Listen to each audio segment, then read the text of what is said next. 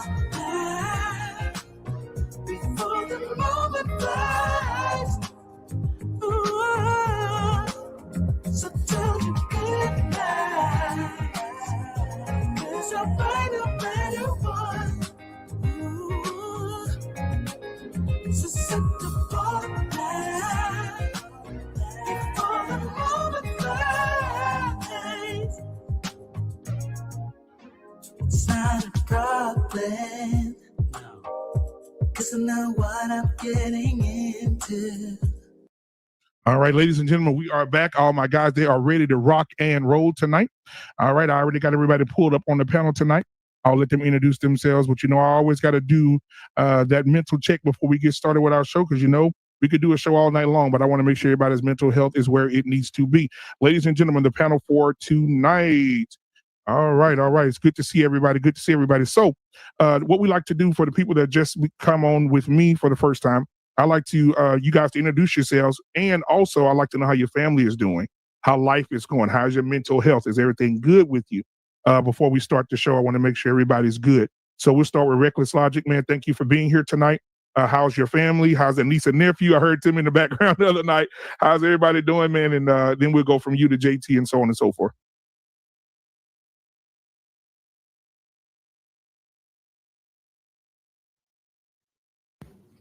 There we go.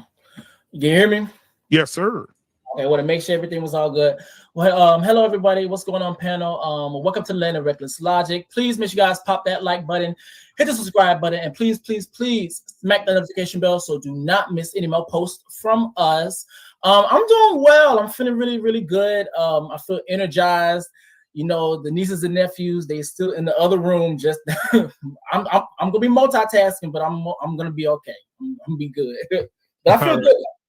I appreciate you. Thank you for being here. JT from What We Know Podcast is in the building tonight, man. Got the fire behind him, so he bringing the heat.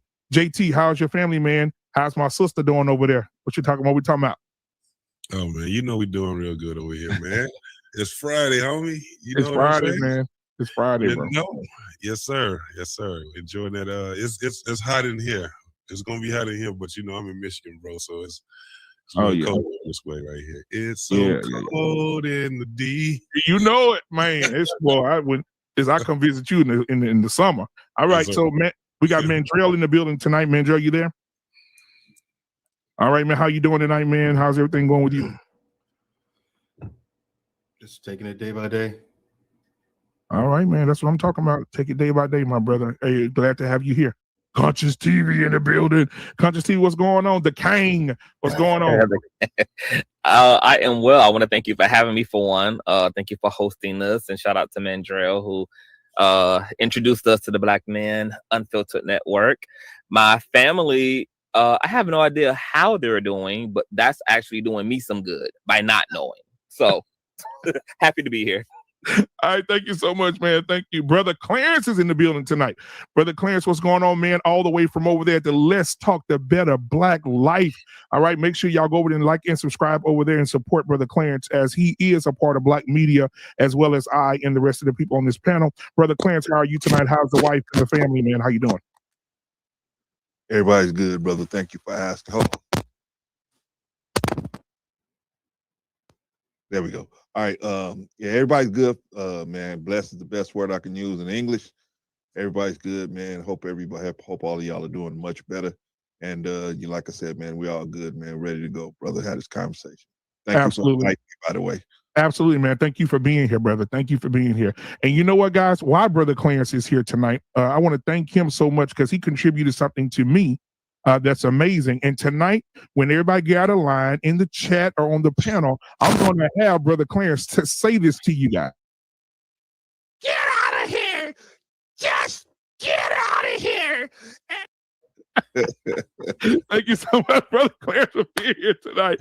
All right, we got John the Baptist in the building tonight. John the Baptist, man, what is going on? My brother, thank you for being here, man. How are you tonight? How's the family? Man, we're doing great, man. I going to admit I'm traveling across the country right now driving, so I apologize. I'm trying to find somewhere to pull over here in a little bit, but my family doing great, man. My wife and I, we're trying to adjust to one down, one to go, trying to be empty nesters. But mentally, man, we're doing great making this adjustment. Well, speaking of empty nesters, guess what? You said you sitting right beside one, Mr. Bennett. All right, Mr. Bennett is in the building tonight. He is an empty nester, man. So Mr. Bennett said he walk around the house butt naked. Some come up broke. He know who the hell did it. So Mr. Bennett, what's going on tonight, man? How you doing? It's all good. Not there yet.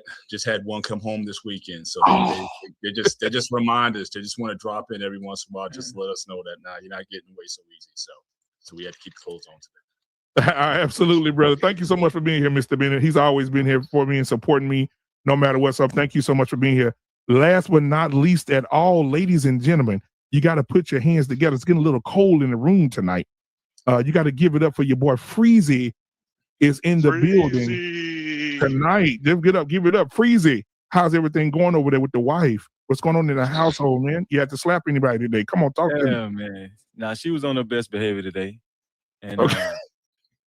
It's a blessing. It's always a blessing to be alive, man. You know, you already know, Black man, we've been celebrating our anniversary this week. So it's happy anniversary, brother. Happy anniversary. Yeah. Congratulations.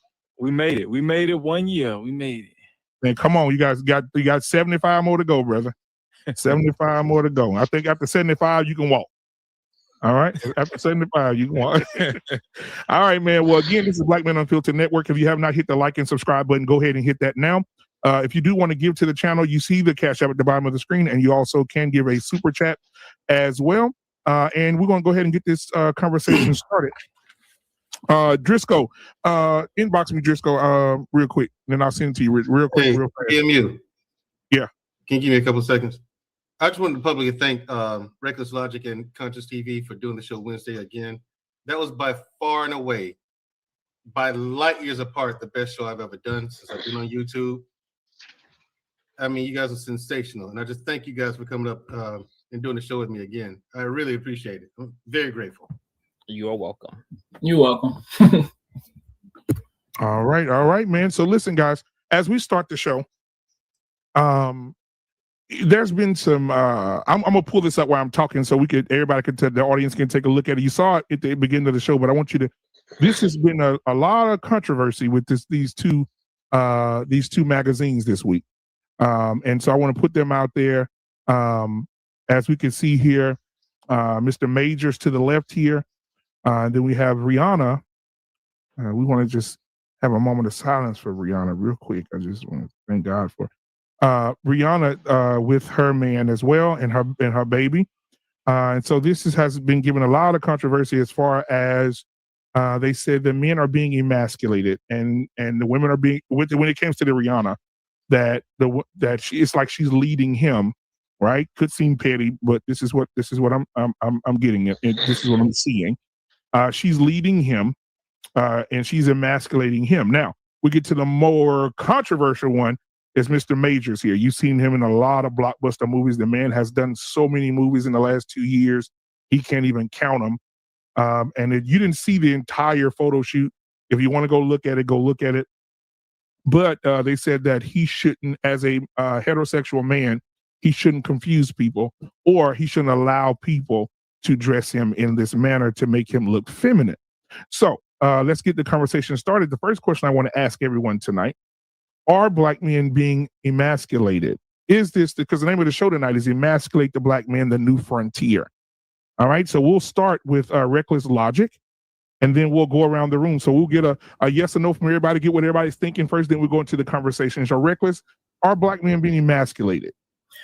Yes, but not in the fashion that I'm pretty sure a lot of people on this panel are going to agree with. That's it. Okay.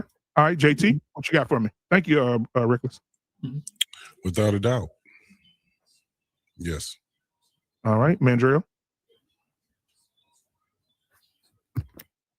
All right. Hey, the Kane. Are Black men being emasculated? By definition, yes, Black men are being deprived of their identity or weakened intellectually, which, as far as I'm concerned, has to do with socioeconomic oppression, has to do with the obstruction of the nuclear family, has to do with the assault on Black male bodies, which is being represented through police brutality, etc.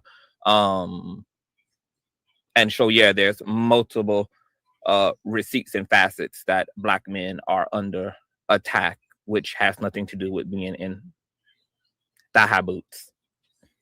All right, absolutely. Brother Clarence, are Black men being emasculated? Absolutely. It's been happening since we got feet hit the ground here in 1500s, and it's still going on. There's different waves, there's different modes, because the emasculation keeps up with the current culture. So one culture is different from the other culture. It changes probably every 20 to 30 years. The form of the emasculation and how deep it goes. But my answer is, definitely yes. Absolutely. Thank you, Brother Clarence. All right, John the Baptist, are Black men being emasculated? Yes, Black men have been emasculated, and I blame Freezy for it. And it's all on him. All right. Freezy. Damn you. All right, Mr. Bennett, are Black men being emasculated? Yes, they are, but as been said previously, not by these images that I'm seeing. Okay. All right, Freezy, last but not least. Most definitely. And I'm including these images as well. You could just look at them. I mean, just in a nutshell, yes, we're being emasculated, most definitely. Now, I'll start with this first. Emasculation in the workplace. I want to start the conversation there. And then we'll get into the meat of everything else a little bit later on. But even in the workplace, do you feel like men have to stop being who they are, or have to stop being just men, or whatever you define as a man, right? You know, a heterosexual man. Do you feel like they're making you, hey, you have to accept certain things, or you can't have a voice, or do you think that's a problem today? Anybody can jump in at any time and answer that. No. You don't think that? Okay, go ahead. No. I don't think that's the case where you can't be yourself, you can't be a man. It's just the conduct that you are that's tolerated in that environment now is starting to change and shift. So there's some people out there who don't like the changes. So just like when anything changes, people look for someone or something to blame. And they're blaming it on a lot of other stuff that have nothing to do with it. It's just the company is so scared to get in trouble or get sued and cancel culture that it does make those changes. Now, you can go in the workplace and be a man. Yeah, just be respectful to people and watch your boundaries. That's, that as far as what I can see, that's what it is. I don't really blame it on anything. It's just companies being paranoid. Like, look at YouTube. All the different, new rules they put out there. And it's just like, most of them for no reason at all. But at the same time, if you want to have a successful channel, you got to stay within those boundaries. It's the same thing, Absolutely. So, go ahead, John. Yeah, I'm gonna go ahead and say, I think men, you shouldn't change. You shouldn't stop being who you are. I've always taken the example of the NRA. Whether you agree with them or disagree with them, they are very tactical in how they put out their plans, and then they don't care how you view them at all. We need to take a page from them. The NRA, they put out a ruling today that you may not care for. They stand 10 toes down. They don't bag off. No matter how stupid it may be, they're gonna stick by what they believe in, because they understand ultimately if I give an inch, you will take a mile. The NRA will not move an inch. And I think we as men, we should stop giving in, stop selling our masculinity for $1. And because I think some things are more important. And manhood is something that we have to stand up for. I think the question that you just asked, Black Man, has been a big issue within the past 10 years. And I want to highlight Dave Chappelle, right? Especially in the entertainment business. He highlighted, I think on the Oprah Winfrey show, that as far as the dress goes, the infamous dress in Hollywood, a lot of guys, if you don't wear that dress and accept certain roles, you won't be pushed to the front. So yeah, you know, it's like what I said on the last show. A lot of these people in positions are, you know, of the LGBT plus community, and they are in control of a lot of positions in Hollywood. But I'm gonna agree with what Mandrell said. As far as like corporate America, I wouldn't say that they're using people are using their high positions to emasculate men, but definitely in Hollywood and the entertainment business, which I deem as the most influential area in society today. I'll say this to pick up on Freeze just for a few seconds, is that my issue myself is not, I don't have an issue with the images. Rihanna's a bigger star than the guy is. So they were going to do that anyway, like whatever. The images, now here's my thing with the images and movies in general. I raise my eyebrow. It doesn't upset me or nothing, but I raise my eyebrow when I see them take a straight man, dress him in a feminine fashion, or he has to wear a dress, whatever the case may be. Why would you have why take a straight man actor and do that when you got plenty of gay actors out there who will take the role and do a fantastic job, and who are not being visible, not being allowed the platform for visibility, are not allowed to have the microphone to be heard. They're not being properly or proportionately represented in Hollywood and fashion and photo shoots and the like. Why aren't you giving an actual gay person that part? Why would you take a heterosexual male and do that? But the only because the thing is, imagery is important. Our image is important. Our image has not been right since we've been here.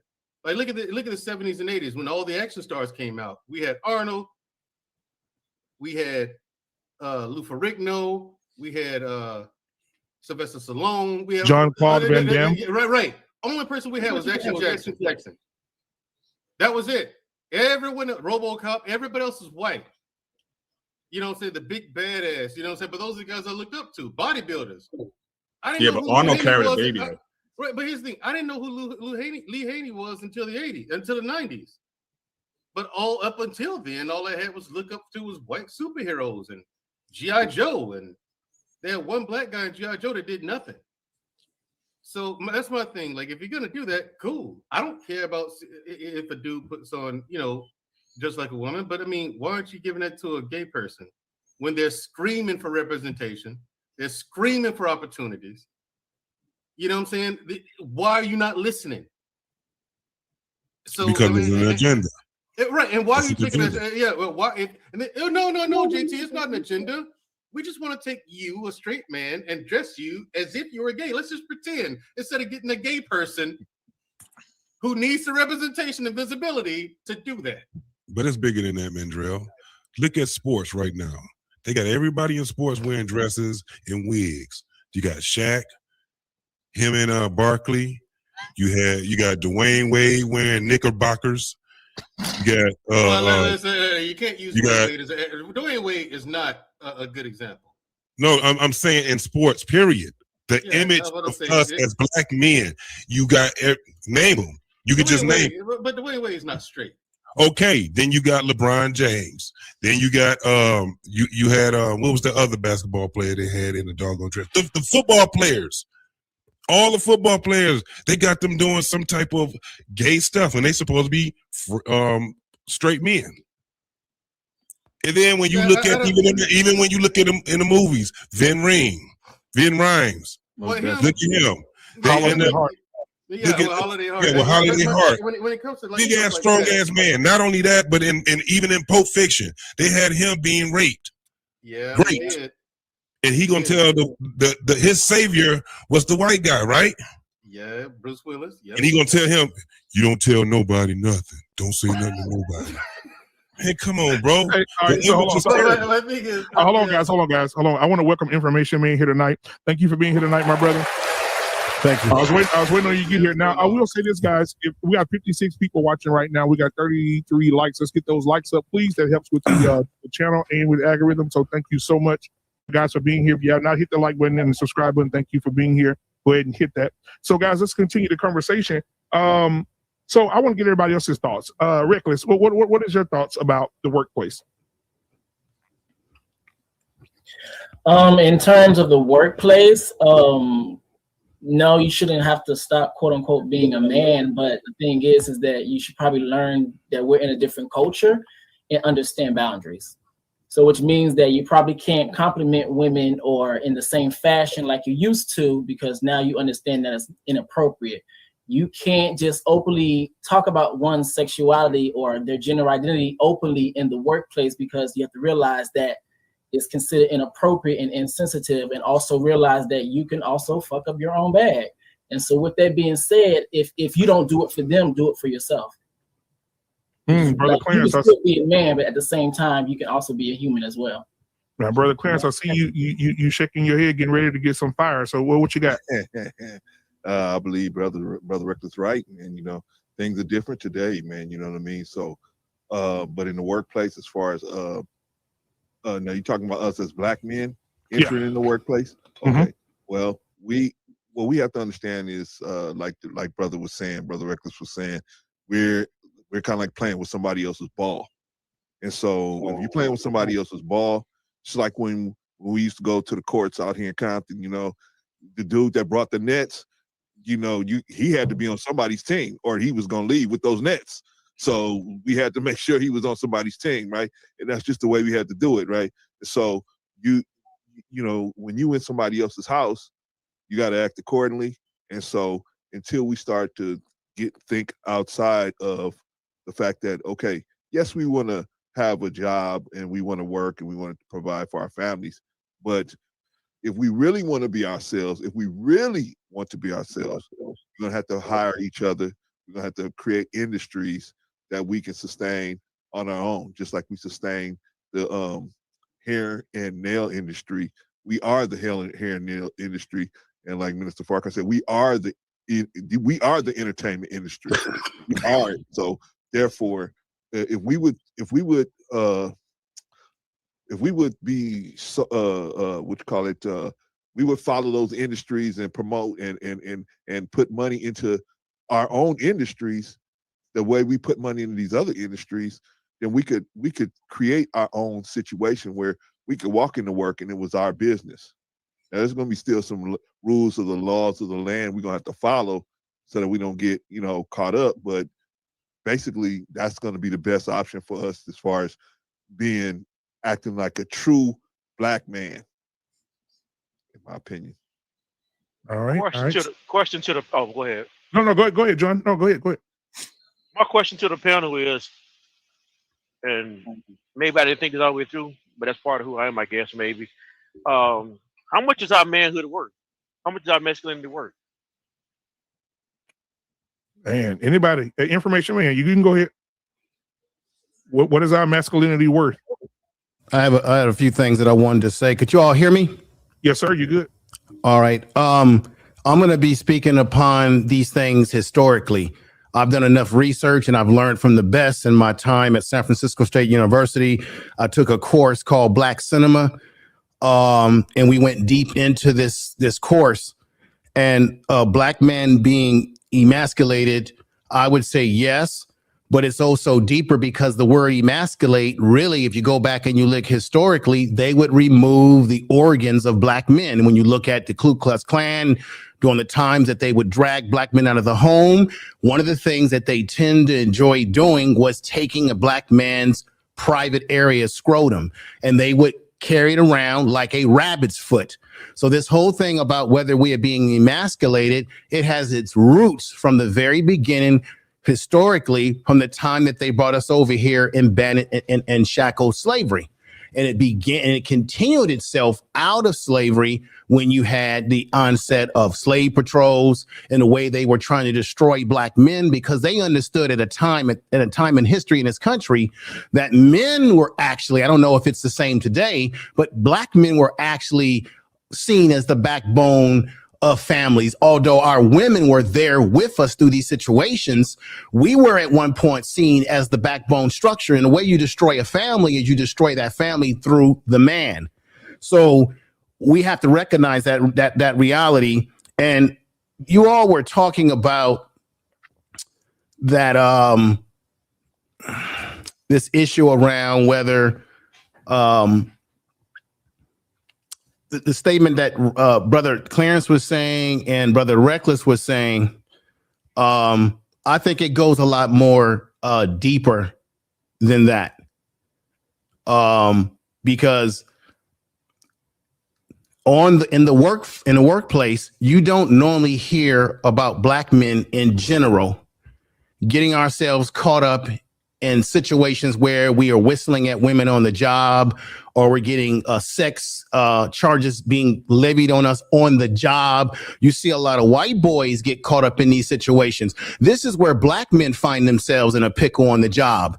When you are a Black man, and I have experienced this in my own profession over my 25 years in mental health, when you are a Black man who's educated and you speak with authority, you speak with a strong tone in your voice, your passion and your charisma as a man gets marginalized. People on the job will often say, as a Black man, you're the angry Black man. Oh, I think he seems to have a chip on his shoulder. White men on the job can speak with charisma, speak with strength, and they're seen as leaders and courageous. This is part of the emasculation of Black men. They do not want to see us in leadership roles, in our natural positions. And that's how Black men get marginalized and underestimated, undervalued on the job. So this whole thing about, oh, well, when we go to the job, we can't talk to Black men. Already know that. We already know that we're behind the 8 ball. Just being a Black man on the job, we're automatically being judged at a different barometer. Don't play with me tonight. I'm going to break it down tonight. Oh, yes. Oh, yes. Absolutely, brother. That's why you're here, man. I appreciate you, brother. Hey, Freezy. No. Conscious TV first. Conscious TV. What are your thoughts? And then we go to Freezy. Oh, I have quite a few thoughts. I already feel triggered the hell up for one. So let me go back and address just a few things that were laid out for two. Okay. Jesus God, where do I even start? So, this weird ass conversation about the minority of masculine men in basketball and in these athletic realms being effeminized is very funny to me. How fragile as cisgender masculinity falls apart at the sight of a handful of people, comparative to the Kareem Abdul-Jabbars, the Carmelo Anthonys, the Charles Barkleys, the Kobe Bryants, the Magic Johnsons, the Kevin Durants, who represent heteronormativity across the board. You would think that the images that some of the Black men who are crying aloud from the land are so upset about literally are the majority of the behavior and the aesthetic of Black men in this freaking country. Now, I'm a Black man, right, who does have an androgynous edge. And so while these effeminate niggas may not represent 99.9% of the men on this panel, they represent me. And because my tax dollars go into this raggedy ass country, I think I deserve to see that representation. And there needs to be men who look like other Black men, because none of these Black men look like me. So thank God there are Black men who are toting around they wigs and they weaves and popping their lip gloss and got their Black fingernails and all of that, because that is there as well. Now, I find it funny that also, because my big issue with like this emasculation shit being connected to the effeminization of men is weird to me, because it's inherently misogynistic and sexist as hell, because what it implies is that women are weak. And we know that there's no more of a protective and fierce force than that of a feminine force protecting his children, protecting his household. This is represented largely in nature as well, where female hyenas, elephants literally are destroying bodies, literally running whole herds. This idea that human women are fragile and meek and need to be saved and are damsels in distress is completely a male-oriented, egocentric, narcissistic social construct birthed by weak-ass men.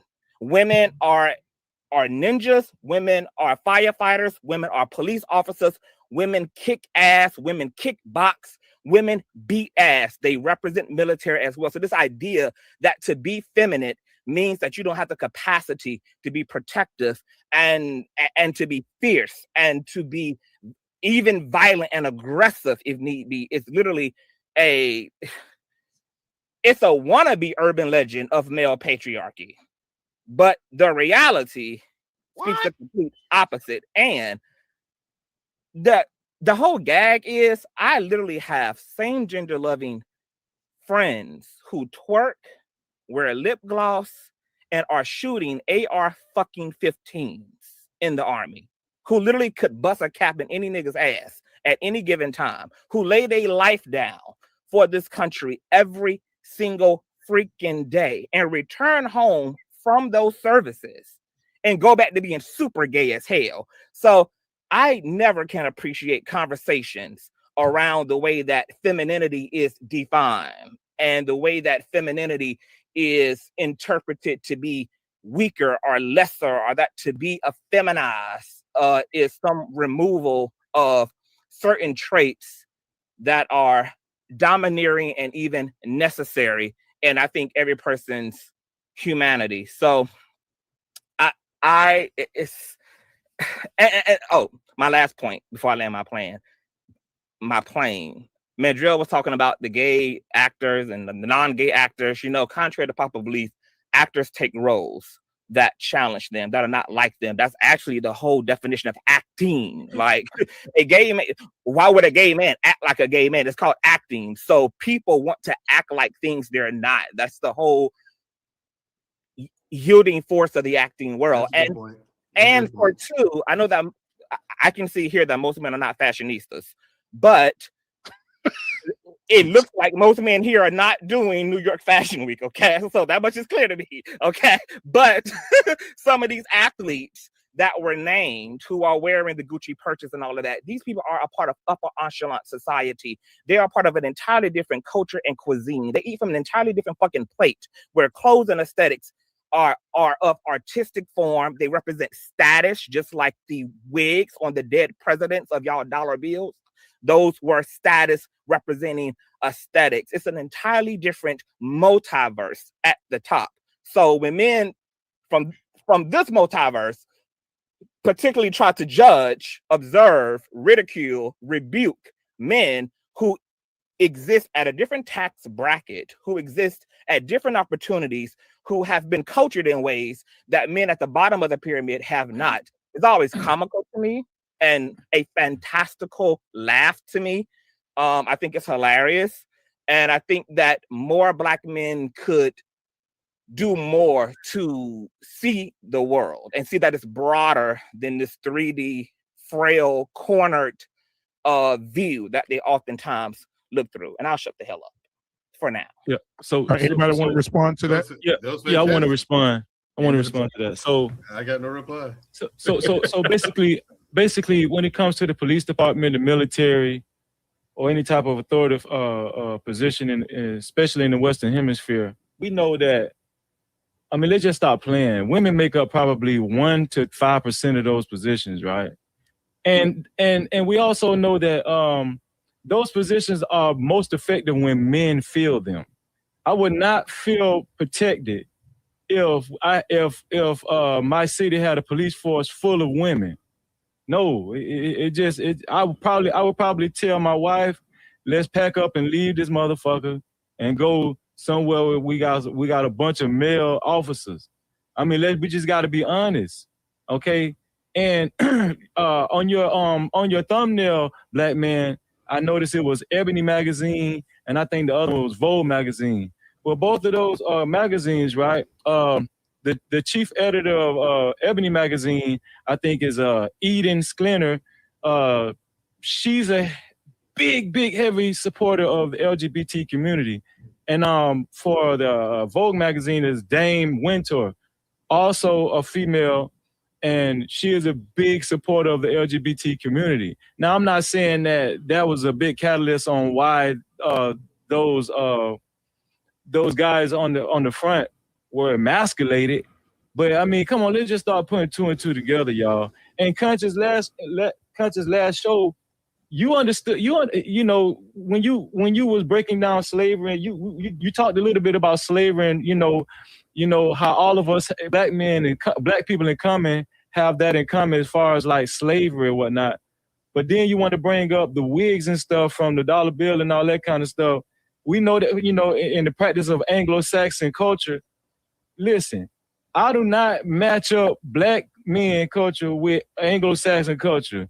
I'm wise enough to know that those people participated in a bunch of effeminate homosexual acts, you know, in the past and throughout antiquity.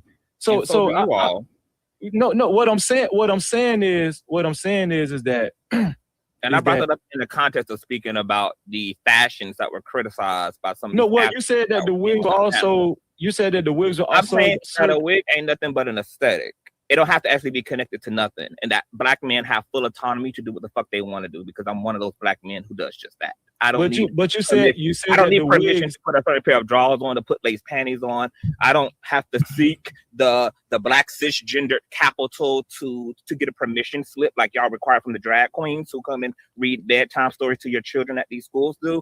Like, I don't, like, black men don't require that. And what I'm making and establishing, right, is that you don't represent me, right? Like, if we had to base what the image of a black man is, we know that black men look like Conscious TV. Black men also look like Frizzy. Black men also look like Information Man. Black men also look like JT, Mr. Bennett, John the Baptist, Driscoll, Reckless, etc.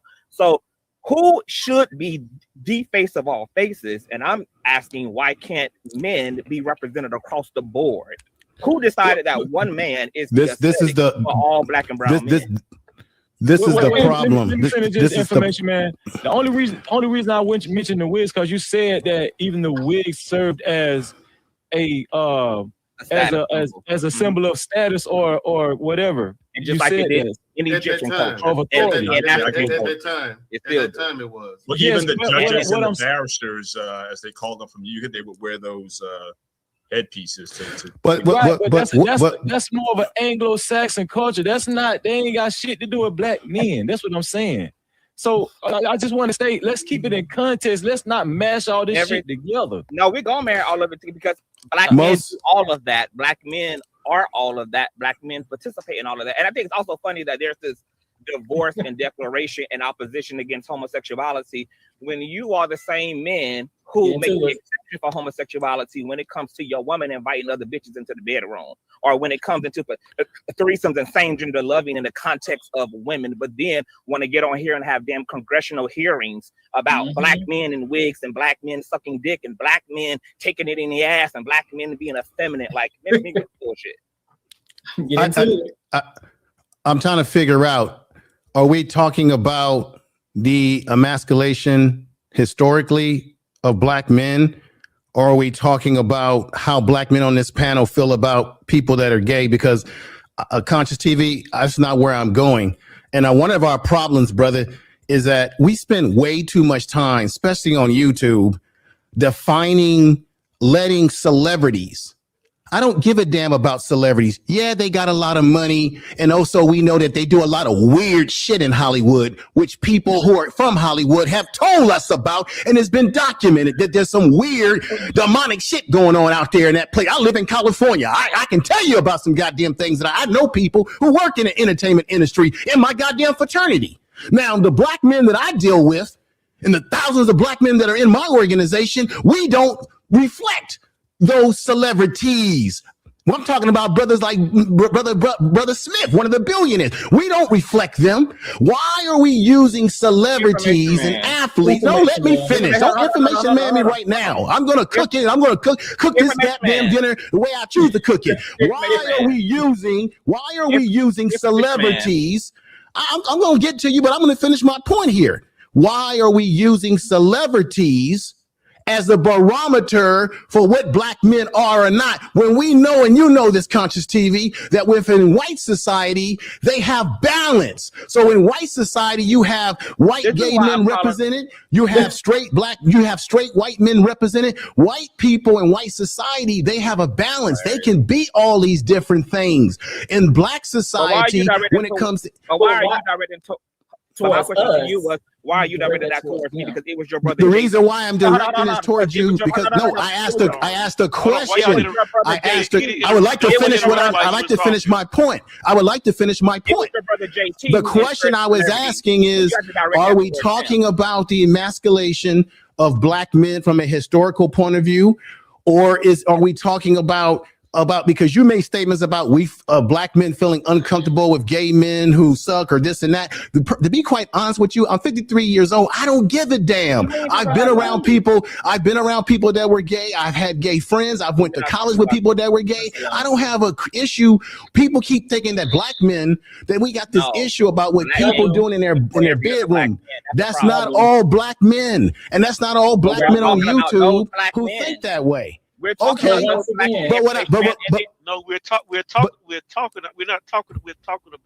the emasculation of men. Well, that was the point that I was trying to bring up. That's what I'm trying to bring it back to. And I'm also saying, you're doing a great job staying on that. Why are we using the what I call Holly weird as the barometer? Why are we using Holly weird as the barometer of what black men are when we're so much more than what you see in Holly weird? And Holly weird don't represent me. It don't represent most of these black men on this panel. That is not the barometer that we should be judging ourselves by. And furthermore, as I said before, white society has balance. You see all different types of white males. Within black society, they don't tend to show the balance. And I'm gonna be honest with you, Conscious TV, because we've had this conversation before. When it comes to gay men, and I've said this myself, I think that Hollywood does a disservice in the way they portray gay black men in particular, and the way they use sometimes, you all, this is just my opinion, as mascots, and how they stereotype gay black people. They do as mascots. Now we mascots. Got you. I'm not saying that you are, but I'm saying even within black gay society, they stereotype you. Is that not true? I can't fault. Is that not true? So okay, so let's do this right quick. So let's get, because I know that let's do one mic, guys, so everybody can hear you out there, right? So we having respect for Discord right now, right? So let's do one mic so everybody can hear everybody, because I want everybody's perspective to be heard. And then we got to get other people in here. So Driscoll TV, thank you for coming in tonight, my brother. Thank you for being here. I sacrificed my spot to pull back a little bit because I do want to be able to sacrifice that for other people to have a perspective. And I know Driscoll, I asked Driscoll to come up as well as everybody else here. So Driscoll TV, how are you tonight, man? Hey, listen, this is Driscoll, man. He got a new baby, so congratulations, man. I told you before, but I'm gonna tell you again. Congratulations to you and your wife, man, on your new baby. But yeah, so what are your thoughts on the subject tonight, man? And I'll back out information, man, and everybody else. We'll have the conversation after where Driscoll goes. Then we'll have Reckless come in, and let's give everybody an opportunity to have a voice. All right, I appreciate y'all. Let me get John the Baptist back in here. Go ahead, Driscoll. A lot was said. I want to feel where Conscious TV is coming from respectfully, but as somebody that served in the military, I think there's other people on here that has. Like, we know when you try to talk about the strength of women, they don't even have to live up to the same standards. So when your mic is a little low, Driscoll. Huh? Your mic is a little low, bro. Yeah.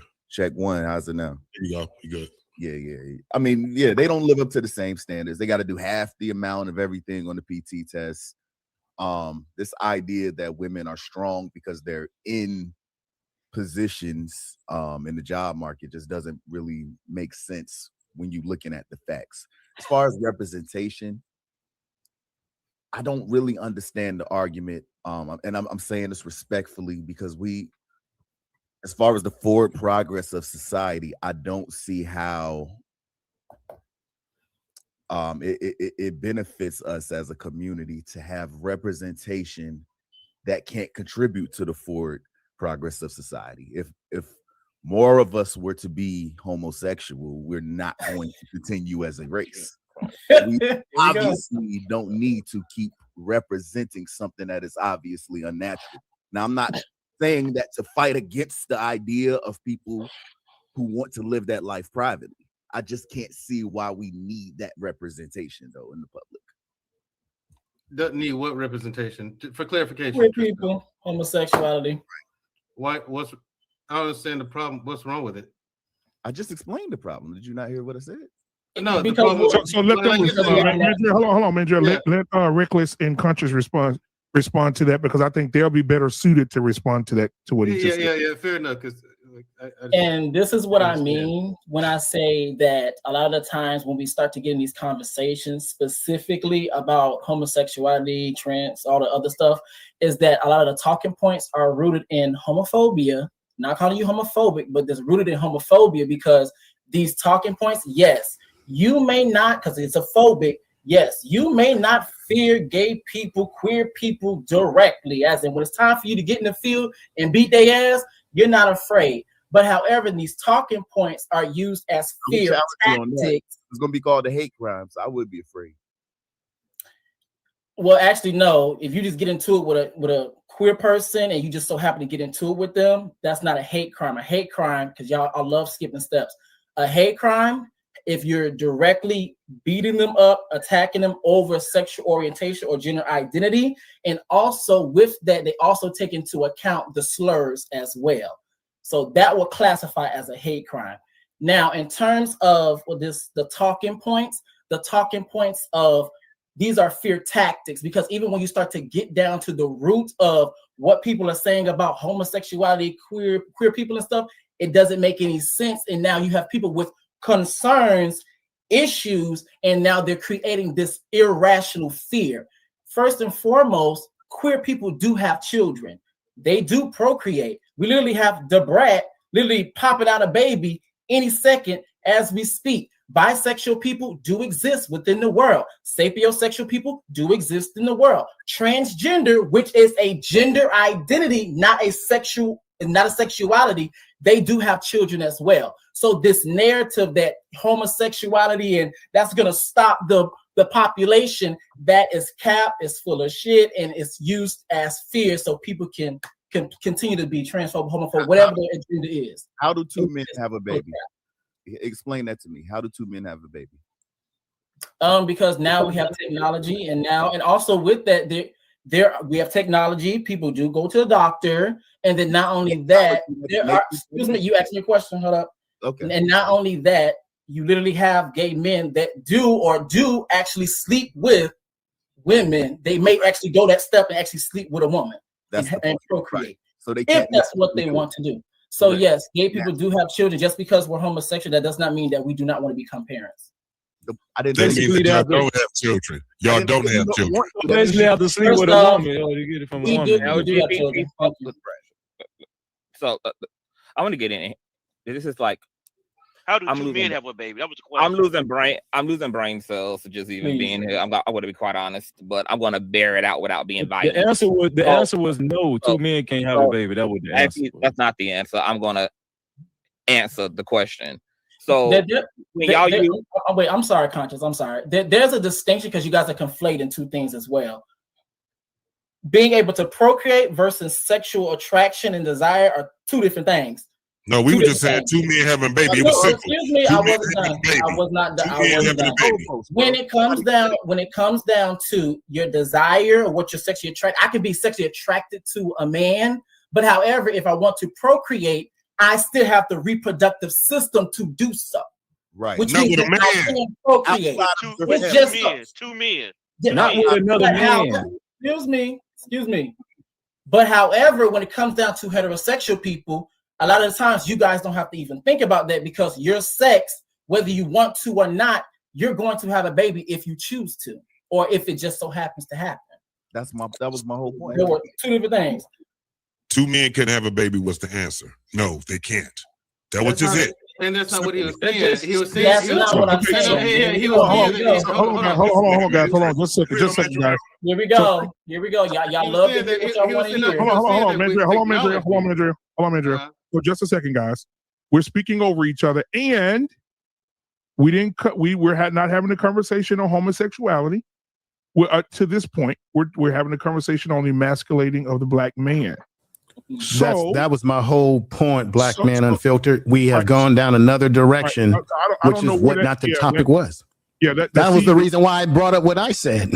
Yeah, that's fine. That's fine. Sometimes we do get off, but I think that everybody here has a perspective on the emasculation of black men, and we have different walks of life here, right? We have heterosexual men, we have men in the LGBTQ community here, we have men that have studied African American studies here. We have everybody from a different walk of life here tonight, and I want to have a conversation where we're not talking over each other, and we all can have dialogue that is healthy, and then people can also understand it as well. All right. And then again, thank everybody for being here. Conscious TV, Reckless, Driscoll, Brother Clarence, Freezy, man, JT, thank y'all for being here, man. It got hot, but I just turned the fan on a little bit, give y'all some air. So listen, let's stay on the subject.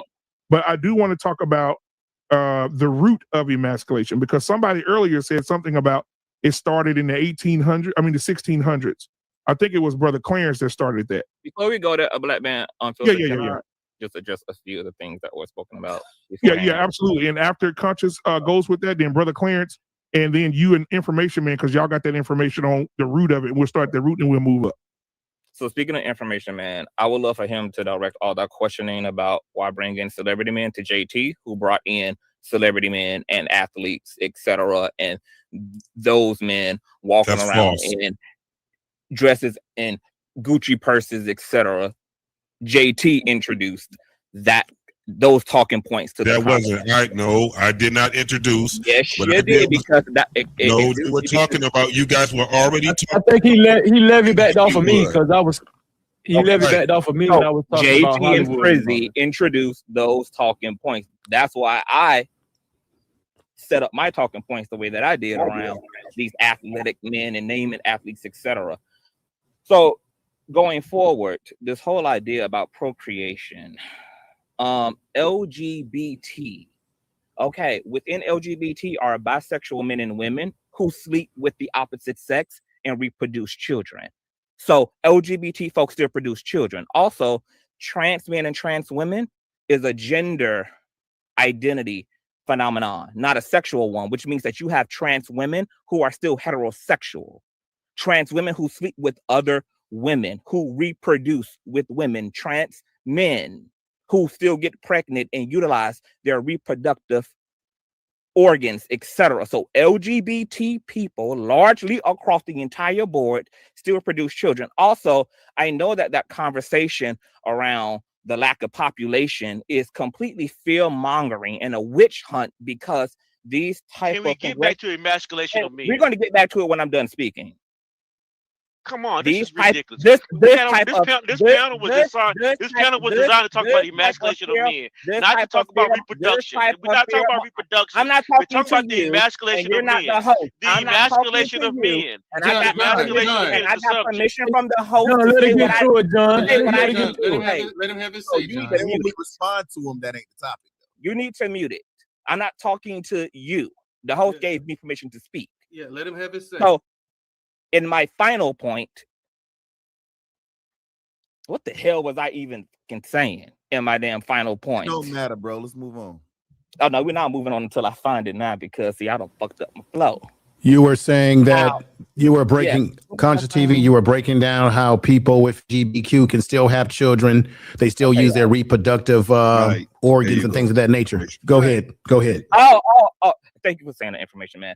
So I was saying that I know that this is a witch hunting discussion, because we never have these type of town hall meetings about all the other groups of people who do not participate in reproducing, such as those who choose a life of abstinence, nuns, priests, all of the heterosexual couples who do not want to be burdened with carrying children. They just want to enjoy their marriage and enjoy each other amongst themselves. And we do not witch hunt, indict, prosecute any of these groups of people who choose for religious reasons or because of their own personal free will to not have children. But yet we get into the LGBT conversation and the talking point completely centers around how we allegedly don't reproduce, which I just dispelled that. We totally use our reproductive systems. We use in vitro like the hetero community does. We participate in adopting like the hetero community does. We use our own bodies to bear our own children like the brat is, who's pregnant right now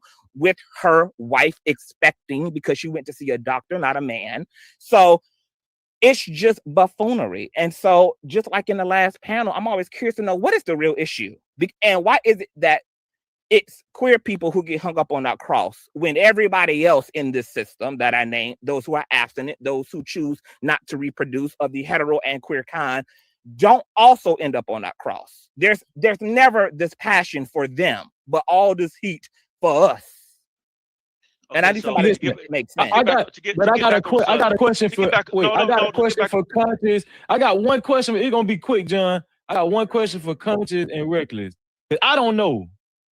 Is a trans woman having and being with a real woman, is that considered a homosexual relationship? It's whatever you want to consider. If it look like two women from the outside to you, then it's a lesbian relationship. But if you no, this is a dead ass response. I'm not being sarcastic. If you see two women together, to us, that's going to look like a lesbian relationship, right? Until we ask for the questions, if we're given the opportunity. I'm asking, don't if say that. But I'm making the point that there are trans women who identify as who. Damn, man, I'm talking about a trans woman with a dick. A trans woman with a dick. Trans women use their dicks. There are women who like post-op. Is that considered a homosexual relationship? That's what I'm asking you. It's whatever the fuck they want to consider. I don't know. I'm just letting you know. Look, don't even fry your brain, Frizzy. I'm sure it's fried enough. My point was trans men get pregnant and trans women impregnate. So that's it. That's all. You don't worry about whether it's gay. Don't worry about whether it's straight. Don't worry about whether it's confusion. Either way, it produces. Okay. So, yeah. Freezy. It's like this: men who transition into women but keep all their parts, they do get women pregnant. They still going to get women pregnant. That's a homosexual relationship. That's what I asked. Okay, guys. Hold on. We getting deeper into this. Listen, we going down the rabbit hole here first. Listen, so let's get back to the emasculation of black men. All right. So the emasculation of black men started very, very early. Right. Started very, very early, as Brother Clarence alluded to earlier. And as well as Information Man and so on and so forth, and Mr. Bennett. And so I want to go back there. I want to go back to the beginning of it and how we were emasculated and how that shows up in the world today that we're in today. All right. So we'll start with Brother Clarence. We'll start with you, and then we'll go around and have this conversation about that. Then we'll move up into where we are now. Okay. So we know that we came here in actually 1515, but the books say 1555, but there's 64 hidden years of history on that, but that's a whole nother conversation. But what was the purpose? What is the purpose of the effeminization? The purpose of the effeminization is to have the black man in a precarious situation where he can never get his bearings about himself, on who he is, who he's supposed to be, what he's supposed to be doing, and how to be most effective, right? That is the whole purpose of that situation. And like I said before, it happened as soon as our feet hit the ground here. Where it really happened as soon as we were captured and kidnapped and brought here. But then once we got here, it never let up. It just intensified, and they would do things to have mothers show their sons. For example, the buck breaking. We all heard of buck breaking, where they would tie each end of a black man. They find the strongest black man on the plantation. They tie each limb to a horse, and they'd make the horse run, and it would just snap the man apart, and they would make all the other slaves watch this.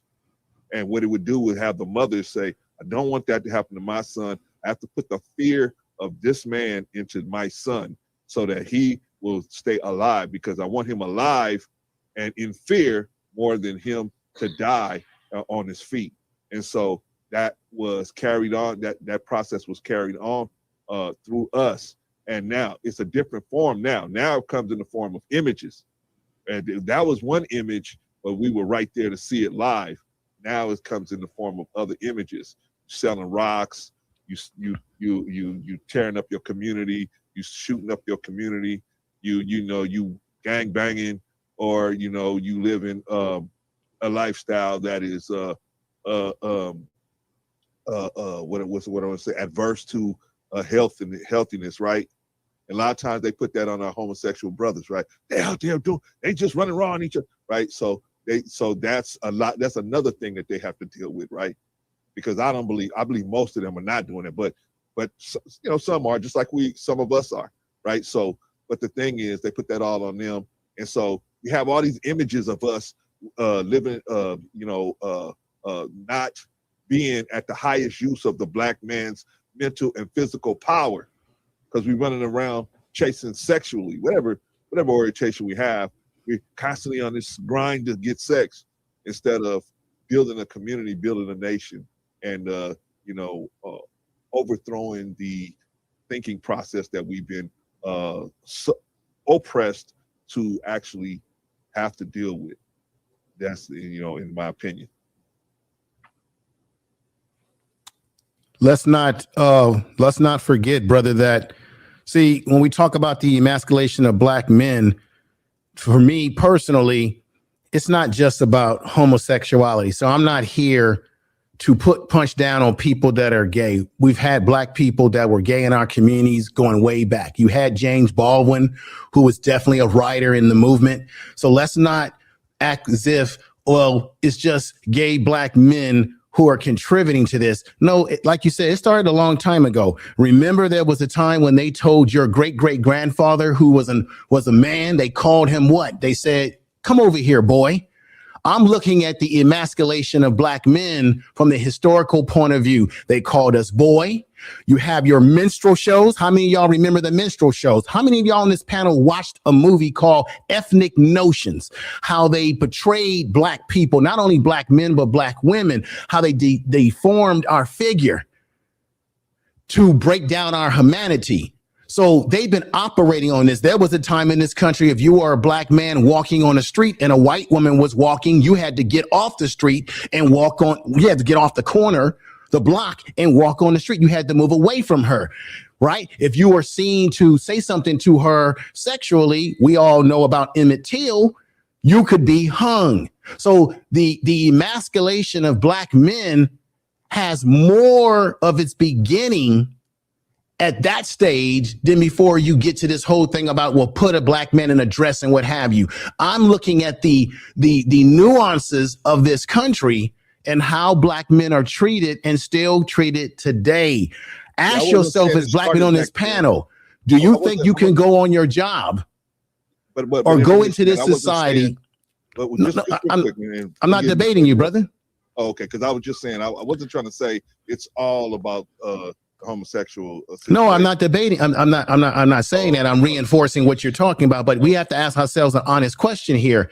As a Black man in America, have we ever been able, this goes beyond sexuality, as just Black men, have we ever been able to define ourselves for ourselves in this society? We've always been defined by someone else that we try to live up to. So some of us, if we can play basketball and football, they say, what? You're a great football player. Bill Russell said, I'm a man first. You see?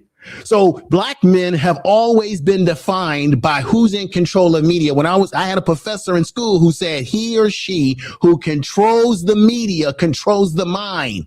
We are never been in control of media imagery.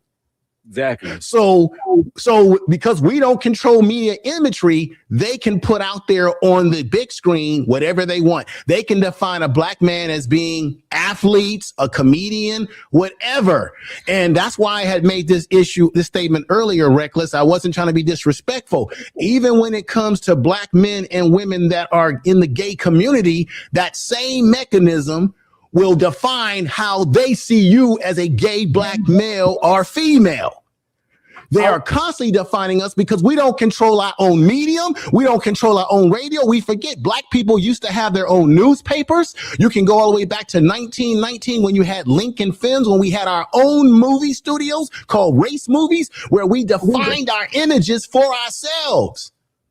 And let's not forget the great Renaissance in Harlem. There were a lot of gay people who were involved in that Renaissance. But guess what? They defined themselves even at a time when they were also being looked down upon and punched on as too. So the question is, when it comes to this masculinity issue, we have never been able to define ourselves for ourselves. Our image has always been in the hands of other people. I'll land my plane there. Let's start with the equalism. Okay, so let's talk about the role of men.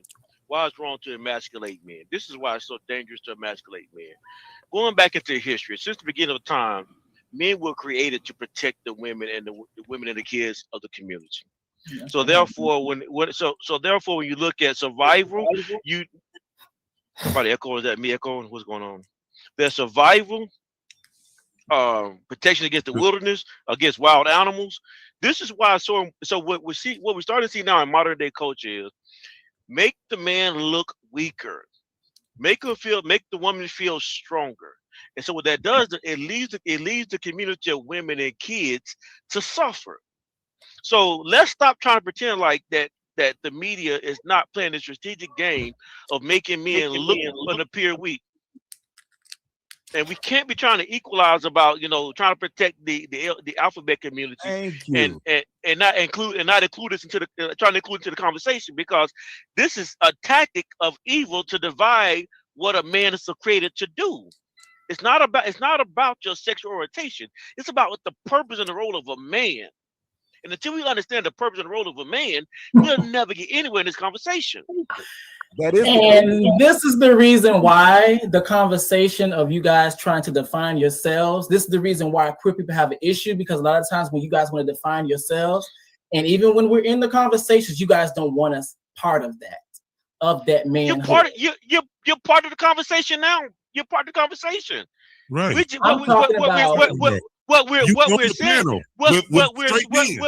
What we're saying is we are all men on this panel, and we all understand it. Whether you're gay, straight, or whatever it is, you're here to protect. You're here to protect the society, and so therefore, don't make it a fight. Don't make it a fight against each other, because the whole goal is we have to protect the women and the kids. It's not about you. It's not about you. It's not about me. It's about us being men and being the strong men that we are created to be. Okay, let me say this about this whole image thing. Hey, brother Clark, where's my goddamn thumbnail at? Let me say this about this whole image thing, because y'all really blow my mind when they come to this image. It ain't no freaking image. No. It's not an image. It's what we are. Well, I'm talking about the image talking point in conversation. It's not an image talking point. That is what I'm referring to, sir. So when it comes down to this image talking point and stuff, I just think it's really ignorant to think, and I had to do this myself, to think that if I see a melanated man look a certain way, that's going to be the representation of a whole community who's diverse, who has a multitude of personalities, a multitude of representation, diversity, and they all show up differently. So, and also to think that this image of a strong man, and this is the reason why this image conversation irks my spirit, because a lot of times when we get into these conversations, a lot of the times men are so worried about their image instead of their consciousness. Like a lot of the times, like you guys are so worried about the fucking image than the actual state of where black men are currently. Like this, like it's really like it's interesting to me, because when we start to get into the nitty-gritty of the conversations dealing with Black men, emotional intelligence, when it comes down to, okay, how are you going to be successful? Of course, financially and stuff, but are you going to be successful within marriage? Not only, and to think that some of these roles that you guys apply yourselves to are so shallow, and it completely dehumanizes you from even being able to be a human. I got a question. Can I let me ask you a question? Do you believe? Do you believe it? It's like, I didn't hear nothing you said. I said, do you think a person's image is important? Oh, what? People don't judge you on your image. I think those are respectability politics.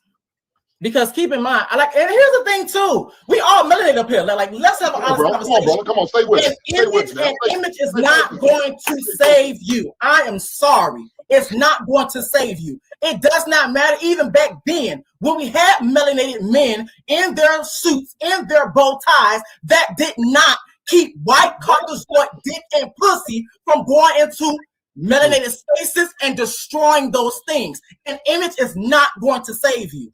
That's why the conversation is thing about it, though. The thing about it, when we was like it, they had more respect for us. No, they didn't. No, they did not. Let's check. They have more respect by lynching you. They have more respect by hanging you from trees. They have more respect by Emmett Till. They have more respect by accusing melanated Black men of sexual assault. That sounds like respect. That sounds like respect. So when the Muslims was doing what they needed to do, and the Panthers was doing what they needed to do, you don't think they had respect for them? They had a level of fear for them. They never respected melanated people. That's the reason why we're treated like shit now. Yeah. All I know is that they killed Dr. King. Dr. King wore a suit, had a nice haircut. They killed Malcolm X. All the Black people that we've ever seen in history that wore suits, bow ties, the whole 9 yards. The system, whether it be FBI, CIA, did what? They eventually destroyed them. Yeah, they might have feared them because they were upright people, but in the end, they destroyed them. So I think at the end of the day, yeah, image is an important aspect, but our consciousness with that image has to be intact. But we have to also understand we're behind enemy lines. Come on, let's wake up and smell the coffee or the roses as it really is. So if they killed all these Black people that are like that. I haven't really spoken much tonight, but I just want to introduce a point. I just find it interesting that we started off the show talking about this imagery, but how this imagery get in that next, JT. This imagery has changed over the years. I mean, none of the stuff what we're seeing with Jonathan Majors is new.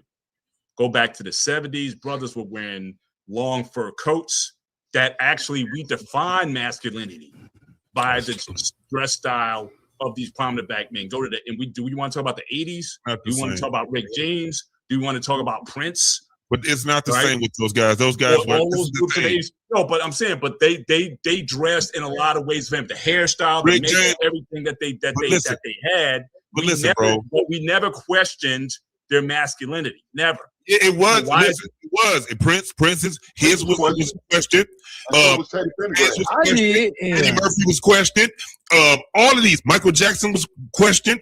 You had the rock groups, they were questioned. But these were, what I'm saying is, these guys came out and they were in that imagery. What we're talking about is the same thing where you have your biggest, your strongest men in a dress and in makeup and a wig. That's what we're talking about. We're not talking about people that you wouldn't normally see. What's the image on the show, JT? The image on the show was Jonathan Majors in some high heel boots and some sort of coat or sweater or whatever, just dressing just like those guys back in the 70s. Man, we gotta stop. Man, we have to stop. We have to stop acting like they're not. Why are we tripping over it now? Listen. Because we have to. We got to stop it at some point, bro. Look at that. Man, look at his man. Look at his lips. Come on, man. Look like he got makeup on his face. We wasn't doing that back in the 70s. Come on, bro. We wasn't doing this. Man, we was not. Hey, Black Men Unfiltered. Can you pull up a picture of Grandmaster Flash? All those guys from the in the late 70s and early 80s that were rappers. Let's look at what they were wearing. Let's look at what African Bambaataa and all these other groups were wearing. We know that image is important, But when you look at the artists, and I think Conscious TV had said this too, a lot of these artists, they all wore questionable outfits. And we either said, is this guy gay or is he straight? What we knew from outward appearance and their behavior is that they said, hey, we're straight. So the reason why we tolerated a Prince or a Rick James, because they projected an image to us that they were into women. So we could accept it. It was more digestible for us to accept them because they still showed that they were with, they liked women and they liked being with women. Why y'all trying to be so inclusive? We're not talking about what. Brother, this isn't about. Look, I don't know how old you. I don't know how old you are, but it is a fact that if you go back and look at early pictures of groups in the 70s, groups in the 80s, because I lived it, they did wear things that were a little that made you question. But nobody questioned their sexual. Nobody questioned their sexuality because they were messing with women and we could see it. That's why. That's all I'm saying. They wouldn't have their lips poke out like that. You look like you got messed No, I'm not talking about that, Hank. I'm not talking about that. I'm just saying the clothing was a little. Look, man, I grew up breakdancing. I grew up on those rap groups, and they were wearing boots in the 70s. Sly and the Stone Family was wearing boots. Come on now. Don't let me start dragging it out now for y'all. I can name a bunch of people that was. I can name a bunch of artists that you like who were wearing boots back in the day. Don't let me name some people here. Bootsy Collins was wearing boots. George Clinton was wearing colored hair and wearing boots. And when they was wearing diapers on the stage and had please. Wrong, no. But they weren't. The only difference is that they weren't saying that they were gay. They were, they were heterosexual men pushing the limits. So everything you just said, you're 100% right. But the question is, it was still emasculating then. I'm not saying just because we're doing it. Hold on. It was wrong then. It's wrong now. I don't care who did it then. I don't care do it now. Black Man Unfiltered, pull up that Grandmaster Flash picture. They're doing it to make men look weaker.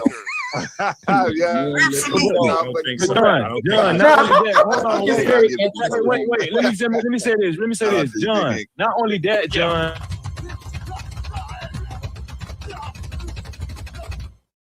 Let me say this. Not only that, let's just be honest. Wait. Let's just be honest. A lot of those guys were homosexual or bisexual, but it wouldn't have been profitable for those guys to actually reveal that through song. Okay, we can just take Tevin Campbell. He just called himself coming out like last year, but everybody knew it already. But the thing about it is, it wouldn't have been profitable for him to sing about him kissing or having sex with another man. That's why y'all know the truth. Come on, let's just be honest. But I don't even care. This subject is not about who somebody sleeps with. No, hold on. This subject today is talking about the emasculation of a man and the significance it has on society. Because I don't care who you sleep with, long as we understand there's a bigger fight going on. But John, image matters. Image does matter. If image didn't matter, the police force would be wearing dresses. If image didn't matter, the military would be wearing tights. I agree.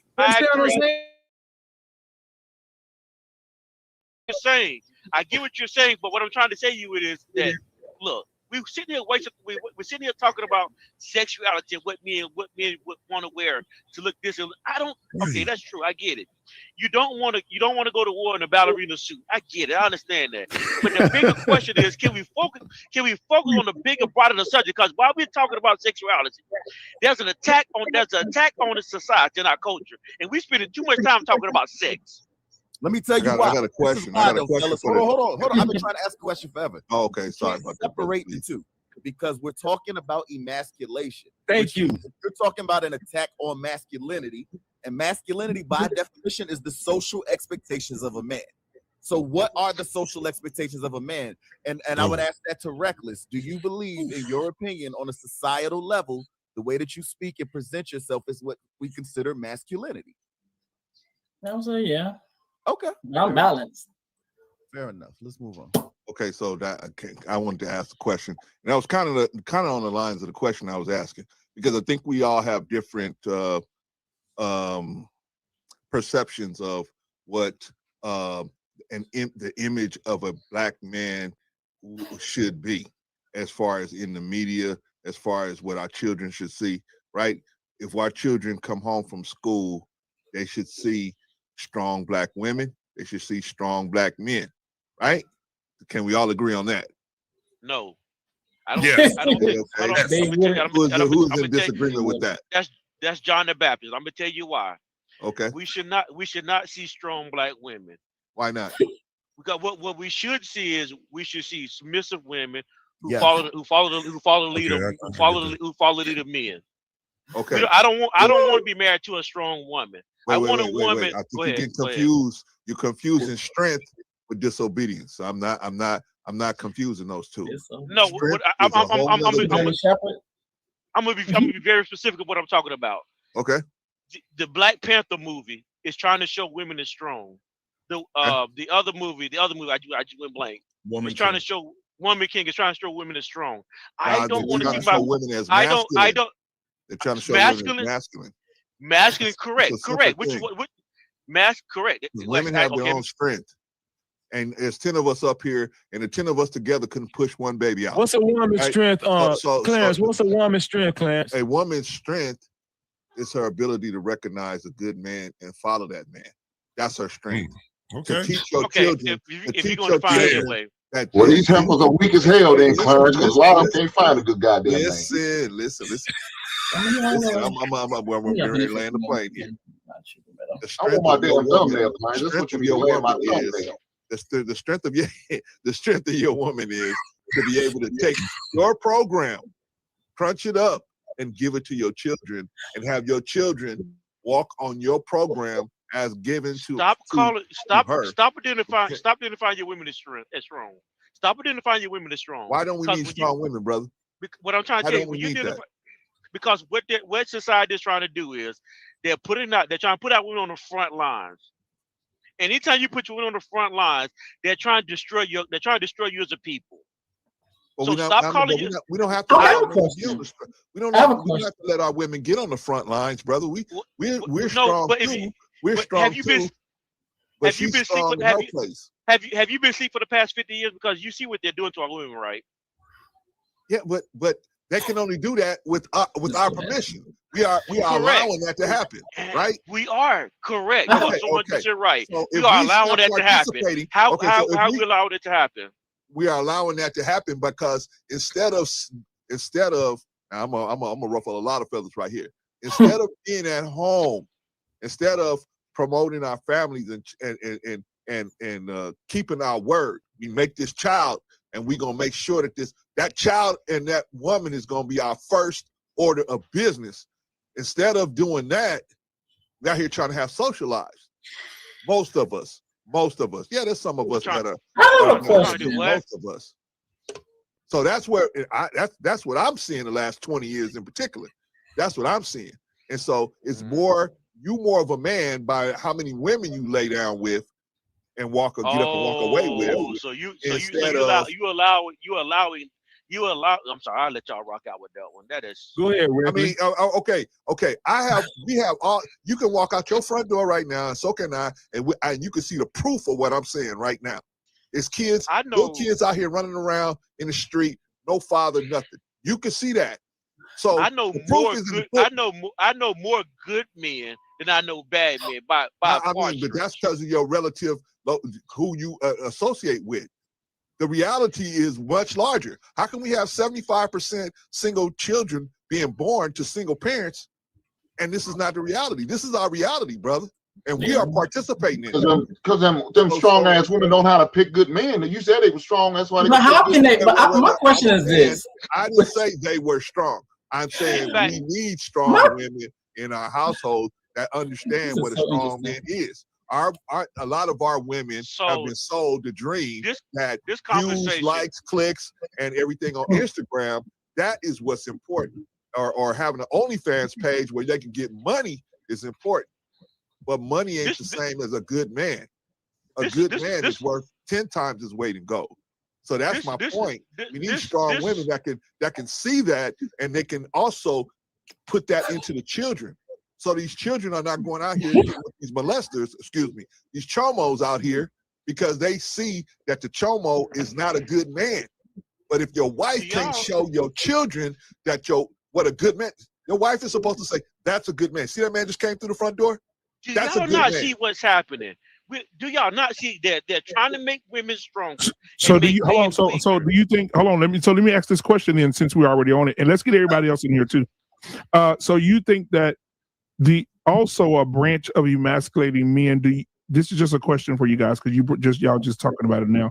So you think another branch of emasculation is making the woman look stronger in today's society, making the woman look stronger, like in the movies? Yeah, like there's a lot of So there's a Black Panther. She doesn't need the fellowship of a man. Yes, I would agree with that. Yeah, because in the movies, how much stronger can she look? Yeah, because even in the movies, that a lot of shows, I've been watching a lot of shows and a lot of panels, just studying different panels, and on those panels, a lot of people are talking about, Woman King, and then they're talking about what the movies that you guys alluded to. Then they got a new movie coming out on Netflix. Half the movies on Netflix now, just say 20, 15 of them, over half are lead roles of women just kicking men ass, right? And they got one coming out with J-Lo, and J-Lo is a retired assassin, and they show on the preview she just killed 100 men in the first 5 minutes of the movie. But we all know that's a farce, right? Right. But what I'm saying is, listen. Right? If they're on that plane, if that plane crashed on that desert island, I guarantee you, when the men go through that plane and get all the tools and the everything, weapons and everything that you can carry, and they walk over to that other side of the island, guess who's gonna be walking right with them? Guess who's gonna be right with them? And even the ones that stay, girl, I ain't gonna do that. As soon as they smell that fire, as soon as they smell that smoke, they're gonna be right over there, right? Yeah. So what I'm saying is, this is all the rules. It's a menagerie, right? The reality is we need each other. They also are trying to tell us, man, you don't need no woman, girl, dude. All you gotta do is go out here and hit 50 women, hit 100 women. You ain't even a man unless you hitting all these women, right? We are on a program to defile all our women. So hold on, Mr. Benny. Just a second, guys. Hold on, 1 second, guys. One mic. So we hadn't heard from Country's TV in a while. We hadn't heard from Driscoll in a while. So and then let's get it. I want to get everybody involved in the conversation, but I'm gonna ask the question, and we can start the conversation there. So presenting women in a more of a leadership role, as far as even in Hollywood, even in corporate businesses and because I mentioned the other day that a lady I'm in corporate, I can't say who I work for because you know how they is, but even in the banking industry where I am right now, there are ladies that's been at the job for 4 years, and there's somebody that was completely qualified who's a male that's been there for over 28 years, almost 30, and they did not promote him, they promoted her. And one of the people that made the decision admitted it. Hey, listen, we got to have representation, right? We don't want no shit. And so do you think putting these women in these leadership roles emasculates men even further? That's the question. We can start the conversation there. One mic here, ladies and gentlemen. One mic, please. And we'll start with Conscious TV, and then we'll go to everybody else. Oh, before you go, Conscious TV. Guys, if you're just coming in, thank you guys for being here. Hit the like button, hit the subscribe button. That helps with the channel. Thank you guys in the chat. You guys are undefeated. Thank you for being here and being in the chat. So I appreciate you guys dearly, and everybody on the panel tonight too. Thank you guys for being here. All right, go ahead, Conscious TV. CT. I'm gonna be honest. Okay.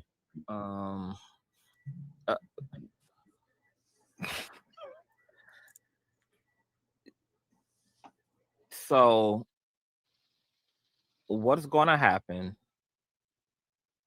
is that women are going to lead. Homosexuals have destroyed the closet, so there's none to go back in. And the only real question is, what do you all want to do about it?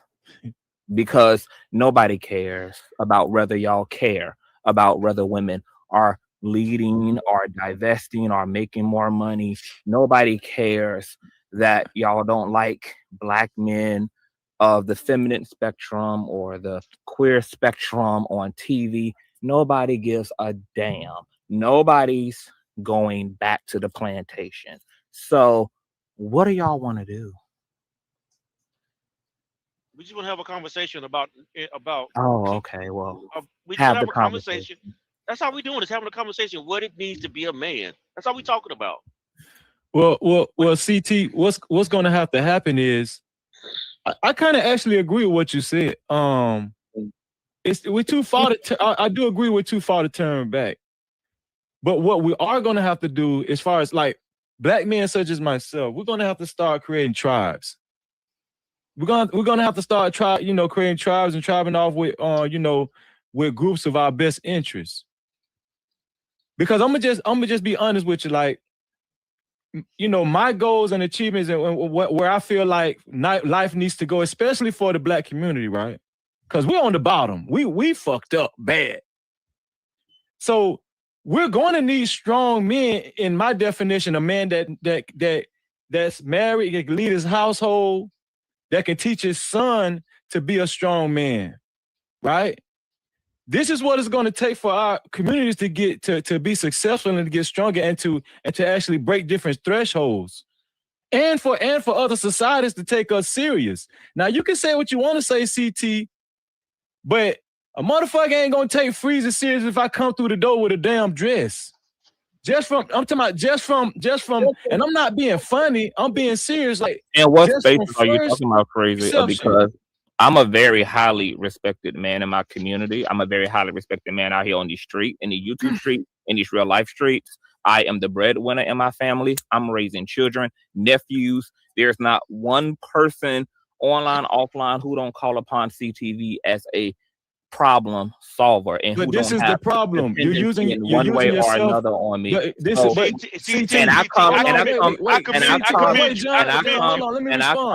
And I come in the door with weave. I come in the door with piercings, tattoos. I come in the door fully as myself, and don't have any problem with getting what I want.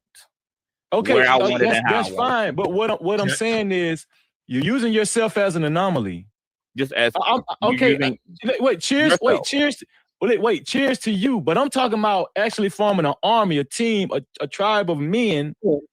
If they see a parade of men coming down the street with dresses on, they're not gonna take us serious. They ain't.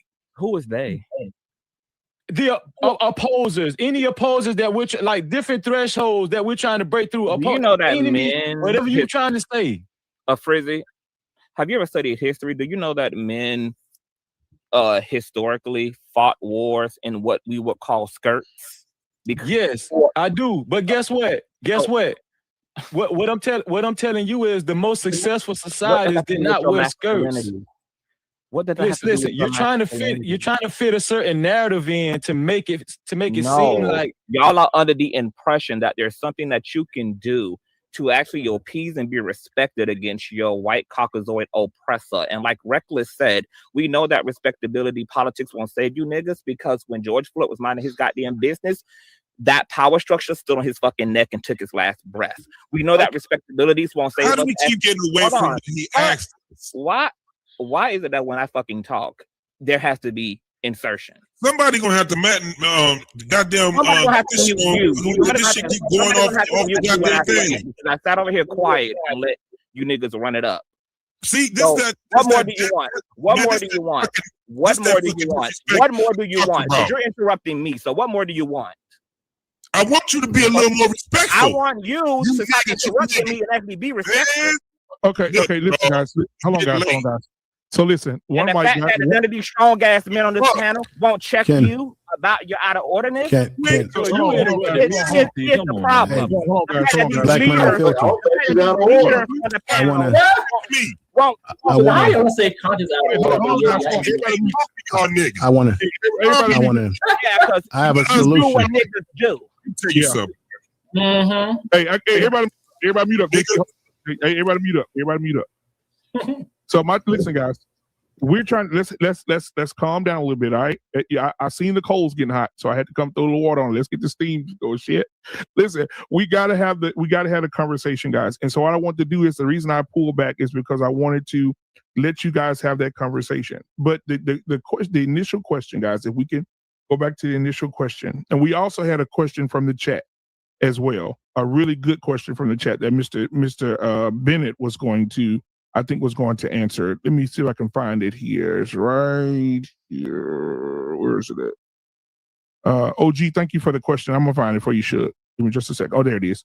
All right. So this is the question that OG Patrice is asking. So let's get the audience involved here. It says, all the men on the panel, please answer why the promise from the Million Man March on October 16, 1995 hasn't been fulfilled yet.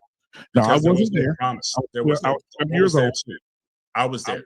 But there you was were no there. promise. So, go ahead, because there was no agenda.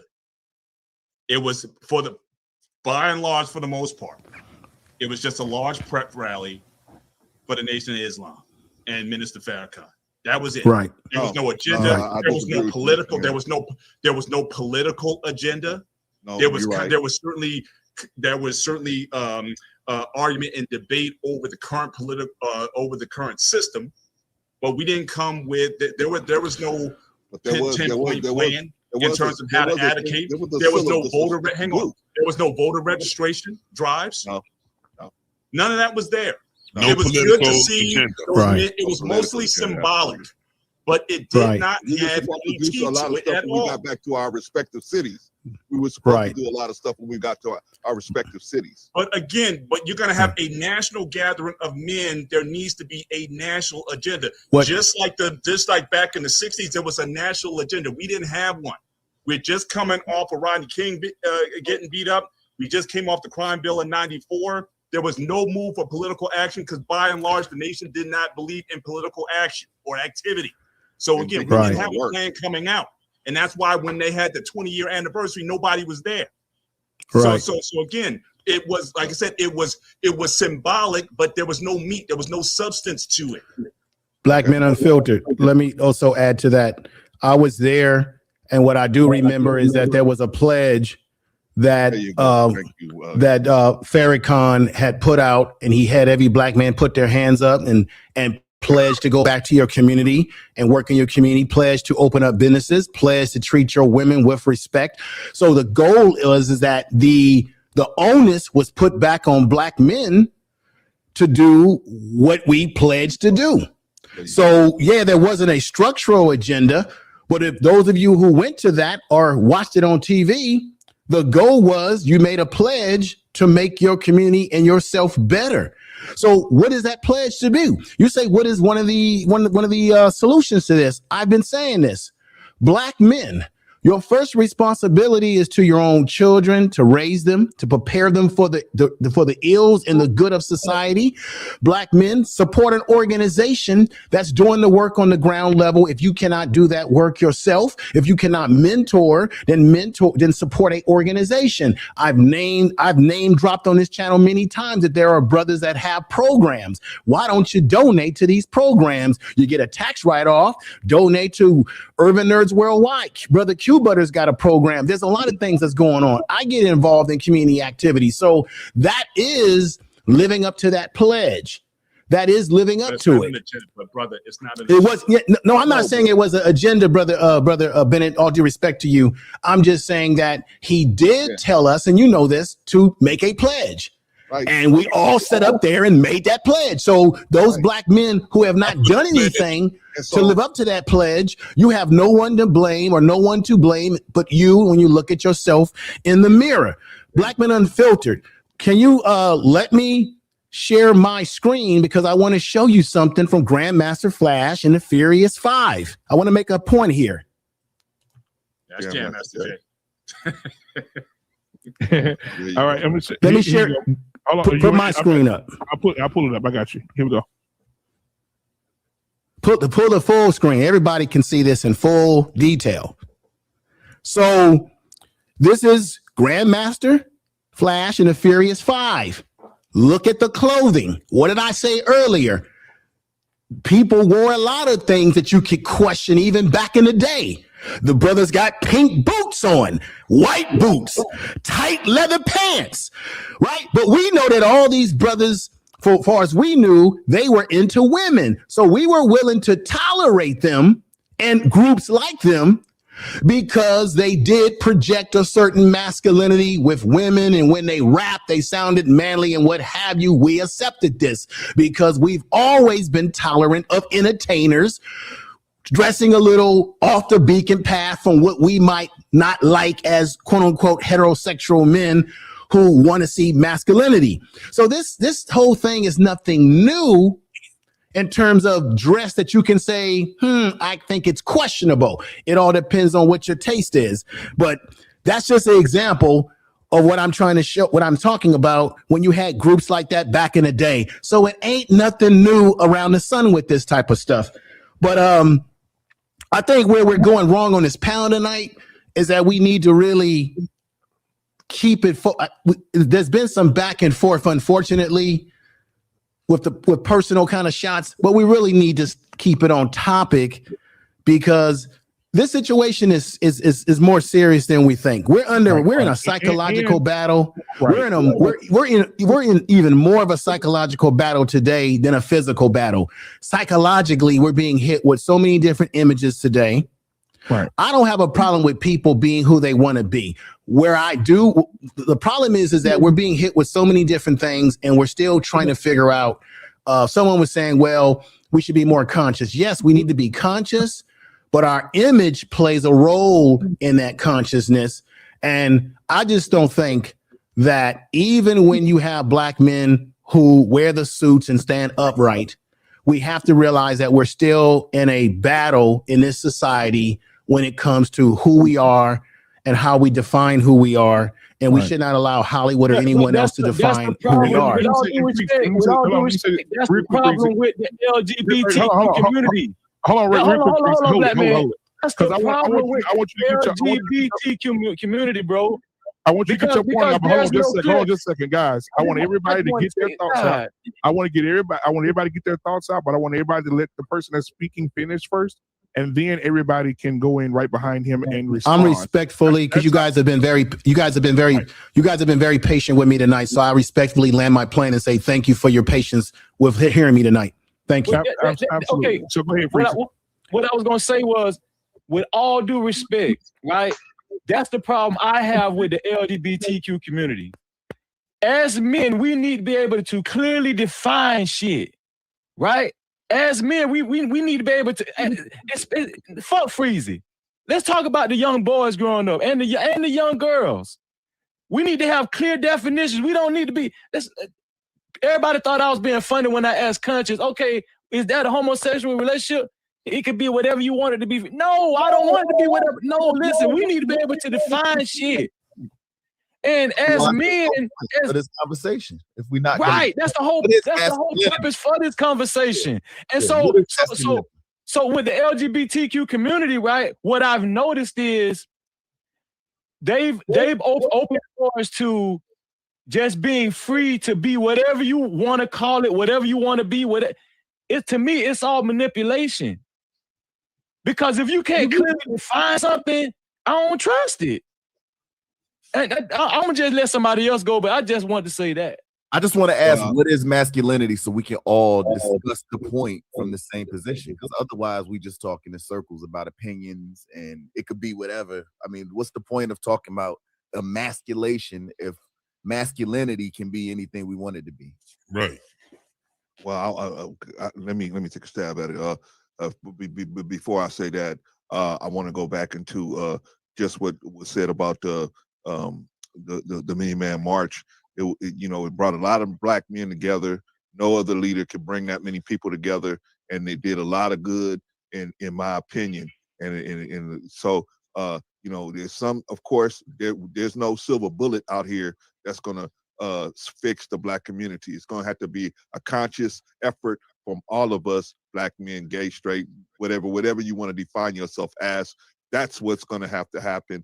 And so I don't want to say, well, yeah, it didn't have an agenda because we thought that the biggest hit was going to be going to directly black man and going directly into his home. instead of going to his oppressor and saying, go vote for the best devil you can find. Go vote for your best one of them. They'll help you. Maybe so, but maybe not.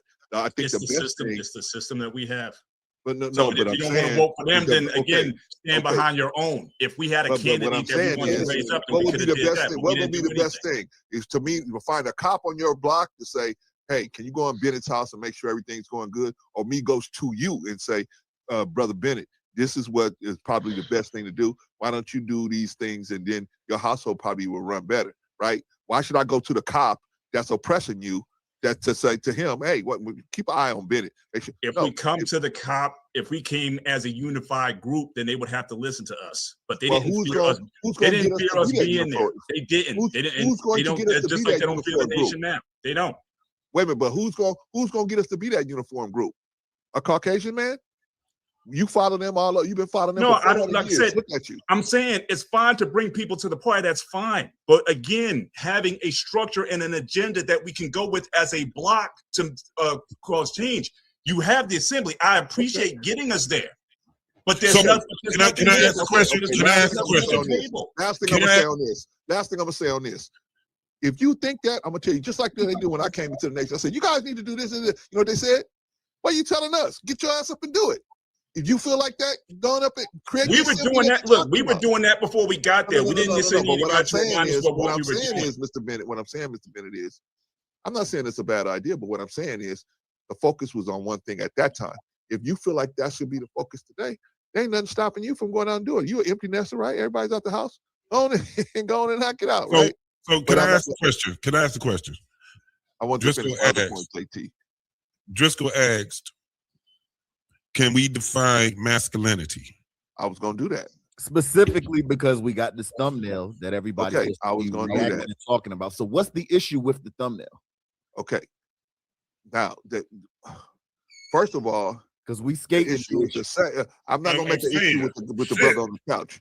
The issue, and my issue is with the sister in the front, with Rihanna in the front. So there's no issue with the ebony cover? Well, I don't have an issue with that because we as men, we can decide what we want to do. Is it masculinity? But what I see on the Vogue cover, that's more disturbing to me. Is the ebony cover masculinity though? Why? Masculine to you? The brother sitting on the couch or the brother carrying the baby? Which one is is less masculine? To me, the one on the right is less masculine. Why? Because if a situation comes up where a struggle should ensue, he's got to put down the baby. He's got to let go of his wife's hand. If he was the one in front, then he wouldn't have nothing in his hands. Wow, he can get right to work. But now he's got a baby in his hand. Well, at least that's what we was taught in the nation. So the person on the left, so the person on the left is masculine to you. That's all I'm asking. So the person on the left, that's the image of masculinity to you. Brother, comprehension in the Black community is really bad. I'm going to say it again so you can try to comprehend it this time. I said that one is less, not. I said less, right? That's an adjective. That means it's less than the one on the right. I mean, the one on the right is more unmasculine, in my opinion. I never said either one of them were pictures of my image of masculinity, but the one on the left is less of a problem for me. I think that the one on the left is easier for a man to say, hey, I like that look, or I don't like that they look. Both of them is feminine. He is terrified. Damn. This man is terrified. And we got to stop being politically correct and shit. God damn. But we ain't. I'm being safety wise. I'm being safe. I know. Y'all trying to be inclusive. You're trying to be inclusive. God damn. I ain't never seen this much cap in my life, man. Shit. No Vaseline, baby. No Vaseline. You define masculinity. One brother on the side already said he want his woman scrubbing his floors. She should never look up, right? She should be like Florence of the Jefferson. Y'all some assholes, whatever y'all say, man. I's coming, right? Barefoot and pregnant, running around, right? Submissive, right? Oh, shut up and get in the bed. Yeah, some assholes. That's what he said, right? But I'm saying, why do we need women like that? We should have women that have the strength enough to pray. We should have the women have the strength enough to select men of courage, men of stature, men of virtue. But see, we don't because we are out here chasing after women, so they don't have to raise this bar. What are we talking because about? we're chasing them. This man always he always want to get on the black. What the on fuck the black man, dog? about, man? Can I? Every other Let me say something here. Always go to the black man every time. The black I just want to say this. That will look at the women and say, hey, we got a problem here. It's the women's fault. Every other community, in the white community, if there's a problem, they go straight to the white man. If there's in the Asian community, they go straight to the Asian man.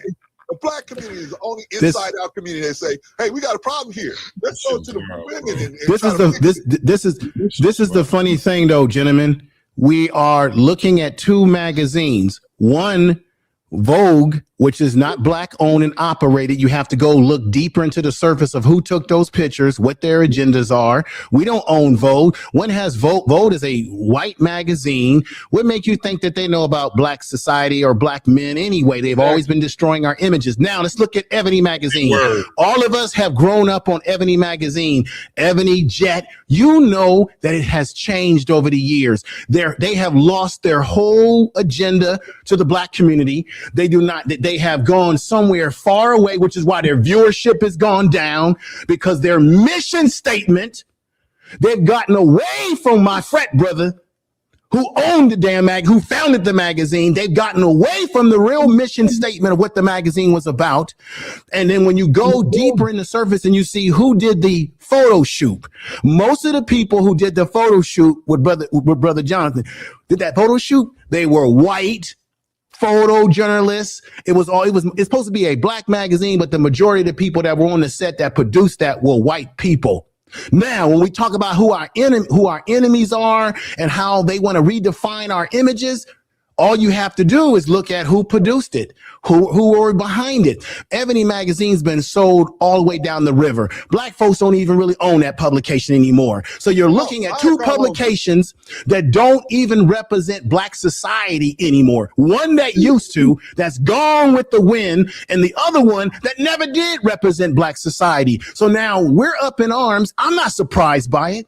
Why are we surprised by this? We have magazines using celebrities once again to define us. Didn't Malcolm X tell us a long time ago we should never allow entertainers to be our leaders, trumpet players, actors, and entertainers? Never. So what we have done in the black community in the 21st century is we keep getting our cues from what entertainers are doing, which is why I said that in the beginning of this show. That's our default right there. You can't expect these two magazines to present black men in the way those of us on this panel who are heterosexual want to see us. No, we don't have any black magazines anymore, and let alone do we have real black leadership if we ever had it. So real quick, guys, Mr. Bennett, go. Then after come on, we got to wake up and smell some damn coffee and some damn incense here. Okay, after Mr. Bennett goes, then we get Conscious TV, Reckless, then JT Hink, and then so on, and then Driscoll. Y'all go ahead. All right, a couple things. And I'm right with you, man, in terms of the portraying of the image. And I think part of this emasculation that we're talking about, a lot of it has to do with us having control over how we want to present ourselves. However that is, are we in control of the images to the extent that how we appease those who are not black? Go all the way back in the day when those French people saw that black nose on the Sphinx, they blew it off because they didn't want to see an image of a black man, or they couldn't imagine an image of a black man in that stance.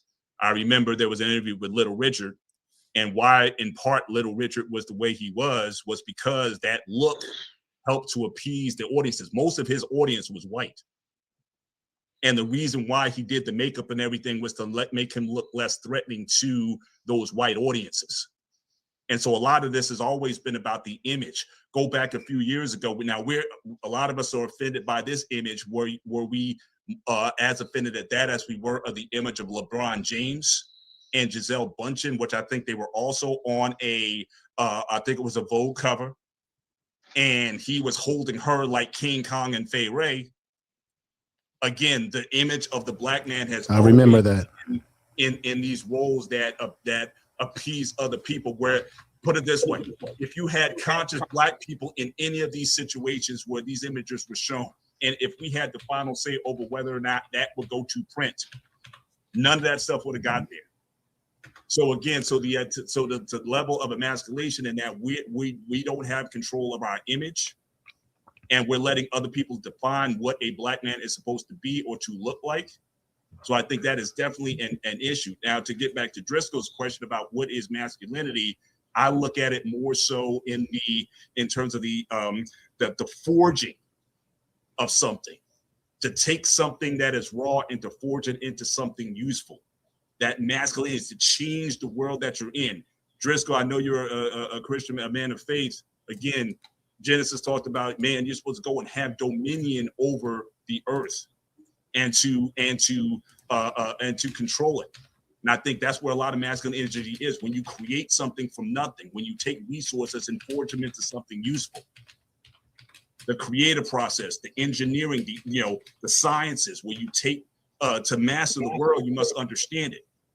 So I think a lot of what's masculine is taking the ability to build things. Now, what I find interesting is we're focusing on what the guy is wearing, but we're not necessarily looking at the body that he forged. We're focused on the clothes, but we see, God's about to come out in Creed 3 next week. Guy, a lot of these actors, they go from looking like skinny guys like the guy on the right, and he put on some weight, he got in the gym, and he did what he needed to do to get to build up for that role. So masculinity is also that part of building, developing yourself physically, mentally, spiritually, all those things. That is also masculine. And he's clearly showing that, but it seems like it's being hampered by what he's wearing. So I think a lot of what's masculine is like, what do you focus on? So I agree. What you think is masculine, I think is it really a lot of, unfortunately, a lot of it is in the eyes of the beholder.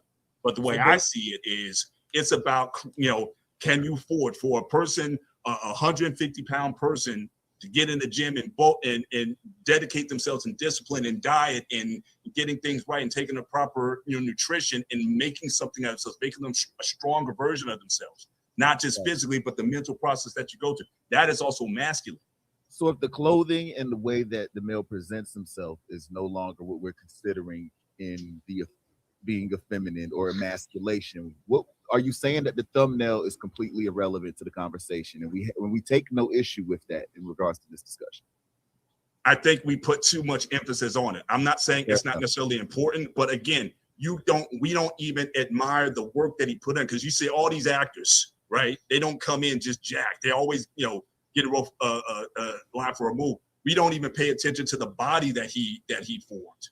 But we're interested, all that goes away, all the work and dedication and months of training and dieting and all that goes away. He puts on for a shoot, and then everybody says, okay, well, that just destroys everything that the guy ever did. No, I don't think so.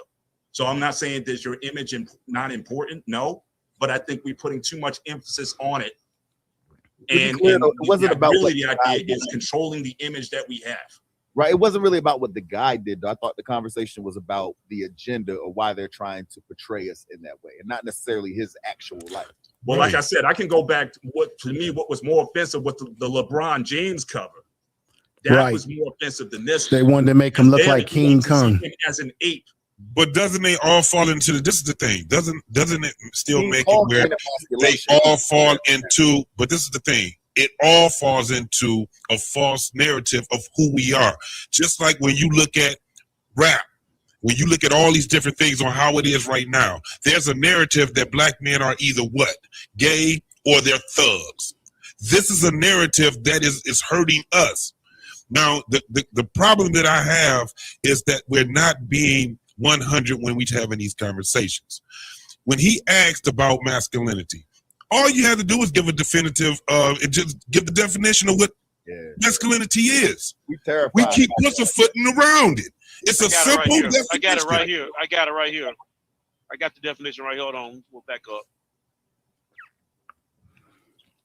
Actually, I changed it. I got to get back to it. Actually, it says the qualities or attributes regards as characteristics of men or boys. That's what it is. And it's simple. And some of the characteristics can be strength, courage, independence, leadership, and assertiveness. Discipline. All of these different things. And that's why I was alluding to when I was talking about coming out of the gym. That's why I was talking. That's why I specifically named some of the things that are masculine. Right. Right. But in our everyday lives, we don't struggle with this discussion. We'll see a little boy in the way that he's carrying himself, be like, yo, that man, he's soft. And we have these discussions all the time, and now all of a sudden nobody knows what we're talking about. It's amazing. It's crazy. Brothers, can I make a last statement because I got to get out of here, man. Appreciate all of y'all, man. Thank you for allowing me to come up and speak. Just to give a last word, the emasculation of the black man is it's ongoing, but I think until we as men finally admit that we are complicit, right? Nobody's doing this without our cooperation. We are cooperating with this based on a lot of our behaviors, right?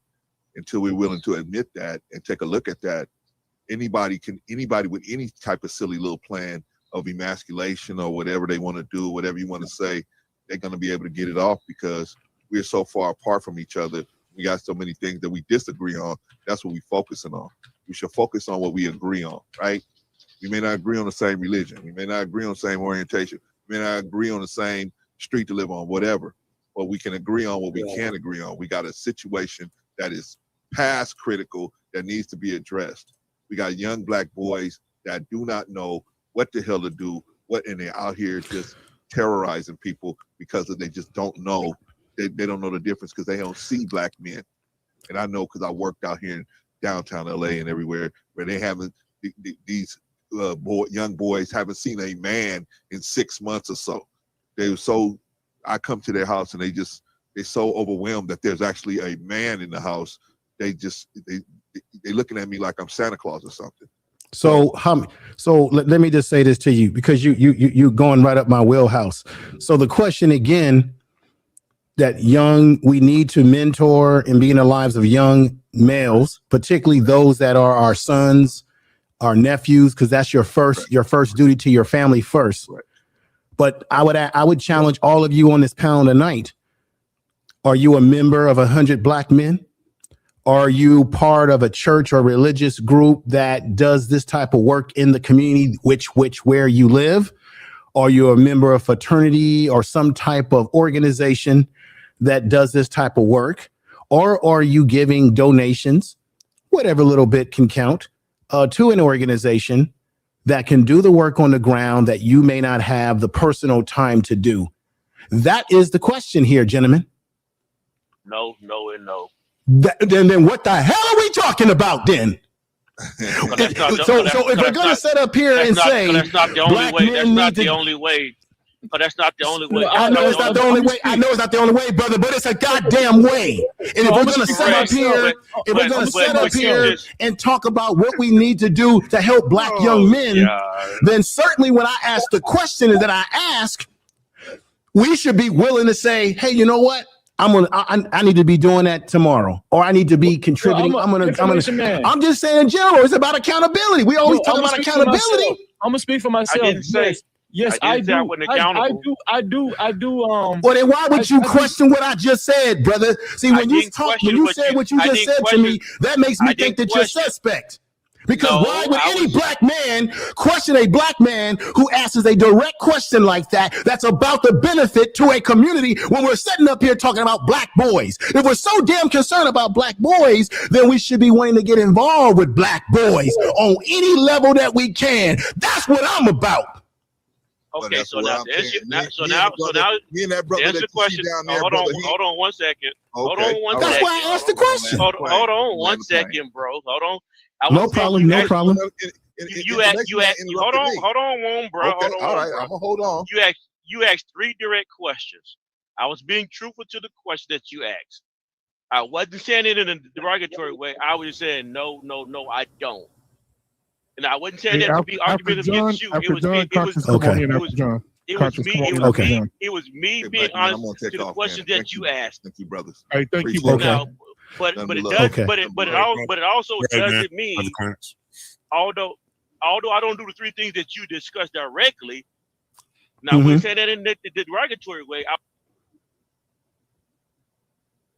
being direct to what question that you asked. But I do other things as well too, though. But you are right. I wouldn't say you was wrong anyway at all. You just assumed that I was talking about you were wrong. Right, okay, I respectfully take what you said with respect. I'm just saying, man, we set up here and we talk about what's happening to young black males or black men.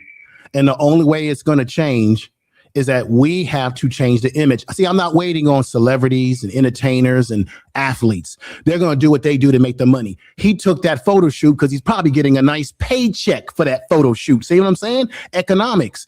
So we can't depend on, we got to depend on determining our image for us. And the only way we do that is at the ground level. That's what I'm trying to say.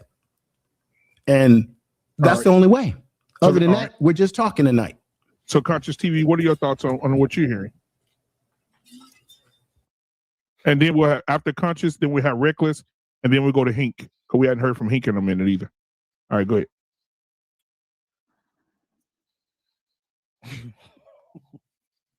CTE.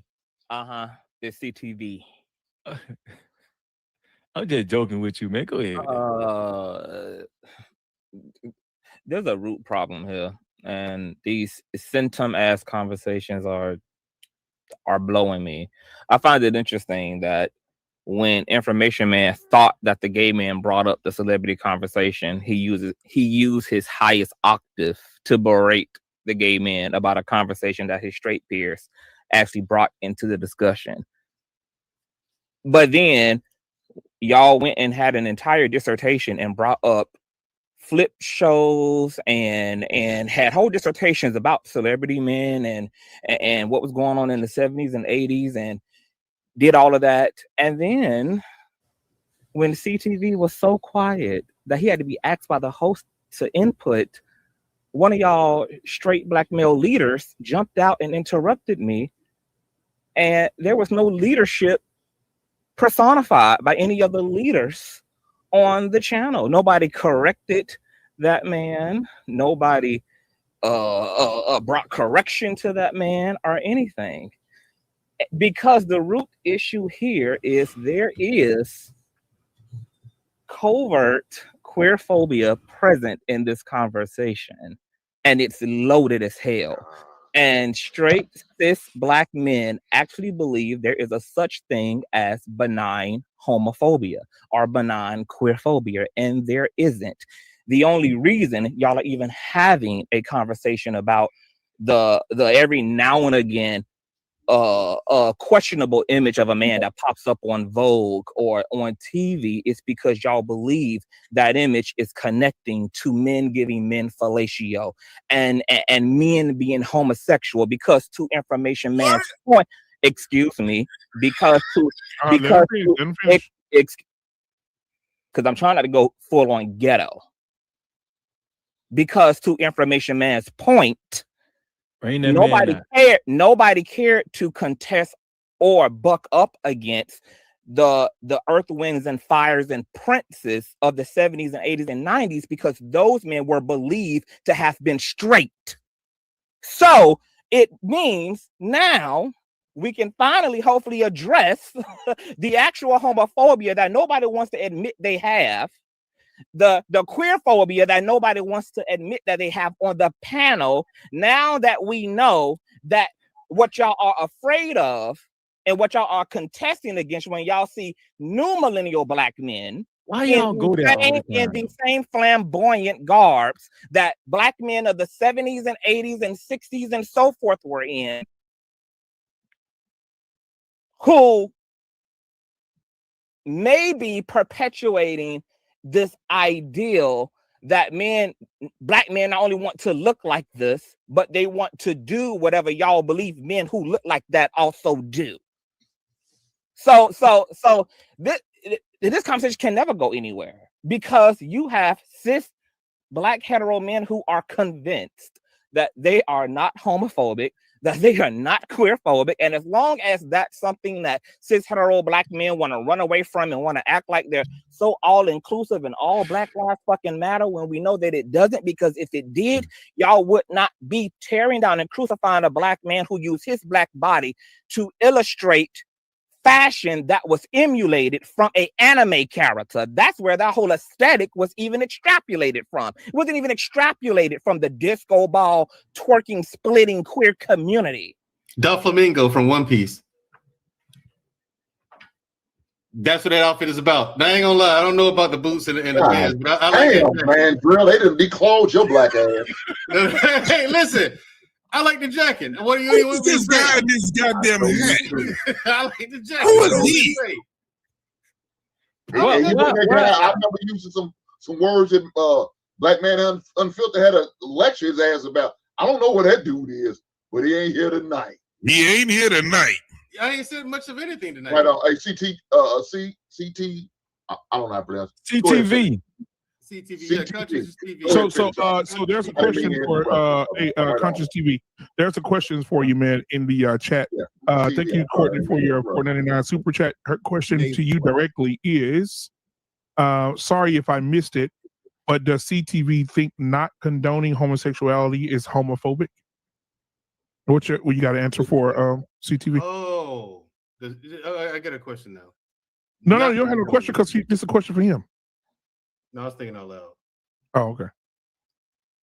So CTV does not condoning women in leadership positions not equate to sexism and misogyny? Does white people not wanting niggers to drink from their water fountain in their neighborhoods not equate to racism? What the hell does she think it means? So, like, what does she think the answer is? Because that's always the answer for us. But we don't dice that up when it comes to defining racism at all. And I just think it's interesting that queer people are oftentimes always asked to not ever classify anything as homophobic, but every single thing that the white race does unto the black race definitely gets lumped into racism, irregardless of what white people say on their behalf. What does she think? I think y'all call people homophobic as a cop out. What do you think it is? That's my Man, I mean, hey, bro. In this case, Freezy, he does have a point. TV is no, because he didn't even answer Courtney's question. He didn't even answer Courtney's question. Oh, I just answered it. I just asked you asked the whole. You asked 10 more questions. It wasn't asked to you, Frizzy.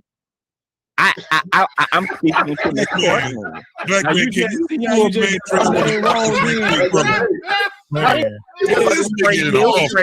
have a talk with him? Is that what you call disrespect Conscious TV?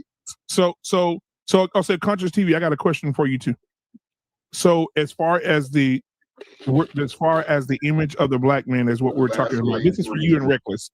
So as far as the image of the black man, it shouldn't be about, you're saying from your perspective, it shouldn't be about what the man wears or what he represents and what he wears. It should just be about the black man, period, no matter what. Can I ask you a question, Black Man Unfiltered? Yeah, absolutely. Go ahead. Am I a black man? Yes.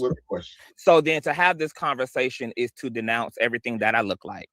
To have this conversation about what black men don't look like is to deny and invalidate my lived experience and to invalidate my blackness, my maleness, and everything that I am, because I belong to this community as well. This very conversation centers around a total indictment and persecution against men who look like me, which was my earlier point, that you all don't represent me. If we're talking about an image. And my question is, where is the space, since black cis men want to control and gatekeep that space? But to Mr. Bennett's point, and thank you for being so honest, Mr. Bennett. Thank you for being so honest about the fact that if your peers were gatekeepers of this space, men like me would never have a freaking chance in that space. Men like me would never be considered. Men like me would never enter into the qualified spot. Thank you for the blistering, explicit honesty there. TV, real quick. Right. Okay, so Conscious TV, let me ask you this. Hold on, y'all. Hold on, because I want to take the show to another level, right? You got to get the records too. But I want to be able to go. Oh, well, he got to go. Okay, yeah, I got the records in here. I want him to get in on this, but also answer this question as well. So we got a super chat here, and this is a question. Chicago Rilla, read my mind. $20 super chat from Chicago Rilla. He says, can everyone on the On the panel, define masculinity. Do not Google. So we'll start with Conscious TV, then we'll do Mandrell, then Reckless, and then we'll go backwards that way. So Conscious TV, you can go first. Me, masculinity. A nigga who pay his bills and pay yours too. Okay. Mandrell? It's kind of piggybacks off of what Mr. Bennett, but it's what a little boy is forged into. Okay. Think of it as forging a sword, right? You have to stick it in the fire, which is he has to go through hardship, strife, stuff like that. Then you beat the sword with a hammer. Each beat of the sword is a characteristic: honor, integrity, honesty. You know what I'm saying? Loyalty, things like that. These things are forged into boys. You know what I'm saying? How to treat people with respect and treat people with dignity, things like that. You have to forge a boy into a person who encompasses all those attributes. And not just those, but many more as well. So for me, masculinity is a culmination of a whole lot of stuff. Tolerance is one of them. And you know what I'm saying? So that's masculinity, the culmination of a lot of positive attributes and the ability to be dangerous. Not just violent, but dangerous. That's a part of it too. So a lot goes into masculinity. That, for me, that will require a whole video to define masculinity, because it takes you 18 years to forge a boy into a man, which ain't a lot of time, let's be honest. Because he still got to go out in the world and learn stuff on his own. So you're not going to teach him everything in 18 years. But go ahead, Reckless. Masculinity is an energetic force. It's an energetic force that both men and women both possess. Even with femininity, divine feminine is an energetic force that both men and women both possess. With masculinity, it has character traits and qualities that would be outward, expansive, it would be protective, it would be aggressive or assertive, having passion, all of those things. But the thing that I find very interesting when it comes down to this masculinity conversation is that y'all really have this notion as if women don't have masculine energy as well, and also have this notion that you guys, as men, don't have a divine feminine energy within yourselves, because one of the attributes of a divine feminine is understanding. So how can you be so logical if you They definitely don't have that, Reckless? They definitely don't have that, man. And my plane right there. That's it. Come on, brothers. Now, ain't that being disrespectful? No, I just had to land my plane. Being very disrespectful. This is one of the coldest. This is one of the coldest group. This is one of the coldest rooms I've ever been in my life. Chilling. Chilling. One of the coldest. I mean, it feels like I'm in it feels like I'm in a penitentiary hall. Right. And I also think it's very interesting too. Who's next? I also think it's very interesting too. Let's go. Keep rocking out. Keep rocking out. Keep rocking out. Go. Who's next? All right. So listen, I'm glad he asked that question again, because we already spoke on it. But like we said before, it is attributes that actually comes from boys or men, which is honor, discipline. There's attributes when it comes down to being a problem solver. There's attributes when it comes down to being able to take care and be responsible for your family, wife or girlfriend, kids, your family. That is masculine and is attributes that come from men and or boys. That's what it is. There's a whole lot more we can speak on there, but those are the smaller things that I can go. I can let Driscoll go with some more on his. Wait, can I just add one last thing? I'm a mute. Who's next? But I want to say this, and then I'm gonna mute. Who's next? I also think it's very interesting how a part of the masculine energy is responsibility, and then once we actually start to talk about responsibility, because remember, leaders, all of a sudden y'all want to push blame on the women, the followers of Who's said next? tribe. Who's next in order? And I land my plane right there. There we go. Man, I love that. Just go find Jesus already. Look here, brothers. Because y'all Y'all said y'all black men. Go man. Driscoll. Go ahead, Driscoll. Go Driscoll. Rock out, Driscoll. Rock out, Driscoll. Rock out. Hold on, John the Baptist. I'm up. Hold on, John. John, stand down. You up? They are, man. They just live a different lifestyle. I don't give a shit the lifestyle y'all live. Y'all can live it if you want to. I'm not gonna knock you for it. That's your choice. You got to answer for it when your day comes. I'm gonna leave it at that. Look, man, when it comes to the question, I had already answered it earlier. So unfortunately, I did Google to be politically correct. So I'm not even going to act like I didn't. So it was obviously the societal standards and expectations of a man. And I thought that was the whole point of the conversation in alignment with the thumbnail. So that's why I'm glad Rilla asked that, because I find it problematic. Like when CTV said, am I not a man? Well, then I should be represented as well, when the better question should have been, are you a masculine man? And I would love to hear your answer to that when your turn comes. Okay, so I'm next, right? So, Karis, what is masculine? Brutal, destruction, order, but all that under control. Decisive assertiveness, all that under control. So what makes a man masculine is that he has the ability to cause order and create things, but he also has the ability to be destructive and brutal when somebody tries to destroy the things that he's building. But he has the power to knowledge, understand that he keeps those things in check by having logical, rational decision-making skills. That's what makes a man masculine.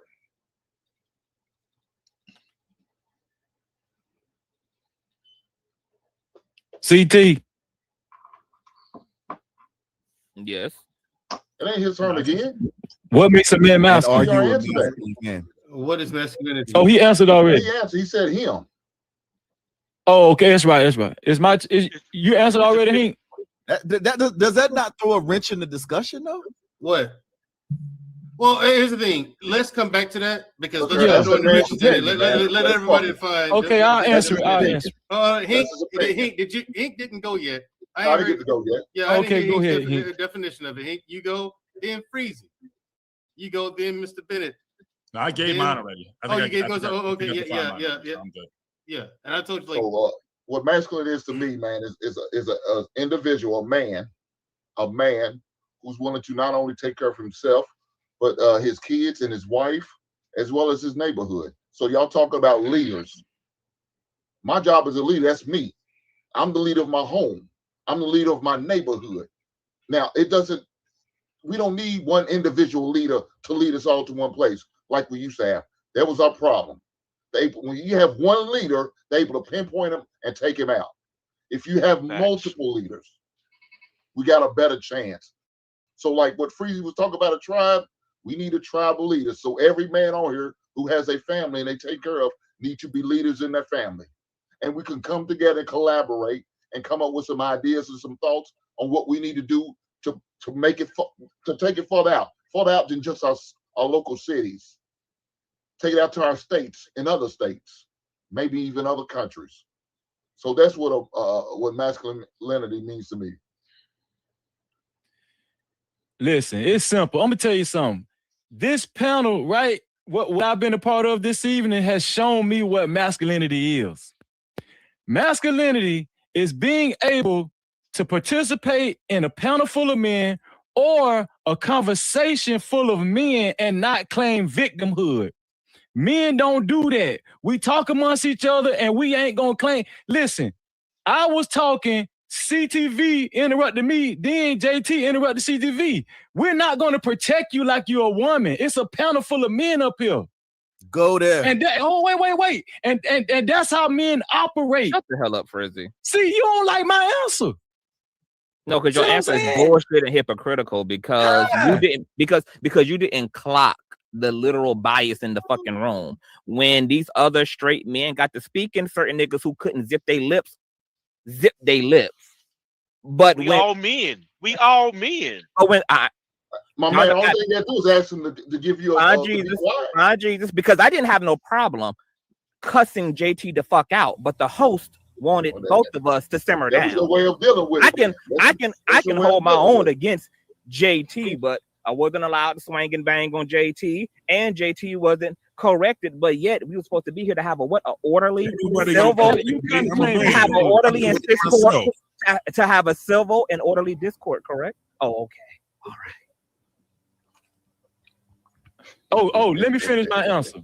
Yeah, go ahead. That's the freezer. Go ahead. You finish. Cause And also, masculinity is being able to operate within the spectrum of clear, defined disciplines. Key word.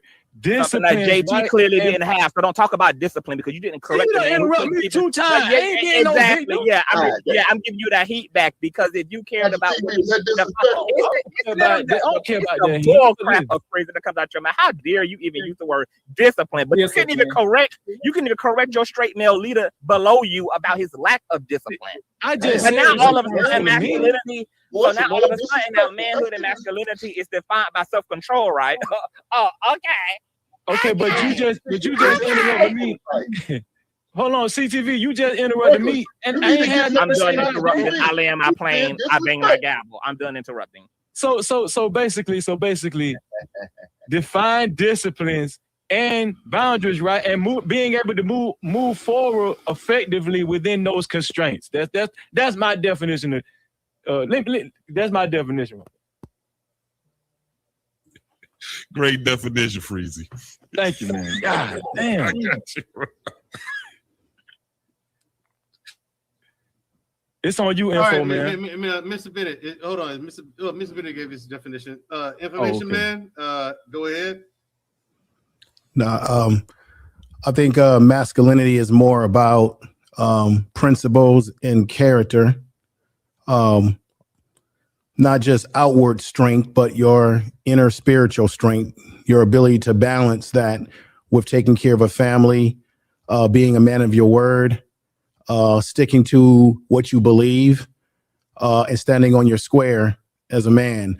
I also think it's about how you control your emotions under certain situations, how far you take those emotions and how you can keep them in check, your ability to look at the world logically, but also look at the world for what it is and not what you want to make it be.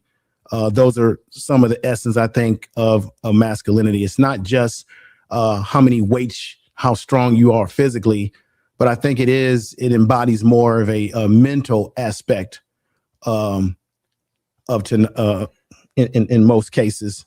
I just want to say this.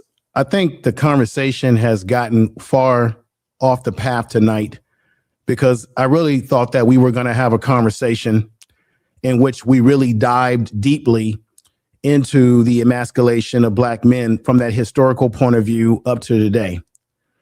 I wanted to say this too, because I heard Conscious TV make references to people being homophobic and what have you. And that word is so loadedly used today. We have to define what is the term? What does it mean? Is it about fear, that you have fear of something? I don't think that if I, as a Black man, don't like the images that I see as a heterosexual Black man, because that's the lifestyle that I live, that's the world that I live in, even though there are many different people in this world of different sexuality, but that's the world that I most reference because that's the life that I live. So therefore, I'm going to look at images a little bit differently. I'm going to question those images. And if I don't like those images, I think I have just as much right as someone who is gay to not agree or like what I see. Does that mean that I fear people that are gay? I've been around gay people all my life. Okay. So it's not about, I fear that, they're going to come and get me or they're going to take over the world. That's not what it is. Why is it that if I, as a Black man, have an opinion about my image when there is historical data to reinforce my opinion, if I have an issue with that image, because certainly men who are heterosexual, live a straight heterosexual life. When we have sons, we raise our sons a certain way. There's certain expectations that we have. Now, I know it's all, you can say it's cultural conditioning. It's constructs. I get it, but that's the world that we live in. See, once again, recognize the world for what it is, not what you want it to be. And the reality is heterosexual people are going to have issues with these type of images as it relates to Black men, or any group was going to have some images, going to have issues. But why is it that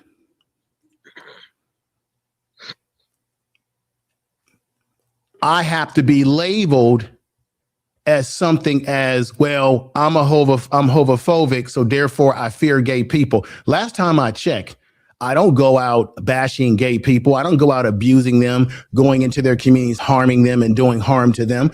I don't get up on my bully pulpit and try to demean them. However, do I or do I not as a man have a right to my opinion? If my opinion is not favorable to the gay community or what I see as a heterosexual male, don't I have the same right to that opinion as people who are of the gay community have their opinions? Are you really about me?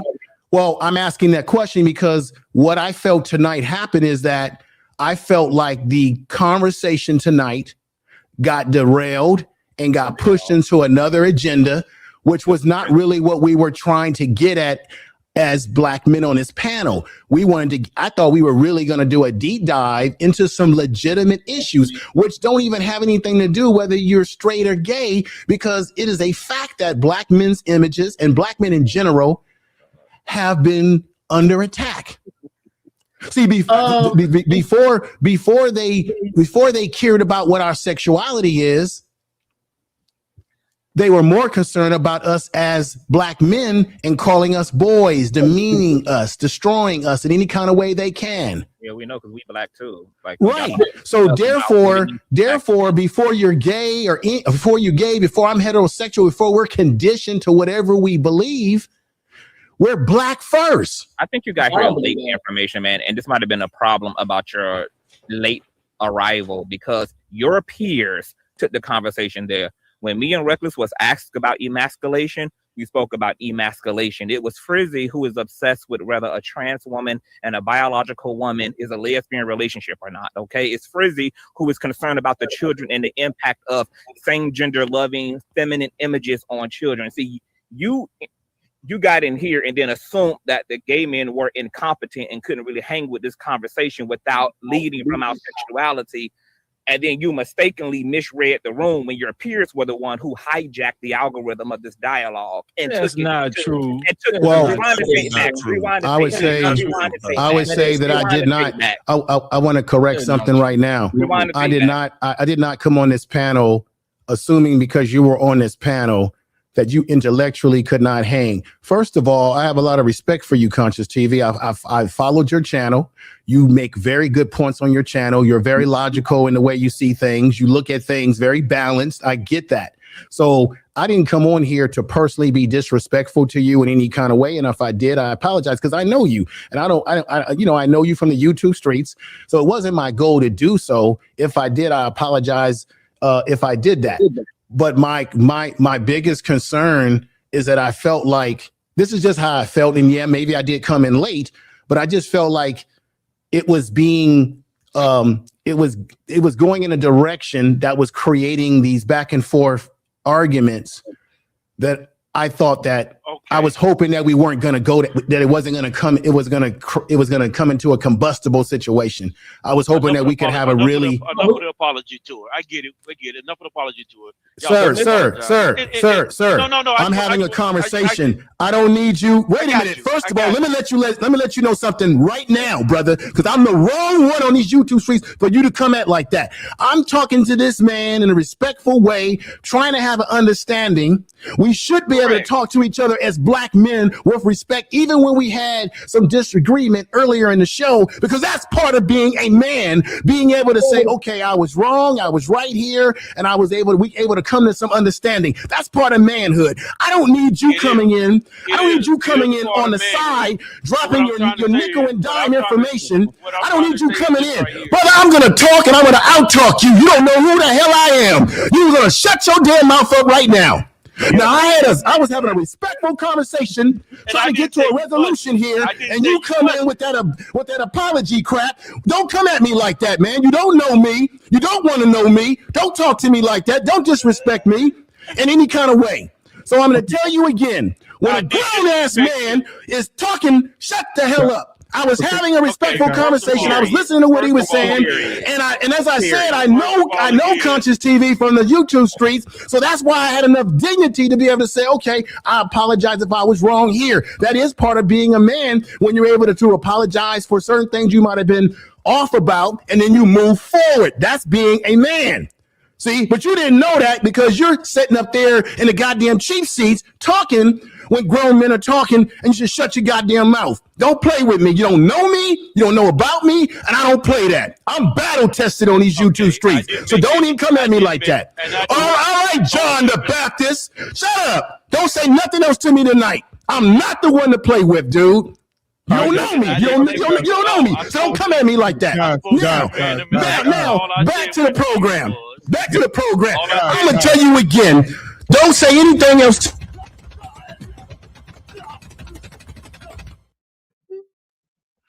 Okay, guys, just like on that damn ass video he showed. Don't play with me, man. You saw me having a discourse with Conscious TV, and you want to come in and throw your little shots to the side. I didn't appreciate that. Don't do it. All right, guys. Okay. Don't do it. Don't play with me. I didn't throw one. Don't play with me. I don't want to hear you. Don't talk to me, man. Shut your ass up. Don't shut your ass up.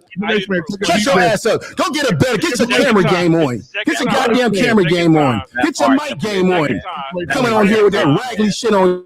This is the second time you misunderstood it. This is the second time you misunderstood me. The first time you misunderstood me when you asked me a direct question. That's fine, John. Listen, man, we can't have y'all fight for 5 minutes, a form of disrespect? So listen. So I said, okay, guys. So listen, we can listen. This is, I'm gonna say this, and I know this ain't gonna be popular. We're supposed to be up here having a conversation as men, and we're up here going in on each other. And I need us to, again, Conscious TV has everybody up here, whether we like what they say or not, everybody has a perspective, right? And I wanted to have that perspective. That's why I went to the back, because normally I'm on the show the entire show. But when more people showed up, and I know we only have 10 seats, I wanted everybody to just have a dialogue, right? So what I want to do is, if we can, guys, if we can just stick to. Oh, I think we need to have a prayer meeting. If we could just stick to the topic. Man, I just want to know. I was asking Conscious TV. Is this it's CT fault? That's what it is. It's CT fault. I was actually trying to. Conscious TV. Is this a form of disrespect? No. What's my brother name? What's my brother name up there? Because he actually took what I said the wrong way. Information man. Information man took what I was going to say the wrong way. Because Information Man was actually right, which I was going to tell him.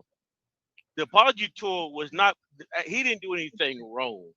What I was trying to tell him was, there was no need to apologize. I was trying to say, stand strong with what you were saying. Because through the whole night, he had been direct, he had been on point, and there was no need for him to apologize. Because he did not at one time say anything wrong. Only time he said something wrong is when he misunderstood what I was saying each time. Okay. Right, okay. Now I will give him this. When I said no apologies, when I said there's not need for apology tour, I said that while he was talking. I said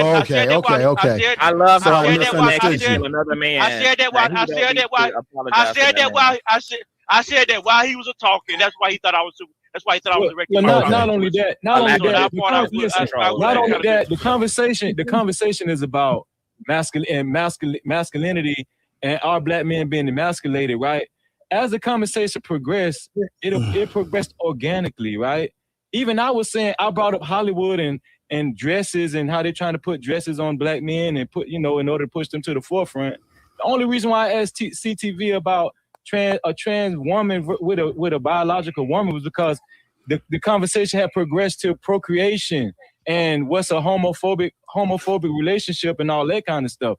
I didn't, to be honest with you, I don't see nothing wrong with the whole conversation because it's going to naturally progress and it's going to branch out in different areas.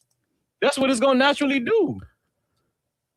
And that's just my opinion, though. But, you know. Okay, so again, that's good. The question is, like, I agree with Information Man when he first started out, when he said that having dialogue about emasculating men. So this is the idea, guys. When I did that thumbnail today, and I asked that question, well, I didn't put a question mark in the damn thing on the thumbnail, but I should have, because to ask that question is because we do see a lot going on. And the reason that, like I said, again, everybody's here because I want everybody's different perspectives on why men are emasculated. I want to start at the beginning, the genesis of why we were emasculated. And when he brought up the book breaking, that is sad. When we bring up a strong man standing with his wife and kids, and an overseer says, you know what, time to the tree, and the overseer would actually sexually assault this man in front of his wife and children. That was emasculation. I think we can all agree. I think that's where we were going at the beginning before it spiraled out of control. But I think that we can all agree that form of emasculation was horrible, right? For that to happen to men, and to have men watch other men, sexually assault their wives. Like, so the emasculation of the man from that point of view moving up. So if we can, for just a few more moments, just have that conversation without going off, because we were in Texas and we ended up in Spain. I don't know how the hell we got to Spain. So let's talk about the genesis of the emasculation part of it. And apology. And I'm gonna bounce off everybody here. So it's gonna be Conscious TV, then Driscoll, right? Because I want Driscoll to go, because Driscoll has a great perspective, and he can respond to whatever Conscious TV has to say about emasculation, how it grew into where it is right now, where it started and where it is now. So let's have that discussion, where it started and where it is now. So Conscious TV, what are your thoughts? Could you frame the question again? I'm sorry. No, not a problem. Tommy in the chat, stupid. Where emasculation started of black men and where it is now. Like, is it the same? I want to phrase it like this: is it the same now, just in a different way? Let me give you an example of what I mean. You know how people say the white men back in the day whipped you and they hung you in a tree, but today they have on police uniforms and judge robes. The transfer into that. So my thing is, emasculation then was forced on men. You have to do this. But do you think is there now? Do you think men are being brainwashed to do this, or it's a part of their success? They have to do it. They forced into it, or is it just something that's put on them because they simply want to emasculate the men? And this is for everybody, y'all. But I'm starting with Conscious TV.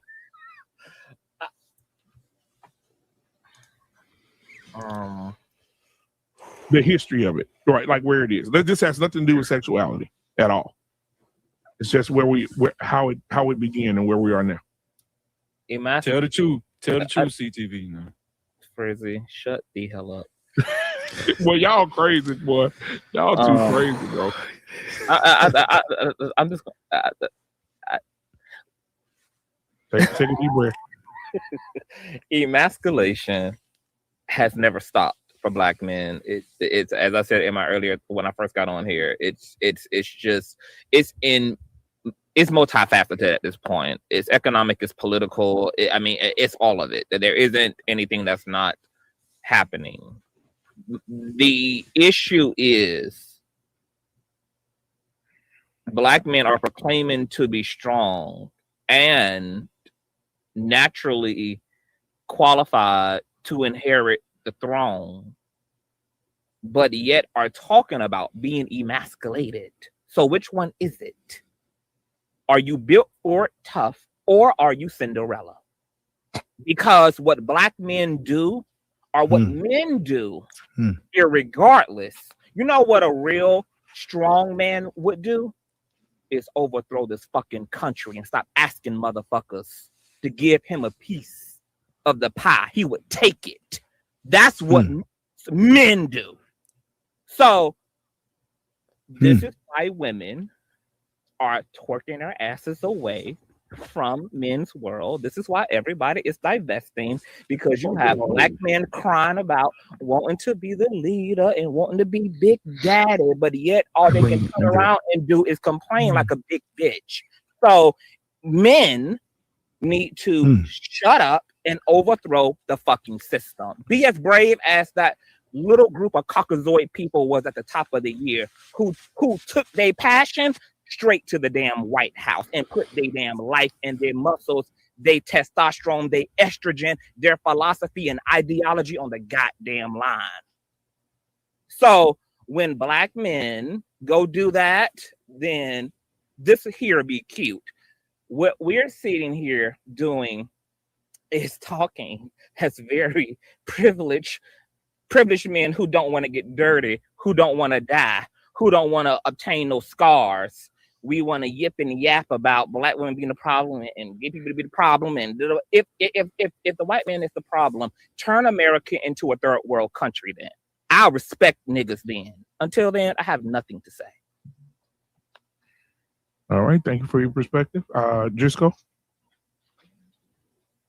This is probably going to be my last point I make on the topic, for the respect of what you're trying to do, because I think I was a little confused by the thumbnail. I thought that was the point of the conversation. Yeah, it was. Yeah. Okay. So I'm kind of with Information Man's point about the whole turning this into a homophobia thing. I can't speak for everybody else. I don't hate anybody in the LGBT community. I've been to pride parades with my children. I've shown love and held signs apologizing for some of the hate that the Christian community has perpetrated to the community.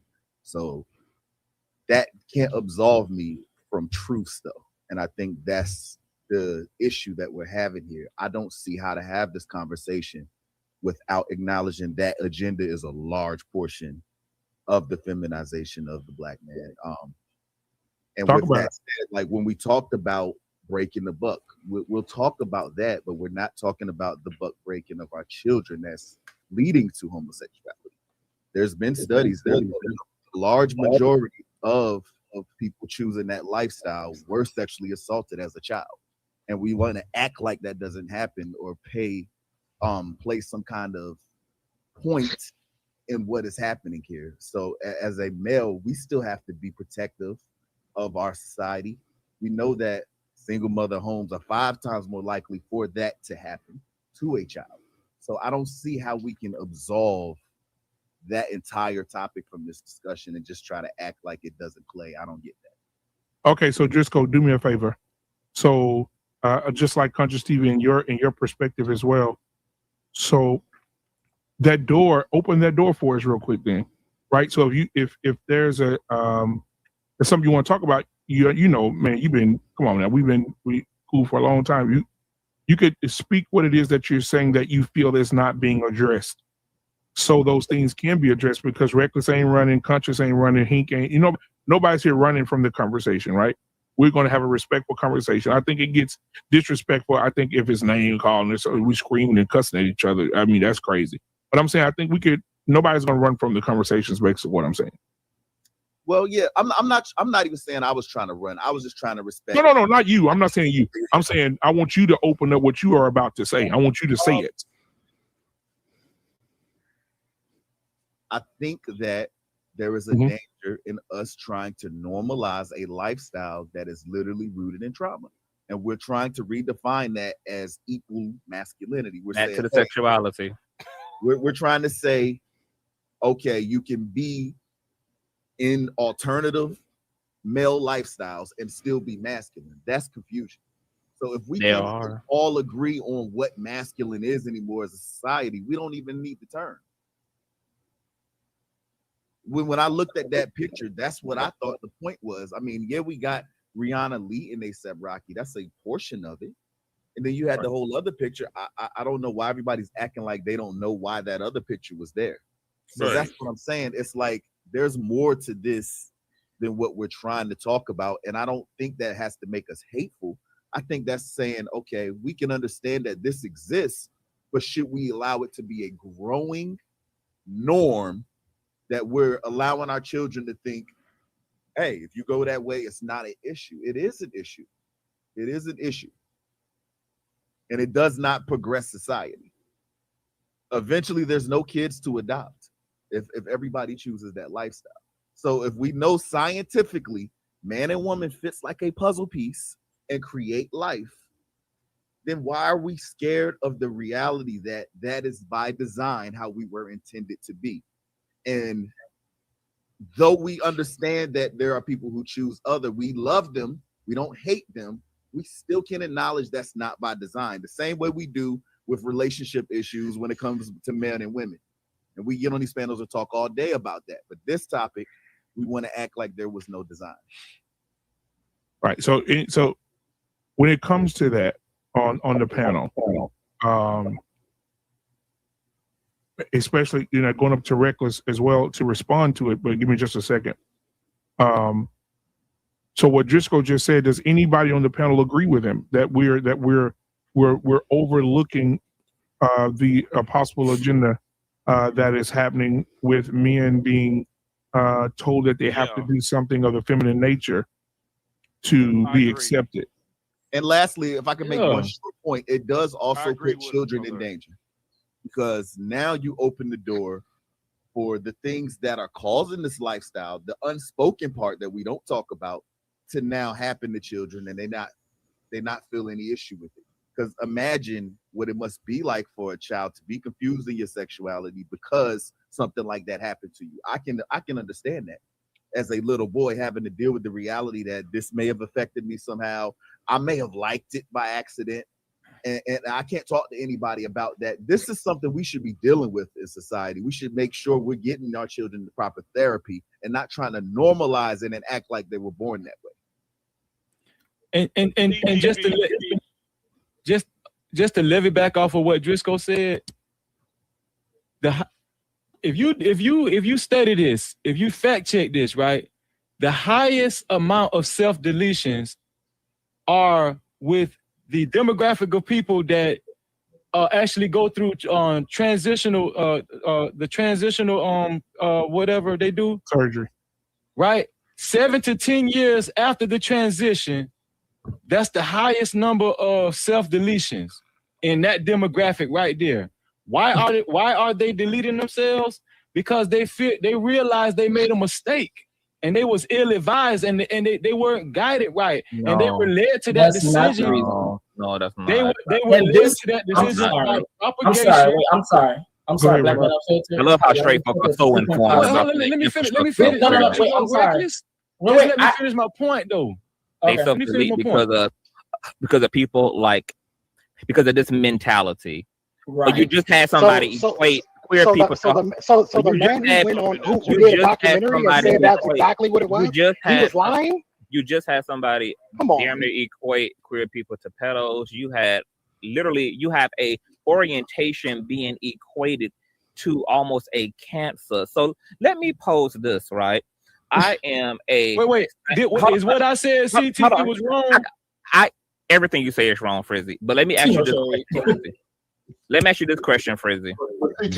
I am a you letting a lot of things go tonight. I don't know if it's because he's gay or not. I'm not sure what's going on. But you would never allow stuff to happen because they weren't here, bro. What's going on? I'm a guest trade. That may be one. Yeah, you're allowing a lot to go. You are really loose with it. Because if this was just all straight men on this panel, you wouldn't have tightened this up a long time ago. They are getting special treatment, bro. Who is getting special we're treatment? Not. We never see here windmilling goddamn because there ain't been no fight in the rain. There ain't been no strong, clear boundaries reinforced. That's why we've had to cuss and fuss and windmill and swing and bang the whole time we've been here. So shout out to the Black Man Unfiltered for being unfiltered. I have a question for Frizzy though. I want you to prove me wrong. Prove me wrong. Frizzy, I have a question for Frizzy. And just look at the overwhelming queer power I have over J2, who is about to bounce out of his goddamn computer chair every time I go to say anything. He's about to literally shake His laughter and his the way these motherfuckers, man. I don't get. Okay. Hold on. I don't get along with he talking to me. Hold on, guys. Let me say this. So Trey, tonight. Your mother, you bitch.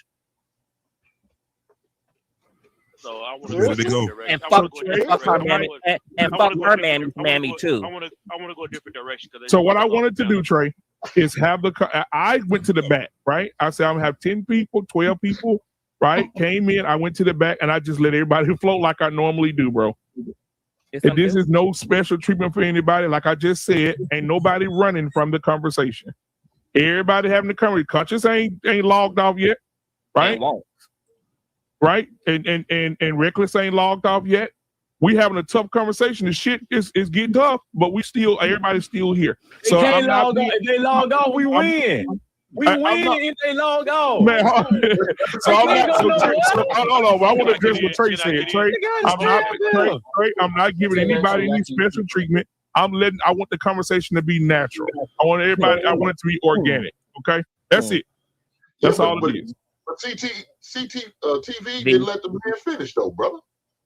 He was finished before he started. I had a question for him. Now, hold on. Now, hold on, guys. Hold on 1 second. 1 second, guys. 1 second, guys. I think we deserve. A white man called me and said that they had a church service tonight, and he wanted me to play a little bit of the church service while y'all calm down. Okay. So, Coach K, if you watching, I got your uncle video up here again. I'm gonna play him tonight. Come on in, Uncle Jimmy. Cause all my life you have been faithful. And all my life you have been so good. Every breath that I am living, I'm gonna see your goodness.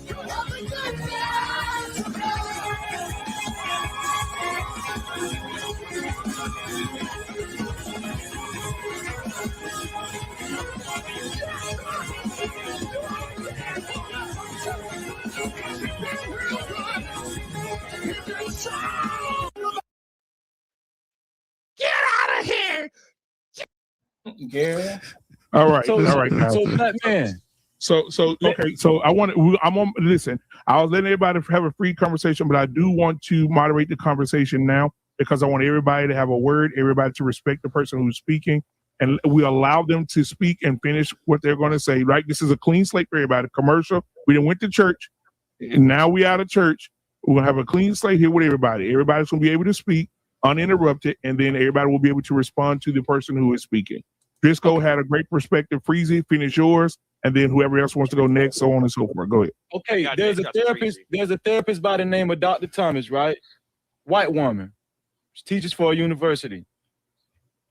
She came out with this stat that she revealed it that these kids that are being led to go through these transformation surgeries and whatnot, and after it's completed, this is a real stat. 7 to 10 years after it's completed, a lot of them realize they feel like they went the wrong way. They don't actually want to be what they signed up to be, but it's irreversible because you done snipped and cut everything off, whatever that was required for you to actually be who you used to be. It's irreversible. So now they go into a deep depression. And in that demographic, that's the largest demographic of self-deletions. Now I do want CTV to speak to that. If I'm wrong, just tell me I'm wrong. Sure. I mean, just prove me wrong. I'm gonna do just that. So you're talking about trans folk, and that's the fear mongering. Is y'all take the fuck, man? Let him finish. Let him finish. Go ahead. And then JT, you can respond after Freezy. You're already on the bottom. Do you want to remain there, JT?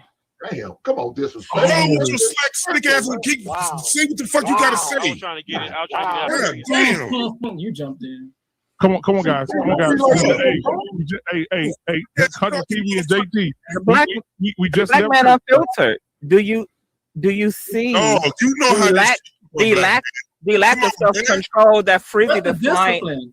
That Frizzy defined as a part of masculinity and manhood. So is it fair to classify JT as not being a man? We got these goddamn brains on here thinking they can just he does not possess the qualities of a man. And we say now, what you talking about? Define him as a woman of the night. Can we do that? Define him as a lady. I'm gonna let JT cook. I'm gonna let JT cook because he got the water boiling for the roof. but I want Freezy to finish first, and then we'll get JT to respond.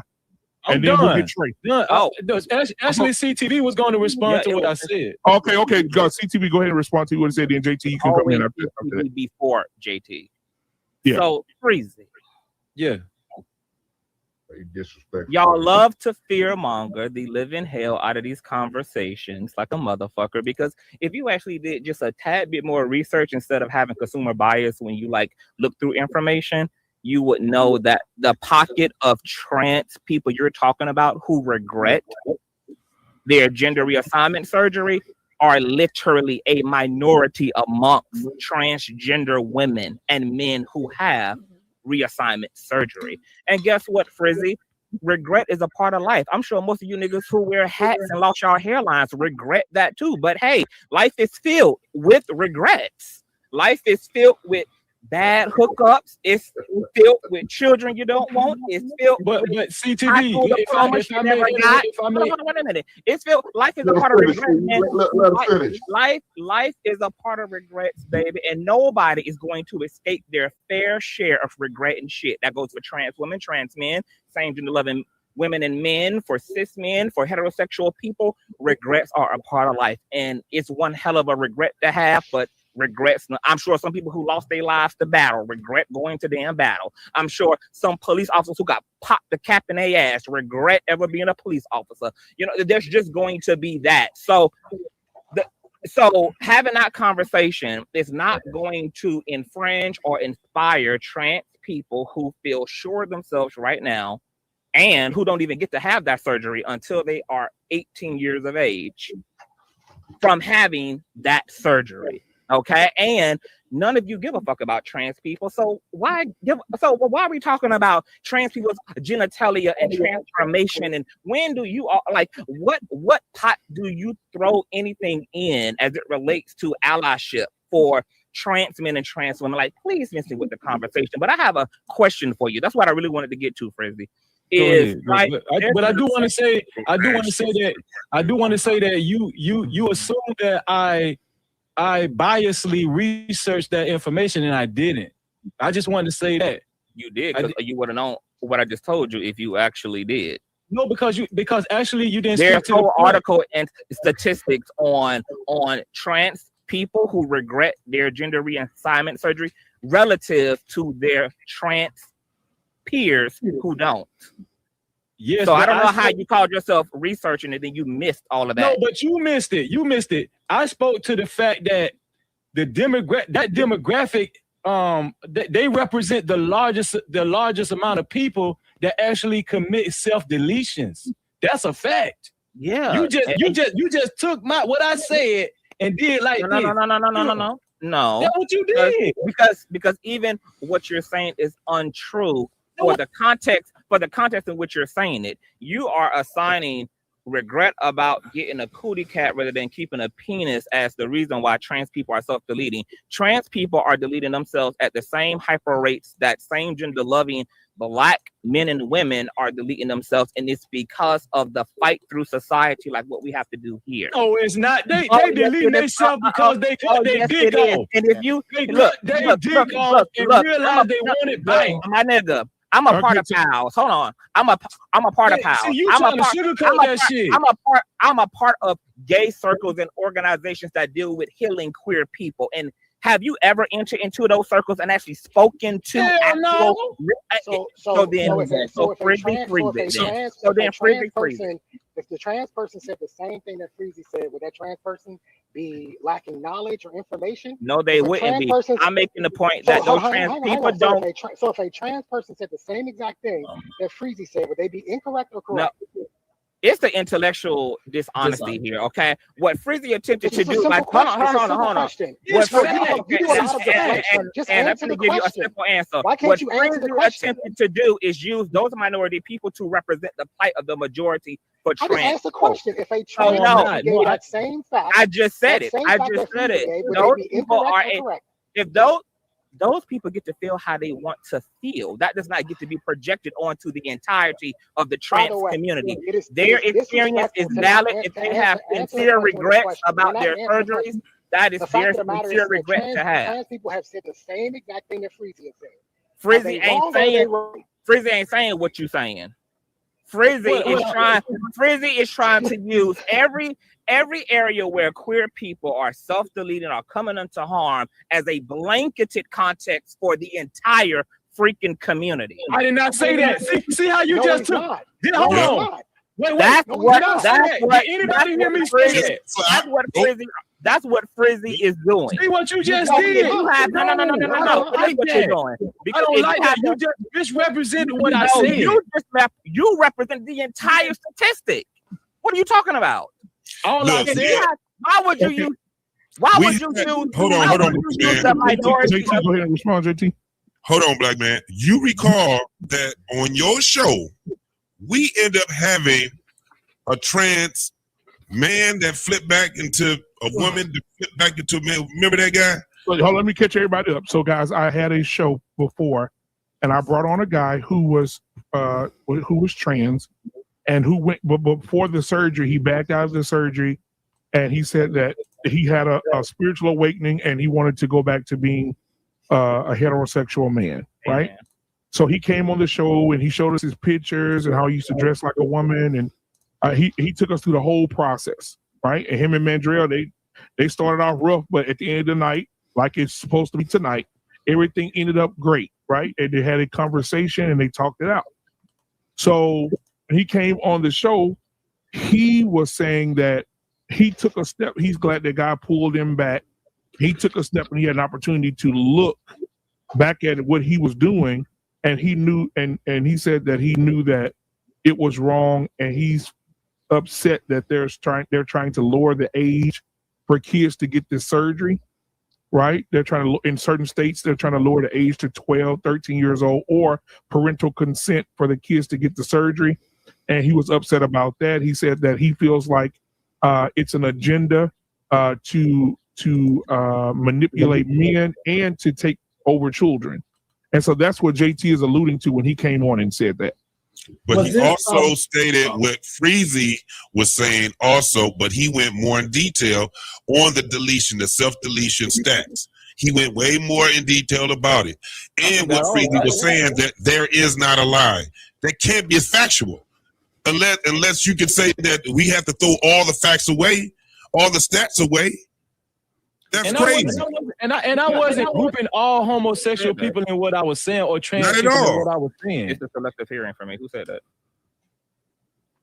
Who said that? But it still goes to the point of this. What we're talking about now, we are still supposed to be getting on the same page of emasculation, right? Whether you're gay or whatever. It will be nice. It will be nice. We have to understand that. Going back to what we were talking about before, when you look at these images, it's not the fact that it's in Hollywood or that is the biggest stage. We have to look at the younger folks. The older people, first and foremost, I don't give a damn what gay people do, trans do, whatever. But you got to say that when we start talking about this whole thing called emasculinity or masculinity and femininity, there's two of them. One is being held by men, and the other is being held by women. How the hell is that not? How is that not simple? How is that not a simple thing? JT, I really want to start over with you. I apologize for however our energy got off into the crazy thing, because I would like us to have an exchange. I would like that. You apologize to me? Fuck you, Freezy. So no Vaseline freezing. No goddamn. Hold on. Let's let JT respond to the apology. JT. No, I accept the apology. No problem. Okay, We have a conversation, man. This podcast, so it's all good. It's all good. Now, I just want to ask JT because, and this is no indictment to you. It's maybe an indictment to Frizzy, because you the one who introduced us, Frizzy. We came on, me and Reckless came on this panel to talk about that. We spoke about emasculation without a sexuality context, without none of that. Now, what I want to ask to you and JT and the rest of the men on the panel is, I'm a same gender loving man. I have been able to carve out a financial equity for myself and a life path for myself that puts me in a position to be a successful entrepreneur. I've been able to live off of my brand, pay my bills. I'm raising my younger nieces and nephews. I have housed my brothers. I have housed my uncles. I have housed friends. I have supporters and fans that reach out to me to pay their bills. We have fundraised for people to keep their lights on, to get their rent paid. I have been in the real community dealing with real people about what they're really going through. I actively use my platform to speak on behalf of Black men, Black women, same gender loving people. I keep my foot on the same white racist system that everybody else does.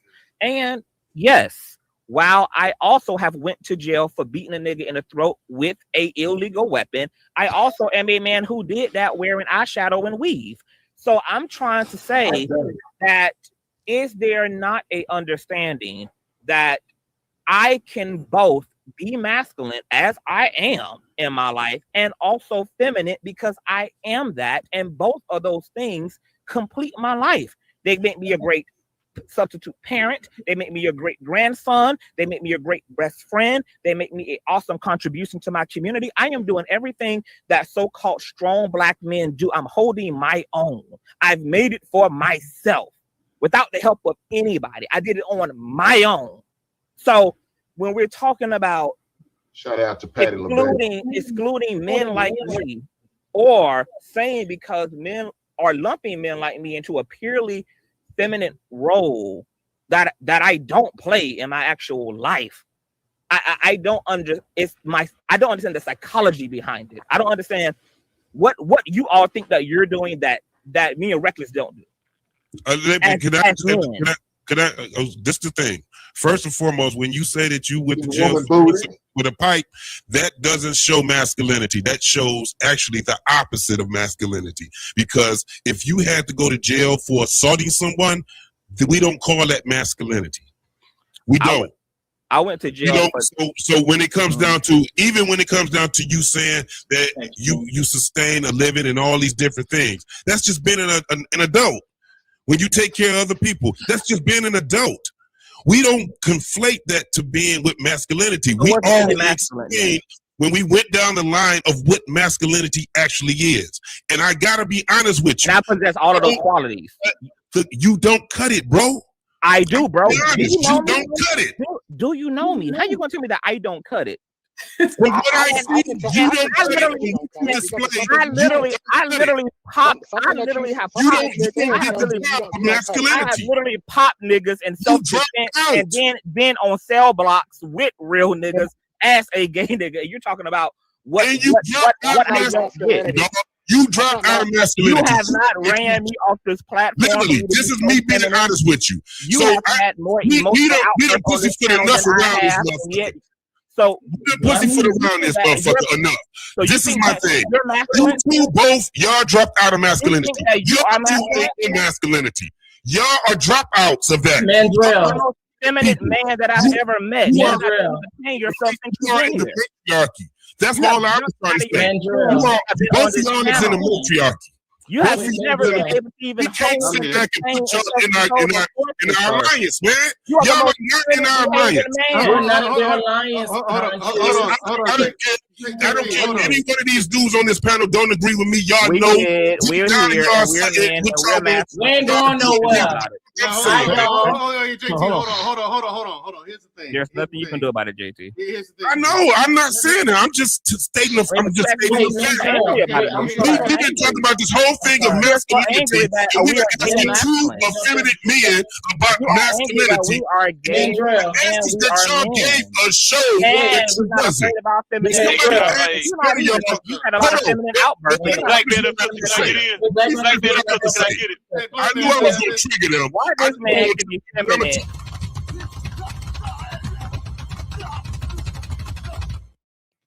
Let me finish what I have to say. No, y'all was speaking. I let that shit roll. Listen, this is my whole thing right here. When we asked you guys, somebody asked you what was masculinity, y'all gave them feminine. I said me. And then one said me, and then they popped their lips. Ain't nothing about what y'all answer was me, masculine. Big Daddy. Me masculine, Big Daddy. Wait. I'm masculine. Let me say this. Just go. Mandrell, so you remember when we had our show and you kept asking, why is there such a big gap? This is the reason why. And that's why I'm letting y'all talk. Speak. Go. Express how I felt. JT, go off. Because I think it's very interesting. Yeah, you ain't let us speak all the time. Y'all always have something to say when somebody has something back to those conversations. I'm not trying to be egregious. I'm telling y'all exactly what everybody else should have said to y'all. Like, we're inclusive, but yet the same people talk about something. You're not going to be part of our tribe.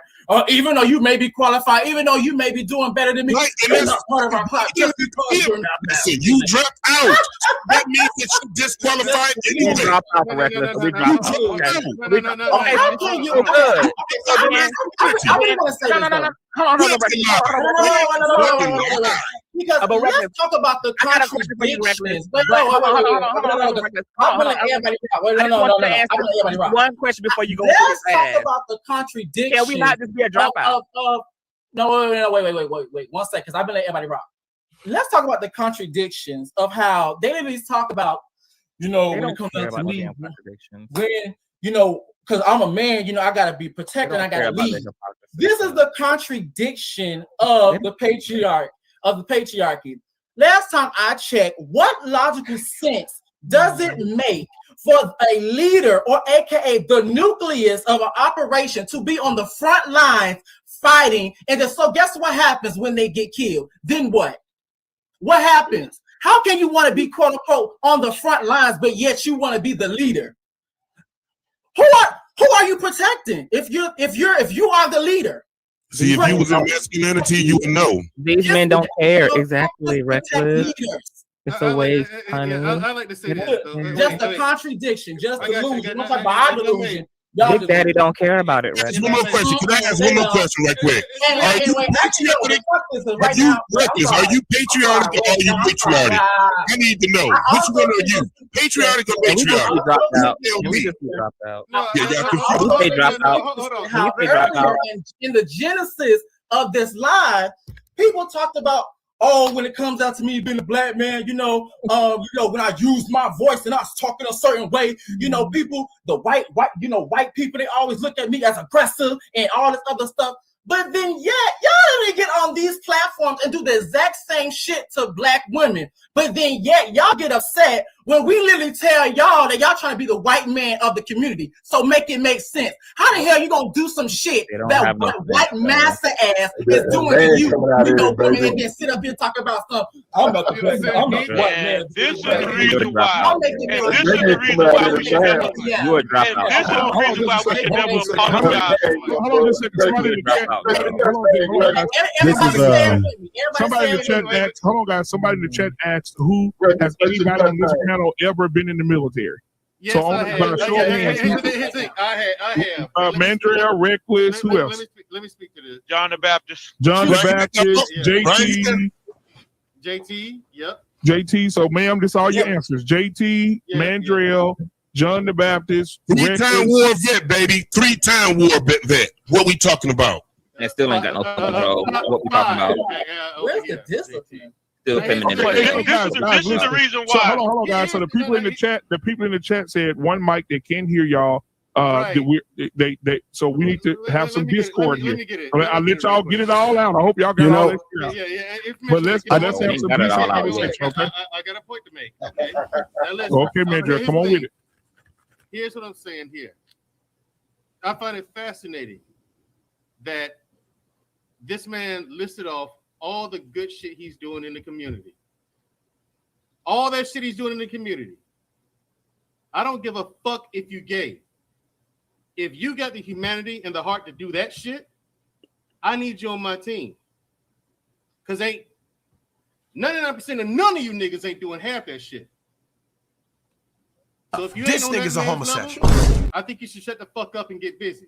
That's moving the goalposts. What he's doing that ain't is moving great. the goalposts. What he's doing is great. And also it's absolutely let me finish. Shut the fuck up. What he's doing is great, but it doesn't make it happen. This nigga's a homosexual. All right, talk about the point though. Driscoll, let that man speak, Driscoll. I'm gonna be a leader. I'm gonna be a leader and check you as a black man. Let that black man speak, Driscoll. Let that nigga speak. Okay, chill out, everybody. Wednesday night, I went over a scientific study they did the study for over 15 years, Driscoll. 15 years. They had 500,000 people as a sample source. 500,000. They tested these people's genomes. They watched these people's every move, all this stuff. 15-year study, 500,000 people. They discovered that there was no gay gene. So it ain't hereditary. You can't catch it. And as far as influence goes, no, the kids who turn out to be gay because of trauma, I'm going to call it trauma. You know, we know what we're talking about, right? Just so the sexual assault. Yes, I know what you're talking about. Right. Okay. Turns out they what the scientific study leans to is that those kids were going to be gay anyway. They just had the unfortunate event of finding out that they were. I beg your pardon. Hold on, because of the trauma. That's how they found out. Now, here's the thing. That one I can't speak to. I ain't never been through no stuff like that. So I'm just like, hey, listen. Maybe not. That's my thing. Like that's the scientific. Can somebody put that link in the back chat, please? Can somebody please put that link in the back chat? Because Conscious said that same shit on the last show, and nobody provided no information on that. Right. I did. It was from the same study I was talking about when I said they discovered that there's no gay gene. I'm trying to find out something. I'm trying to understand something. I'm trying to understand it's just straight. Give me a second. It's just like I told Conscious and Reckless, so like you're the people that people need to talk to because there's a lot of stuff that people just flat out don't know, and most of us are just running off of shit we heard from other people, but we don't actually know these things. I know and that shit lame as fuck. Again, like people who are really religious, again, we're still going off of things we heard, but we ain't talking to the people who in that lifestyle. I do. That's how I can't. You know what I'm saying? Now, the thing is, just so like I said, when it comes to that point with the assault, I can't make it. I know what the scientific study says. I've heard some people in the LGBTQ community say. I heard what people tell me the same thing you said. So when it comes to that one, I'm like, hey, I think it just depends on the person. I don't know. I think what you're saying is partially correct. There is no gay gene. Correct. That further proves my point that it's the result of trauma. They're not born gay. You're proving there's no straight gene either. I never been abused, and I'm gay as hell. What are you talking about? My point. I have had the discussions with people. I have had personal family members. Now you having one with somebody who ain't been abused. So, like, what are you talking about? Right. How do you factor in for people who have not been abused? What how do you factor in for people who say their whole life they knew they it's were the doctor. It's the Dr. Umar talking point for me. Right. Hold on, Casey. How do you factor in for the people who say, and this is the things that had to make me think too. How do I factor in for the people who told me their whole life they knew they was gay and they ain't never been assaulted? Like they knew. But ain't there stats though, Mandrell? Ain't there stats? And that's why we don't speak. Mandrell. We don't speak. Mandrell. It's in the chemtrails. It's the cheese grits. It's the cereal. It's the GMO. It's the medicine. It's the hormones from pregnant women. It's the apples now. It's the GMO bananas. There's the reason why we here. But then they sit up here one at different. Put your wide ass shoulder. Bad boy back, bitch. I say these things because a long time ago, I used to think the way a lot of everybody else on this panel thinks, but then I started getting educated, and I was like, okay, yeah, how do I factor in for the people who have not experienced this but ended up the same way? How do I factor in for the people who say that they've always been this way through their whole lives? That's why stats are important, bro. Okay, but so that's why stats are important. But what I'm saying is, I don't think it's a choice. No one chooses to be attracted. I didn't choose to be attracted. But why are we? But this is the thing. When we go back to that part right there, we don't give a fuck if it's a choice or not. Yes, I do. You rely on the facts. We never argued that tonight. We never argued that tonight. I get what you're saying. And to the other point that you were making, when it comes down to those studies, these are the same people that said that being gay had was a mental illness, and they came back some years later and said it's not. So they're going to keep finding these different things based off of what narrative they want to set. We already understand this shit, bro. What is the benefit? Can anybody on the panel What happened to the conversation? What happened to the conversation? Can anybody on the panel or riddle me this? What is the actual benefit of any black person choosing to be same gender loving or trans? Can anybody tell me the actual social benefit, the religious benefit? What is the benefit of black same gender loving trans non-binary people choosing to be? Validation. What is the benefit? Y'all accepting us right here. There ain't no acceptance from families. There ain't no acceptance from Trey has a question for you. Trey has a question for you guys. Acceptance from the church. Emasculation. None of that. What is Trey Cook. Trey has a question for you guys. We told everybody not allowing a person to answer it. It ain't no answer. Like, that's the whole game. It is an answer. It ain't no You're a double minority. You are a double minority. If we chose, then you chose. Understand how to have a conversation. If your question is rhetorical, then state that it's rhetorical before. It's rhetorical. So moving along. It's rhetorical. You're a double minority. He's up here talking about acceptance. You guys are accepting us right here, but letting us know that we're not part of no tribes or nothing. But amen, because I don't want to be a part of this. I don't want to be a part of this. This is the problem. This is the problem that we have. Because a lot of the times you guys like to say we love you, but fuck you at the same time. No, that's toxic. Y'all need to do and don't cry and try to recruit gay men with the time for the imaginary race war. Listen. Equality, but wanting special treatment. I have watched Information Man and Mandrell hulk up on straight men, but meanwhile, reckless. None of you niggas I would give a second look to. None of you niggas. All right, and nobody hulked up on. None of you dudes I would give a second look to. Hey, Trey, keep my name out your damn mouth. I'm gonna tell you that right now. You two trying to work off your fat on your body. Keep my name out your mouth. I get on anybody. I get on anybody. Me and Country TV have had we've gone at each other before in the past. You don't know me, so don't sit up here and tell me who I don't jump on. Be quiet, man. Be quiet. Keep my name out your damn mouth. And work on getting your fat off your body, boy. Get your fat off your body. Get your fat off your body in your workout. And clean up your beard. Clean your beard up. You got a pussy beard on your face. Clean your beard and your mustache up. Clean that. I love all the Don't put my name in your damn mouth again. I'm gonna tell you right now. Shut up and clean up your nappy beard on your face. I'm hocking up on you right. No. I know you will. I know you will. Up on you. I'm hocking up on you. Don't put my name in anything, man. I've been quiet most of the night. Don't put my name in nothing because I spoke out. I made statements whether I agreed or disagreed. I spoke up tonight. So now there it is. How you like that? Keep working out. Get that fat off your body. Get that fat off your body. Keep working out. Keep working out. Get his ass off the panel. I'm gonna let y'all cool off. And tell him to work his fat off his body and clean up his nappy beard. Wait a minute, Black Man Unfiltered. You know that I have spoken my mind tonight. I'll come at everybody tonight. You know that. I have spoken my mind. I have come at it, brother. Me and Conscious TV had a small class. We got into it. So to sit up here and say, oh, we effervescing because we have two gay, man, ain't nobody doing that.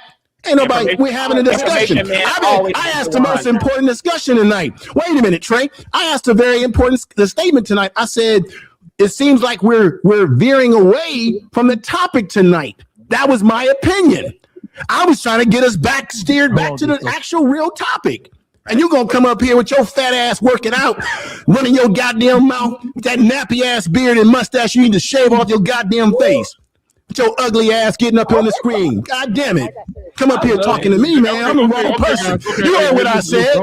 Get your workout on and shut your ass up. Anybody can get it from me. I don't care who they are, including you, nappy beard. Shit. Hold on. Sick of this, man. So I'm gonna read this. I'm gonna read this chat at the bottom, and because Jenny Craig Negro. Ace Overton said, "Wait a damn minute. Gay black men get validation and acceptance from where? From who? Black people are showing it right now that they aren't accepted." No, I want to speak to that. Let me speak to that. What is the conversation about? Hold on, wait. What is the conversation? What's the conversation about? What are we talking about? No, because CT asked a question. He asked a question. That's what I thought we was going to speak to, and I thought Trey was headed somewhere, but he kind of got derailed. But what I was saying, I'm not a man. I'm a dropout, and me and Reckless are dropouts, and we're fine with being dropouts. So is it all fine now? It's fine. We're dropouts, and we don't qualify, and we're not black, and we're not men, and it's all good, and it's all gravy, and we don't need straight, and we don't need straight cis men to power us forward because it's y'all who need the power. So I mean, it's fine. We can be dropped out, left out. We don't have to be included. We don't have to be included because between all 10 of the men here, with the exception of Information Man, who I love to death, I know what this chat looks like on an average basis in terms of numbers. It's ironic that it took same gender 11 man to give today's stream a premium gas pump. Okay, but queer men don't bring shit. Queer men don't bring shit to the table. I saw that subscriber count jump up as well, but we ain't gonna tell our soul go for no. Hold on, guys. CTV, what did I do to you? Let's get rid of it. What I do to you? This is what I want to say. The point that he's proving is that apparently we don't do nothing. We're not valuable.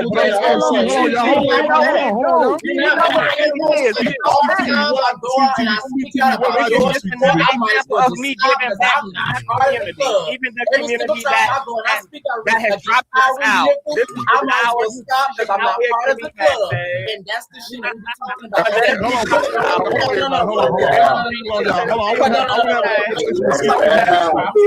It comes down to heterosexual men. I do not, and I said it, and by the way, I mean this with respect, black man. No. Here's my issue when it comes down to the shit, which is why this respectability politics and this image shit is so damn stupid. Is because when I speak out, I don't apply the respectability politics against heterosexual men who are being beat against goddamn police officers and murdered. I don't apply those things. I didn't apply it when it came to George Floyd. I didn't apply it when it came to Tyree Nichols. I didn't apply it when it came to Mike Brown. I never applied that shit. But every single time when it's time for us to talk about queer people, you guys always want to apply it. So make it make sense. But let's get into the real reason why you guys love to buck up on melanated queer people. Because to be completely honest, you ain't doing it to them white hoes. You ain't doing it to them non-melanated queer people because you understand and you know, and be quite honest, under this system, they may be queer, but we all know our black ass places. So let's be completely honest, and we know why. You guys love to buck up. That's not a lie. No, it's not freezing. Melanated context, and we also know why you guys love to buck up. About as a collective. It's because you guys don't have the power, or you guys don't have the power to buck up against massa. So you decide you want to do a 180 and try to buck up against your own community. Make it make sense. And on top of that, applied masculinity was responsibility. Everybody just lost that shit except for a few people on this panel. Who the hell is this nigga you feel to need want to be leaders, but yet when it's time to take responsibility for the state of the community because of said leadership or lack thereof, all of a sudden you blame everybody. Hear me at all? Make it make sense. Yeah, John the Baptist, I can hear you. Give me 1 second. 1 second, John. I'm gonna let you roll. 1 second. So I want to ask CTV a question. Everybody, please just give me a moment. So CTV, what have I done to you, CTV? Because you said I love you, Black Man Unfiltered. I was just making a point because since I've been here for almost 4 hours, he said you jumping because they over here. Let him make his point, Casey. Come on, man. Hold on now. Go keep it real now. That ain't right, man. I'm waiting for the leaders to check the route. That ain't right. So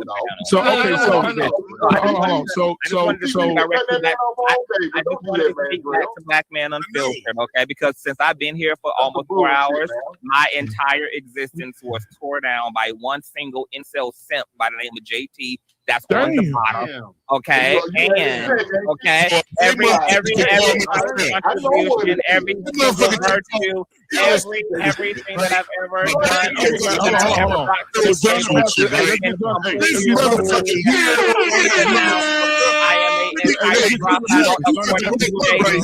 I have been. I'm useless as a man. I'm all feminine. I'm perpetuating the gay community. I don't deserve to be the image of a Black man. Everything that I have said, everything that I have done, I just don't qualify. I don't know what I am. I don't know what I'm doing anymore. It's just so tragic. It's just so tragic. I don't know what JT motherfucking weirdo ass motherfucker. I don't understand. Talking to me. Is it the blow up mattress? Is it the blow up mattress? JT. That's why we can't talk to these motherfuckers. I told you from the beginning, we can't talk to these motherfuckers because they talk slick. Black Man Unfiltered.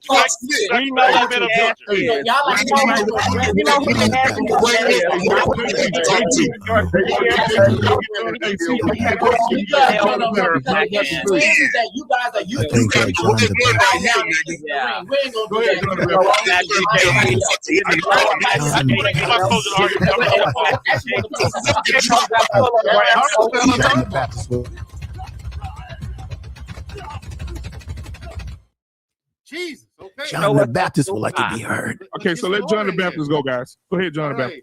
I just want to get my closing heart because I'm finna step off. Thank God. Give us the scripture, John. I just want to say this though. Oh my God. On the subject of masculinity, I thought it was going to be about masculinity tonight. I was not trying to get into anybody's lifestyle. It was not important to me in that discussion at all. But when it comes to masculinity, this is why it's so important. Because kids, boys are going to need somebody to look up to. And whether we disagree on what a man is, I don't got time for that conversation. But this is why it's so important we understand one thing as a man. Is that this is why you don't apologize for things that you believe in when you're right. When you say something you believe in, don't apologize for it. Don't worry about hurting nobody's feelings, because the truth needs to be said. We say this, we say the truth, we speak the truth, and we stand on the truth. If somebody says something that's right, stand on it. Don't worry about pandering to people's feelings. We all have different things that we believe in, different lifestyles. Cool. If you believe what you believe in it. But what I'm trying to say is stand on what you believe. Stand on what's right. So now to this conversation about disrespecting people, to my man information, not one time did I try to disrespect you. I was trying to tell you stand on your word. I mean no ill to you at all. I don't apologize. I don't even know you. John the Baptist, I apologize for my outburst. I apologize for my outburst. No, I just want to say to John. No, I just want because that's how I am. John the Baptist. If I said anything that was disrespectful to you because of the conversation I was trying to have with Conscious TV at the time, no hard feelings. It's a podcast. Of course, we get emotional sometime and go off on one another, but I just want to let you know that nothing personal towards you. I'm frustrated tonight because I felt I'm just how I feel. It just seems like the conversation has gone all over the place tonight, and I don't know. Yeah, all I was trying to say is we made this. We started pandering. We never should have pandered. John the Baptist, you're a hypocrite. Pander? Yes, I am. John the Baptist. Yes, I am. I wasn't trying to pander, though, sir. I wasn't trying to pander. I'm not saying you were. I'm not saying you were. It's because you literally. The reason why I did what I do, because when I know somebody on the YouTube streets, when I know somebody on the YouTube streets, like I know Conscious TV, then I was in my right at that time to say, okay, I see this, and I, as that's what men do. We, like I said before, you see where you see where you could have said something, just like what I said to you. We go off on people, but a man is someone that can say, okay, I can apologize for where I was disrespectful. That's a quality of being a man. Would you agree or disagree? He would disagree. I don't dispute that at all. I don't dispute that at all. Okay. All I was trying to say, what you said earlier, you was right on what you said. Wow. Okay. I hear what you're saying. All right. You're right on what you were saying. That's what I was trying to say to you earlier. Oh, okay. So, all right. But I'm just trying to, I went off a couple of times tonight, but I don't really like doing that, But the CTV, man, is like, no disrespect to you, bro. I really don't. It's all disrespect.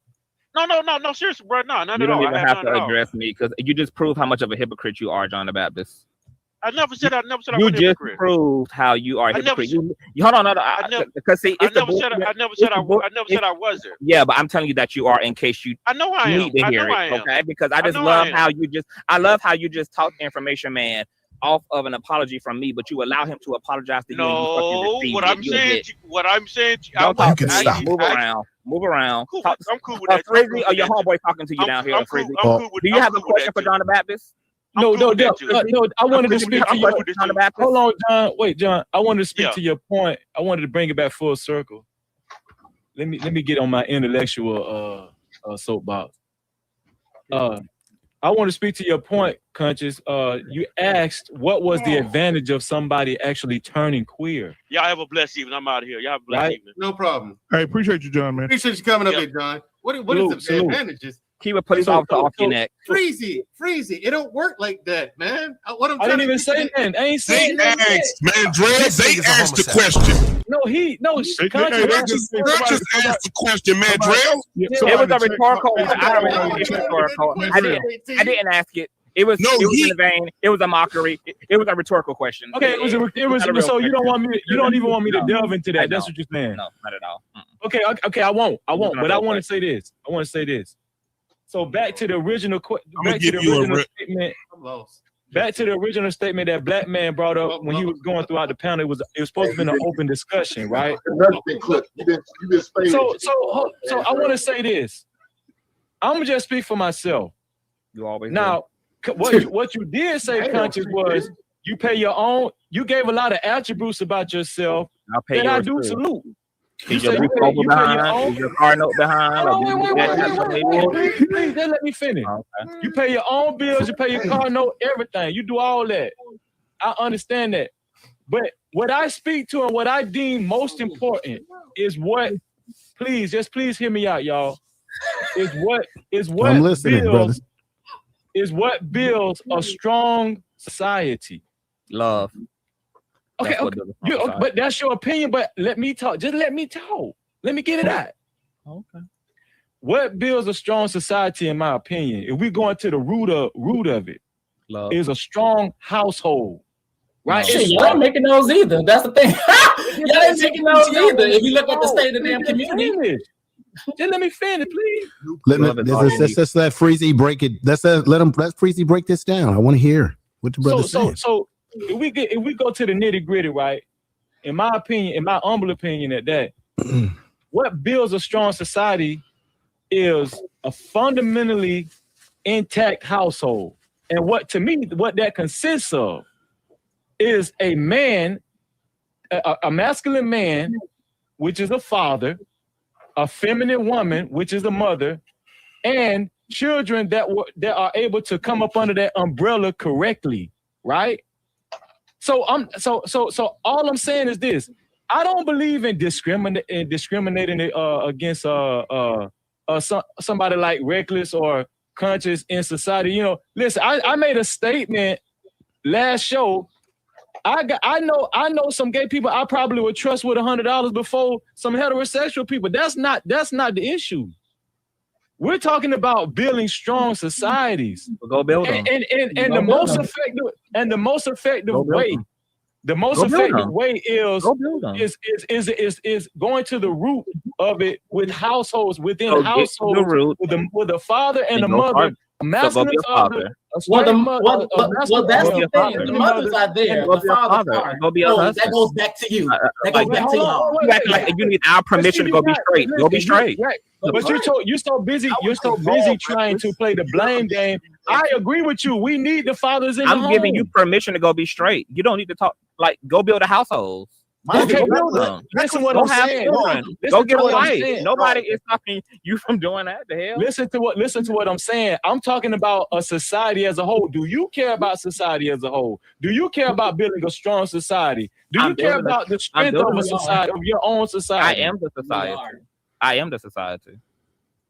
We are. Okay, but you're not deciding. I just gave you a whole grocery list of just a few of the things that I'm doing in my occupied motherfucking time. So, I mean, what else do you want me to do? See, what you really want to tell me to do is to turn off the gay shit, go pump a woman full of goddamn babies, act like a fucking husband to her so that you frail men can feel like you are actually a part of I'm not telling you to do that. I'm not telling you. What I'm telling you is what's the point? What do you want queer people to do? What do you want queer people to do? Crazy. No. Foundation. What do you want us to do? Is the question. Like, what conscious? Because I'm telling you is this. I'm going to respond to what you said. Okay. What I'm telling you is this. I don't listen. I'm not forcing you to do that. I want you to do that. But I'm telling you that if you did do that, that would be the best case scenario for a stronger society. So what do you want me to do? Because you're not going to be gay. You ain't got to do shit. Okay. But eat some cheese. Why you telling us that then? I mean, like, why the hell you telling us that? Yeah, who is the message for? Like, who is the demographic for this message? And there we go again. Heterosexual black men trying to tell us what the hell we can do, but then you're not the right man of the game. Yeah, y'all so full of it. Y'all talk out of both sides of your head. How about this, Frizzy? Fraser, how about this? How about I just said? Frizzy, how about me? Now you said Frizzy. You wasting your time, Frizzy. You wasting your time. You wasting your time, bro. Yeah, because they get you busy. That's what I'm saying. Frizzy, this is what effeminate is. You guys are okay. I'm gonna compromise with you, Frizzy. I'm gonna compromise with you, Frizzy. How about me and you both go double penetrate a woman, and whoever sperm get to the egg first gets to be the baby daddy? Oh. Yeah, man, Drell, we taking you to the motherfucking principal's office. Shit, boy. I just think it's interesting. Black man, y'all talking about that. Literally. We accept you, and we accept you. We validate you, but you dropped out, and you're not part of us. Make it make sense. Because right now, all are telling me 2 + 2 equals 7. And that doesn't make any sense. But no. Thank you, black men. Obvious black men aren't. Finally, a gay man being a gay man in a movie.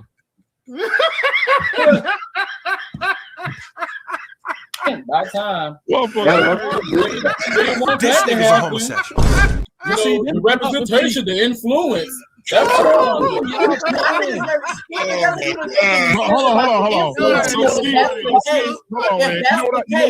How can y'all on this panel explain queer people within the last 20 years? That's when queer people start to have representation. How do you explain queer people before then? Wait, hold on. What do you mean by how do we explain queer people before then? Michael Jackson. No. Listen, okay, cool. But before then, when your Bible spoke about queer people, how do you explain it? Because there was no media then. I don't know what you're talking about. I don't know what you're talking about because you just assumed, just like you would say that we did. You just assumed that all of us are Christians or we got the Bible because you say your Bible. Okay. This is my whole thing. Let me tell you what my gripe is with y'all. Y'all call y'all call heterosexual men and women the dominant society. Did anybody catch that crazy ass shit they said? Are you not? Because yesterday are y'all not the majority? Because the population is crazy. Most definitely said that. Only make up 5% of the population.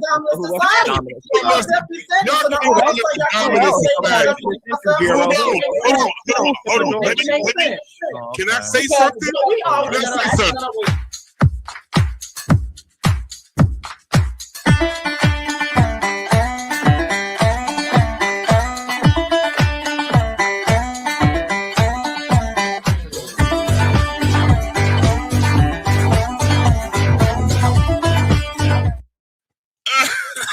I hate you, man. Just so you know, just for the record, I hate you. Okay, I don't like you, black man. I don't like you. I get it, dog. I don't like you, man. Hey man, you see, this is what everybody be doing laughing, man. Y'all getting too deep with this shit, bro. No, but listen, it seemed like Conscious actually agree with me. It seemed like Conscious actually agree with what I said. I'm saying. How so? No, I'm gonna tell you why. You agree with what I said, but because you said, okay, but what you expect for me to do about it? You expect for me to go fuck a woman and you know why I agree, Frizzy? I have never gotten on here and contested that straight men should not go be straight and that straight women should not go be straight. So I don't. So who is your message in a bottle? Do you agree? Do you agree in that scenario? That is the best case scenario for the strongest household and building kids and stuff. Of course, I don't fucking agree with that, Frizzy. How? Because we have evidence of same-sex couples raising straight children. In fact, most children raised by gay couples. Mandria. Shut the fuck up. I'm just saying. I just want to speak to that. Facts are facts. Come on. Let me speak. Can I speak to Frizzy, a black man unfiltered? So same couples raise kids better than heterosexual couples. That's not what That is not what people said, but you said we over here repeating the argument. Hold on. So what did man? Hold on. What did man? So let's get it straight. So what did Mandra? What did you say, Mandria? I said that in the vast majority of cases, in the high 90 percentile, the majority of straight of a same-sex couple, right? Either male or male or female raising a child, in the high 90 percentile, that child comes out and is straight. The vast majority. Hold on. Let that breathe for a second. Driscoll. Let me respond. Can you respond to that, Driscoll? Can Driscoll respond to that? Let me respond to him. Let me respond. But Mandrell, I didn't say whether they was gonna come out straight. I said, hey, Driscoll, as soon as Freezer done, man, hop right in there, man. Come on. I see where you're going, Freeze. I see where you're going. You know, is that the best case scenario for just a male and a female to raise them? Well, here's the thing, Freezy. Whether I agree with you or not, the data says it doesn't matter. Right. Hold on, what? You wrong. I'm gonna tell you why. Whether I agree with you or not, hold on, wait. Mandrell, you're wrong. I'm gonna tell you why. Why? The most physical abuse happens. The most physical abuse happens within same-sex households. They be whipping each other ass. Easy, go another route with it, and it's women. It's the women that same sex that's higher than the men the same sex. So we can't just sit up. You men are not even in a household with y'all children on the majority range. What are y'all talking about? Yeah, but Freezy, here's the thing though. That's in the households of them by themselves. When I'm talking about households with children. Man, they still doing it with children too, man. They doing that shit. Still whip your ass, Frizzy. What are you talking about? What are you talking about, man? I thought that we were feminine though, so we fighting now and we violent. I thought that we we have all estrogen. Y'all figure out the math, please. Everybody can't talk in.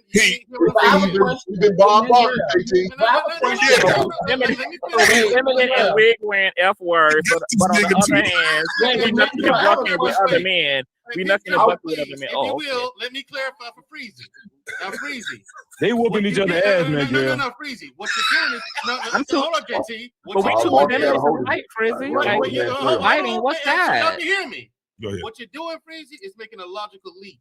I understand why you would do that because it makes sense to do it to ask that question, but. In the study, 500,000 people abuse with same-sex couples. It is super low when they have children that abuse happens in the household. Shut the fuck up. I'm speaking from data. Wait, but Mandrell. So Driscoll got to leave. Hold on. Driscoll got to leave, so he got. So I need to let him go get his final thought. Driscoll, I'm gonna leave it at this, okay? Because this is something that. Where you and I are probably gonna link up with, right? when it comes to sexuality and what makes a person gay or straight, you know what they found out? The answer was, it's complicated. 15 years, 500,000 people. They're like, we don't know. Yeah. They don't know. They don't know. They don't know. Like you know what I'm saying? Gay people know. Gay people know. Just like straight people know what created them. We know what created us. 15 years, 500,000 people. And the thing is, just you and I agree on a whole lot of stuff, man.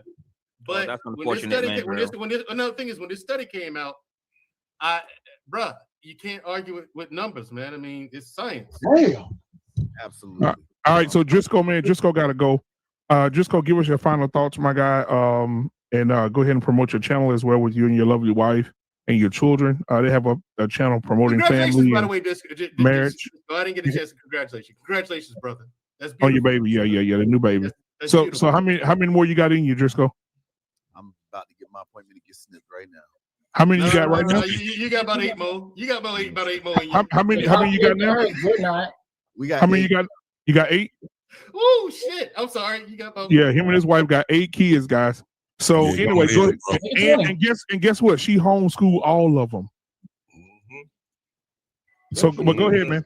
Yeah. So, great conversation, man. I appreciate you even having this discussion, and I definitely appreciate everybody who stuck through this. I mean, especially the people who may have gotten offended throughout it. I understand this was a tough talk. A couple of things I do want to address.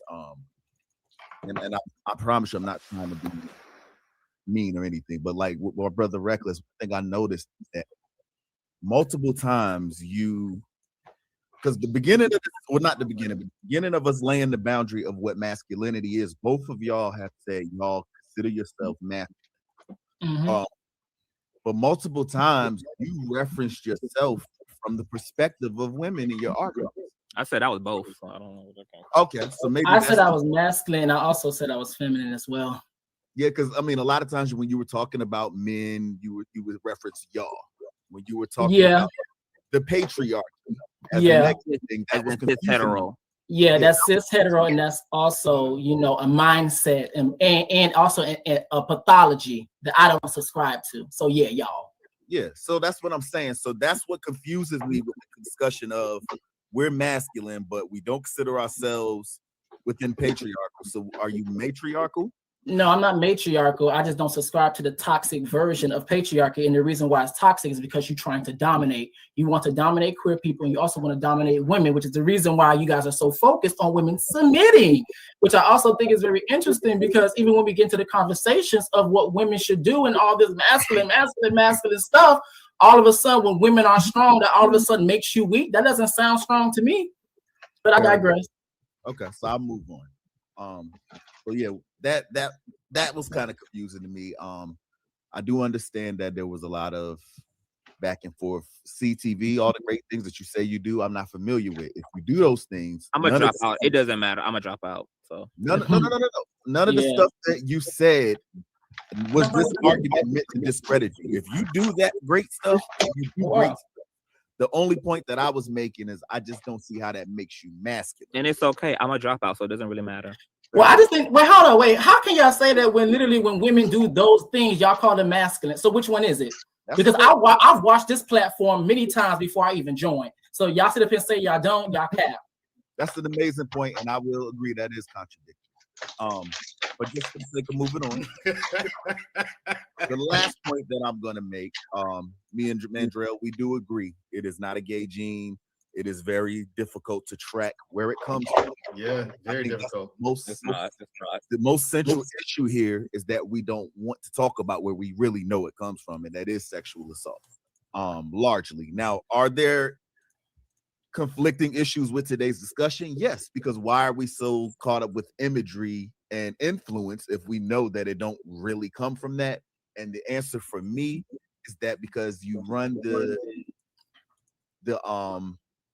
danger of normalizing something that is out of trauma, and instead of dealing with it and getting people the proper help and therapy, we're now saying it's okay, and we're not allowing society the responsibility to deal with it properly. And everybody in the comments can get mad. It's usually the women who feel the need to defend their gay sisters and stuff like that. Cool. But Reality is, women are just a better species than you men are. Yeah, they actually show empathy. I disagree, fellas. They just have a better humanity. Better humanity. That's what that is. And then y'all wonder why there's a gap because at least the most women, of you men, like, you wouldn't even have had half the childhood upbringing y'all had without your mother. But I also see too is that no matter what, melanated queer people black women are just better human beings. But you know, hey, so Driscoll, you got anything else you want to add? I'm gonna be out your way in 60 seconds. Final point though is, like I said, everybody's getting angry in the comments because most of them it doesn't really affect them. But I've brought this up on a Vice panel in front of a room full of LGBT. Nobody refuted the problem. I brought this up on many conversations where nobody said, actually, that's not true. And they don't want to answer. And you just had that experience, so you're welcome. And you quit interrupting them? Of course you're going to say that now. But the chat was quiet. Usually people are quiet when that comes up. And that's not to say it's a got you thing. It's to say we really need to examine this because it's not okay that we're trying to take this issue under the blood. And I'm gonna move on with that. Hey man, hey, that was, and by the way, man, that was a good, if you guys haven't seen it, that was a good conversation. It got a little heated in there too, but that was a good conversation that you had just go on Vice, man. That was a great episode. Every time I bring it up, you can hear a pin drop, bro. So because y'all used to queer people, and you didn't have it here though, so you're welcome to the new experience. And thank you, Dr. Umar. It was a real nice interaction. Jesus. You would make 1 out of 9 so far. So if that is true, which I call cap on, still doesn't disprove the point. But God bless y'all. That's good because y'all so used to queer people bowing down and kissing the ring. Y'all found it wrong too. Damn.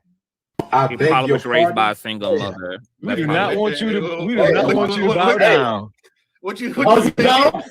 Are you sure you don't want me to bow down? No, because it seems like you guys want. No, but it seems like you guys want. And it also seems like you want black women to become German shepherds. So which one do you want? No. They definitely come bow on, down. Welcome to Mammy Land. They don't want you to bow down. This shit seems like because you know I'm not part of it's a motherfucking Fight Club shit here. Hey, despite all the contributions that we do, despite all the times we come to defense of heterosexual, we are dropouts. My profile. But hey, I digress. The fuck you do to me? So listen. I want to say this, man. I think everybody on the panel right now should give everybody a virtual head nod. This has been Six Flags tonight. It's been several rides we've gone on, and I think the park is closing. Listen, hey, black man, I want to say one thing too. Hold on, Freezy. Why, Freezy? Let me say okay. Why, Freezy? A lot of the issue here with us black men, straight men, is that you guys are afraid to draw your line in the sand. And I have an issue with that. Draw your line in the sand. Which side are you on? If you respect them, and you're with it, then that's fine. I don't have an issue with that. Your face, Mandrell. But for me personally, like I said yesterday, respect is earned. I have to tolerate you. I don't have to respect you. That's the truth. But meanwhile, as soon as white Americans in front of you being microaggressive and tolerating, you take issue. Here's my reason why. Because every time somebody says something, the two of you have a slick, covert comment to make. You can't even be quiet and let somebody finish their statement. That's why I don't want you in my tribe, because you can't. You talk about people disciplining themselves. You can't do it yourself. You guys have done this the entire night. Says the person that I literally was quiet, right especially now. in the beginning. You're doing it right now. Because everybody on this panel has done it. So Freezy hasn't shut his mouth. Black man, I appreciate it. Y'all keep calling my name as well. He's being quiet now. Everybody, y'all keep calling my name. I can say what I want, and I can interrupt because that seems to be a very consistent theme. Y'all are the patriarchs. Lead me in the right way. When you guys start to be quiet, then I'll be quiet. You just like the black women. We can't lead you. Yes, I know. You can't lead us. All of a sudden, it's blame everybody else. All of a sudden, when it's time for you to get in that leadership role and lead, you just can't lead. Now you know, oh my God, just black to black women just can't lead. So he, what's your final thoughts? Yeah, Hank, what you think of the discussion tonight, man? What's your final thoughts, brother? You want me to tell you how I really think? Go ahead. Go ahead. Take off, Hank. Might as well. Take off. Might as well. These motherfuckers are sick, man. Hey, I don't understand the shit. My man CT He tried to. He was being disrespectful to my man Freezy. I don't understand why y'all keep taking y'all shit out on Freezy. Raw B disrespect Freezy. Now CTV is disrespecting Freezy. I swear that. Relentless. He's disrespecting Freezy. All these women are disrespecting Freezy. Freezy, you ain't getting no love from the female. No, not all these women are disrespecting Freezy. I think we should go right in a woman's place. Oh damn! Hey, but don't worry. Y'all been labeled as dropouts.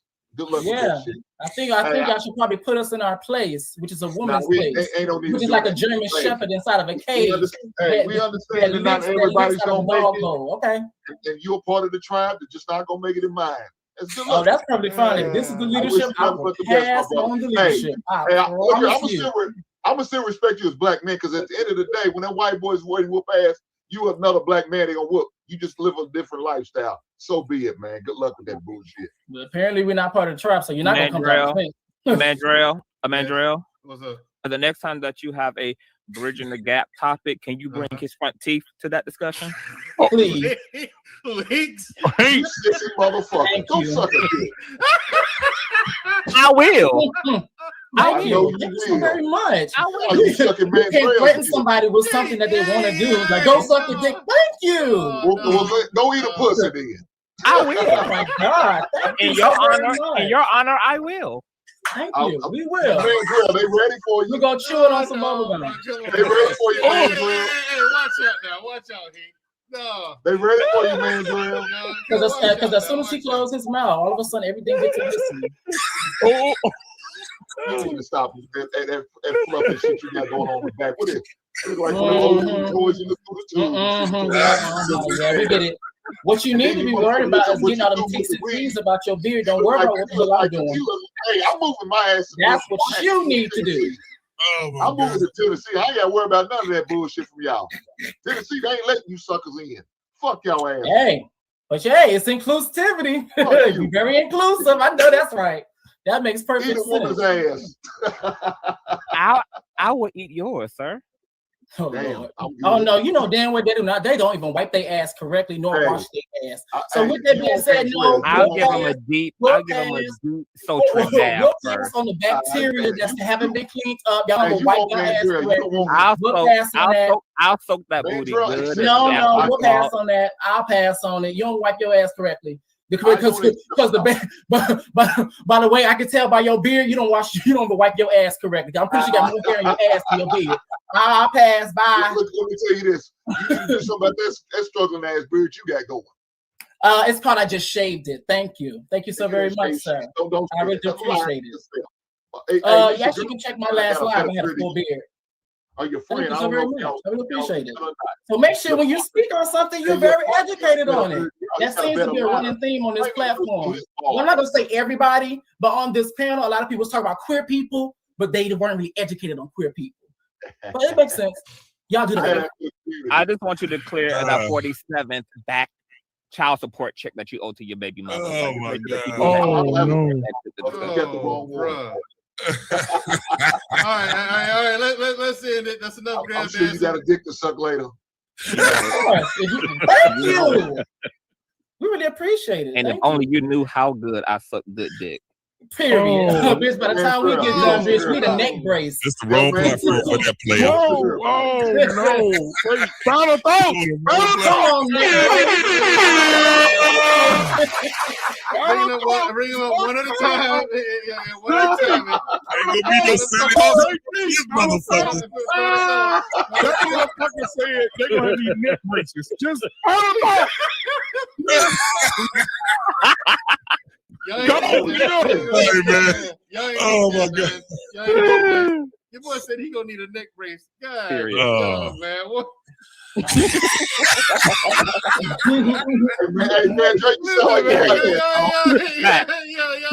Y'all stop it. Hey man, look, I don't give a fuck. Please forgive me. Mercy, boy. Hey man, look. We have fun. I had fun, man. I had fun on this motherfucker, bro. But hold on. But that's how it's supposed to be, though, bro. We can sit up here and this is how barbershop's supposed to be. We get on each other's ass. Pause. No pun intended at all. All right, and then No homo. I want to say something though. Hey, black man. CT lighted that. So look, I'm gonna say something to CTV and Records, man. If you go back and watch several of our barbershop shows, it get like this all the time. So it's just not like that because you guys on the show. Well, I'm gonna have to do a bit of a. I don't know if this is the same segment, but I do remember and I do recall that when you guys had a self-hating queer person, former drag queen, former transgender, y'all got along just fine because he was spitting out the same talking points of queer people, and this is just all messed up. It went quite smooth, but hey, I understand. No, I ain't gonna say it went quite smooth now because at the beginning, Mandrell and him was discussing each other out for 30 minutes. Yes, because Mandrell was quote unquote disrespecting his God, but yet he had the nerve later on in that conversation to say, why are people so sensitive? But yet when Mandrell had his own opinion about his God, all of a sudden he was all up in arms. And this is the contradiction that we speak of. And then on top of it, I also thought it was very interesting as well, is that every single time you guys talked about queer people being quote unquote, not a part of whatever agenda non-melanated on that panel. Meanwhile, you had a non-melanated former queer person speaking to y'all on y'all panel. Okay, that makes perfect sense. No, the person was not former queer. They were still gay. You talking about Kevin? You talking about Kevin thinking like ass? Yeah, he was still gay. He wasn't gay. He said he wasn't gay no more. Trust me. You don't believe that? Hey, he was stuck in the gay matrix. You can't flip flop and just flip flop and stick that. Okay, so if that, I'm glad you said that, JT. If that's the case, then why the hell y'all be trying to tell us that he was like, I'm stuck. I can't get out of it. Surprise, motherfucker. I'm stuck too. I'm getting stuck. I'm stuck, baby. I'm stuck in here, goddamn it. I'm stuck.